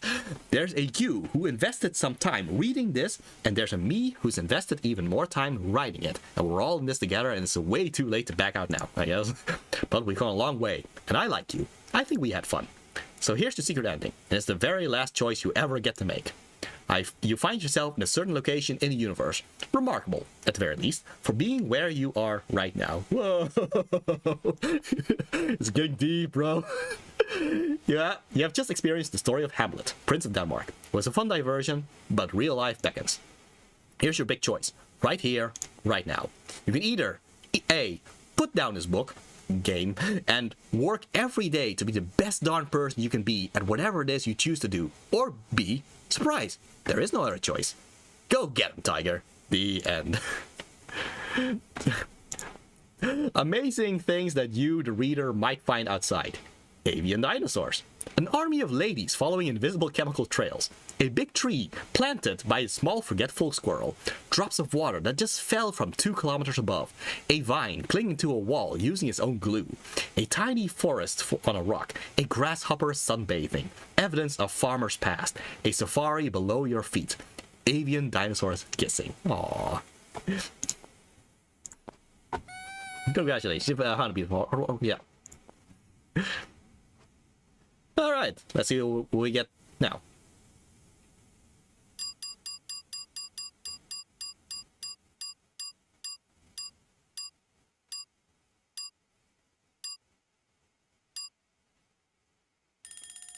Oh, cold fish. We did die, so there you go. Okay. Game over. Stats this adventure. Bladed weapons poison, 2. Well, no, not really. One weapon is poisoned. It got used 2 times. Unless it's poisoned weapons used 2. Cold fish. Poisons misused, 6. Stab stabbed, 3. Tasteless sexism, 1. Yeah, I guess that's from... Yeah, okay, fine. Choices made, 25. Times you were, 1. Times you were not, 1. Alright. Okay, yeah, so I think I can at the very least show the ending that happens when you choose not to kill Claudius at the last moment. From there we can then just end the stream.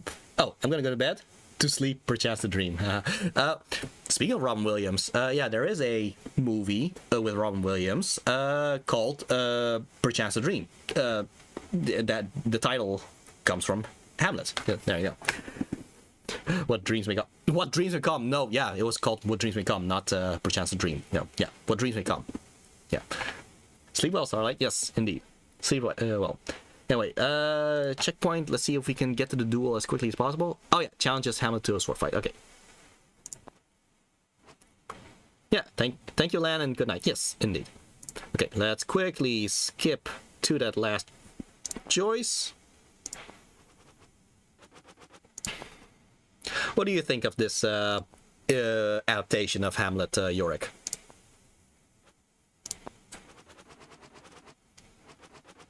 Okay, yeah. So Yorick says that he still wants to have a proper experience choosing the other options instead of the canon path, because the canon path he already knows, of course. But yeah, he likes the humor and all that.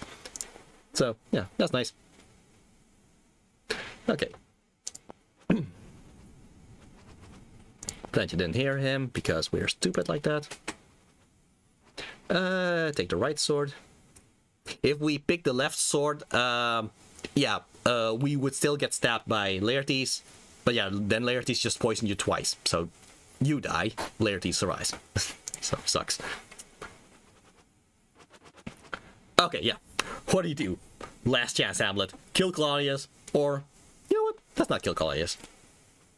You brandish a sword at Claudius and say, I could stab you to make you dead. But instead I'm gonna sit here and die. And by focusing all your willpower on it, you miraculously manage to speed up the poison, and that's what you do. You die. So, let's sum up your run through this time, okay? You failed to kill Claudius several times, but you did manage to kill or have killed a bunch of unrelated characters for no good reason, so you've lost this game. In fact, you have lost so badly that I'm afraid I'm going to have to ask you to stand up, find someone else nearby, and offer this book to them. Here's what you must say. Please take this book and read it. It is a book where you make your own choices to determine the narrative, but I myself am terrible at choices. I have just been demoted back down to books in which only a single thing ever happens, and it's entirely out of my control. You know, a book where the author only gives you a single story to read. Entry-level stuff. Baby books. The person will say, what? You mean like the Divine Comedy? You will say, please, just take this book from me. It's better this way. And here's the thing. It really will be. The end. So I guess, we were Shakespeare the whole time, and Shakespeare has decided to give this book to a monkey who apparently would make better choices. So there you go. Congratulations, you found a piece of artwork viewed at any time in the art gallery under extras on the pause menu. Let's see what we get. Would be surprising if we actually get a good rank this time. Narrator really was sick of your nonsense, yeah. Not to be. Yeah. Okay. So yeah, stats is adventure. Blade weapons poison 2, poison is used 5, poison stabs stabbed 2, taste of success 1, choices made 9, times you were 0, times you were not 1, times borrowing lending 0. Okay, that was a reference to Polonius, so yeah. Anyway, yeah, I am going to I'm about to end the stream, but I am, as Starlight said, I am going to show the book itself, so be right back.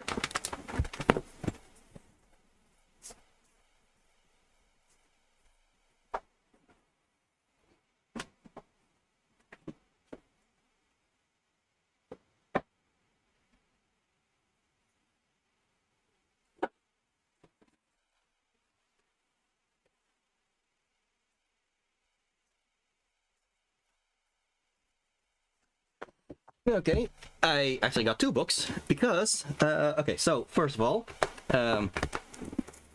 here's the book, To Be or Not to Be, emphasis on or.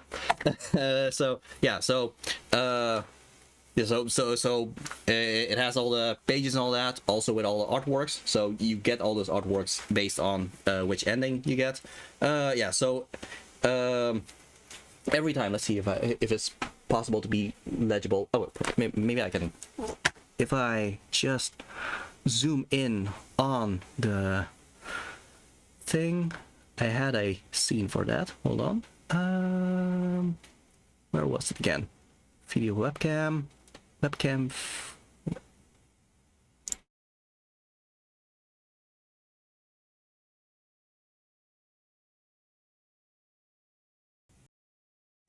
Okay, yeah, this works. Okay, so here you go. So you read, and then you get the choices here. So yeah, and then it says turn to this page, turn to this page. So yeah, that's pretty much how this book works. Let's see. Okay, so that's To Be or Not to Be.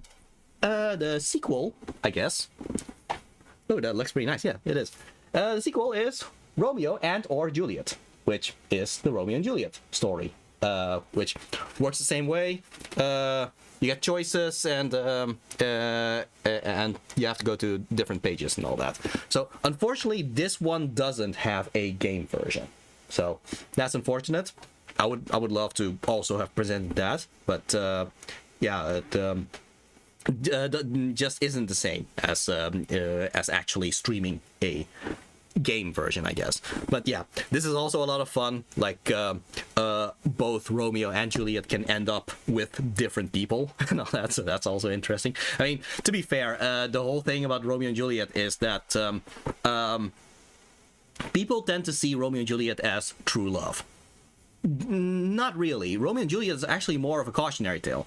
The tragedy is the fact that both Romeo and Juliet are just so overcome with passion that it just leads them to their demise. But then again, it's also because of the actions of their families and all that. So, is it true love? Well, the tragedy is the fact that they're too young to actually properly explore if it is true love. That's the real tragedy of Romeo and Juliet. And in fact, if you actually go through the story of Romeo and Juliet, at the start, Romeo is very clearly in love with someone else. And then he meets Juliet, and suddenly, it turns out I'm in love with her instead. So it might, in fact, be more of a case of Romeo being in love with the idea of love instead of Romeo actually being in love with Juliet. So there's a lot of things to actually consider in Romeo and Juliet, and of course the Romeo and or Juliet book dives into that. With Romeo, maybe does he still end up with Juliet, or do you choose for him to do a more healthier choice and actually go for the person he was actually going for originally? So yeah, there's lots of fun stuff. I would have loved if Ryan North did more of these. Might as well just go to the instance. Yeah. Oh. There you go. Here's Yorick. So yeah. Would have been nice if Ryan North did more of these. I would love to see Macbeth. I would love King Lear would be interesting. Okay, so King Lear, that's also where, funnily enough, the name of the play is King Lear, but King Lear himself, you could there's arguments whether King Lear himself is actually the main character. But yeah, there's like 3 daughters and a story of King Lear in this style. You could have each of those daughters do different things. Lots to consider. What else would be fun with a Shakespeare play? I mean, I would love a Rosencrantz Guildenstern, but I'm aware that's not actually William Shakespeare. That's Tom Stoppard, who is writing in the world of William Shakespeare. But yeah, I mean, the Henry historic epics could be fun, I guess.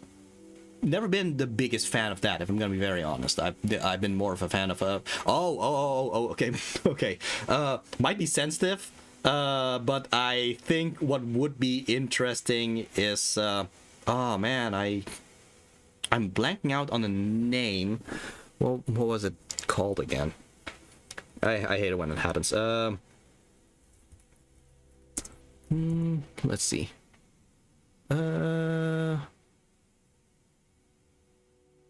Othello, there we go. Sheesh. Okay, yeah, Othello. Yeah, so Othello is a story about a black person pretty much being forced to become a murderer, or pressured to become a murderer because of the choices of racist people. So yeah, honestly, it would be very interesting to see that, because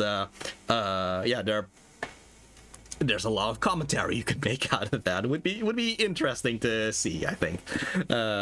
So yeah, like there's a lot of problematic stuff to explore with the commentary from Ryan North and all that. So yeah, so either way, I like to be or not to be. Again, emphasis on or. Mostly because I think this is actually a very good way to get into William Shakespeare if you are having trouble with the language of William Shakespeare. So this is more modern, like in terms of the modern sensibilities, in terms of both the writing as well as, well, the comedy, I guess. So yeah, so I like it, and big recommendation from me. And if this is also the reason why, if yeah, back when I did the PlayStation 2 Shinobi stream, I was thinking, was I going to do PlayStation 2 Shinobi, or was I going to do To Be or Not To Be? Because both of them do speak to me in terms of what I find important. And yeah, Shinobi wins out, if only because Shinobi Art of Vengeance was coming out at that time. But yeah, To Be or Not To Be is also one of my personal favorites and all that. Yeah, so with that in mind, I think I am going to end this stream soon. Maybe somewhere down the line I will do another playthrough of To Be or Not To Be, and this time actually picking the other options and all that. It might be something for later. But yeah, in any case, thanks everyone for joining, and I'll see you all next time.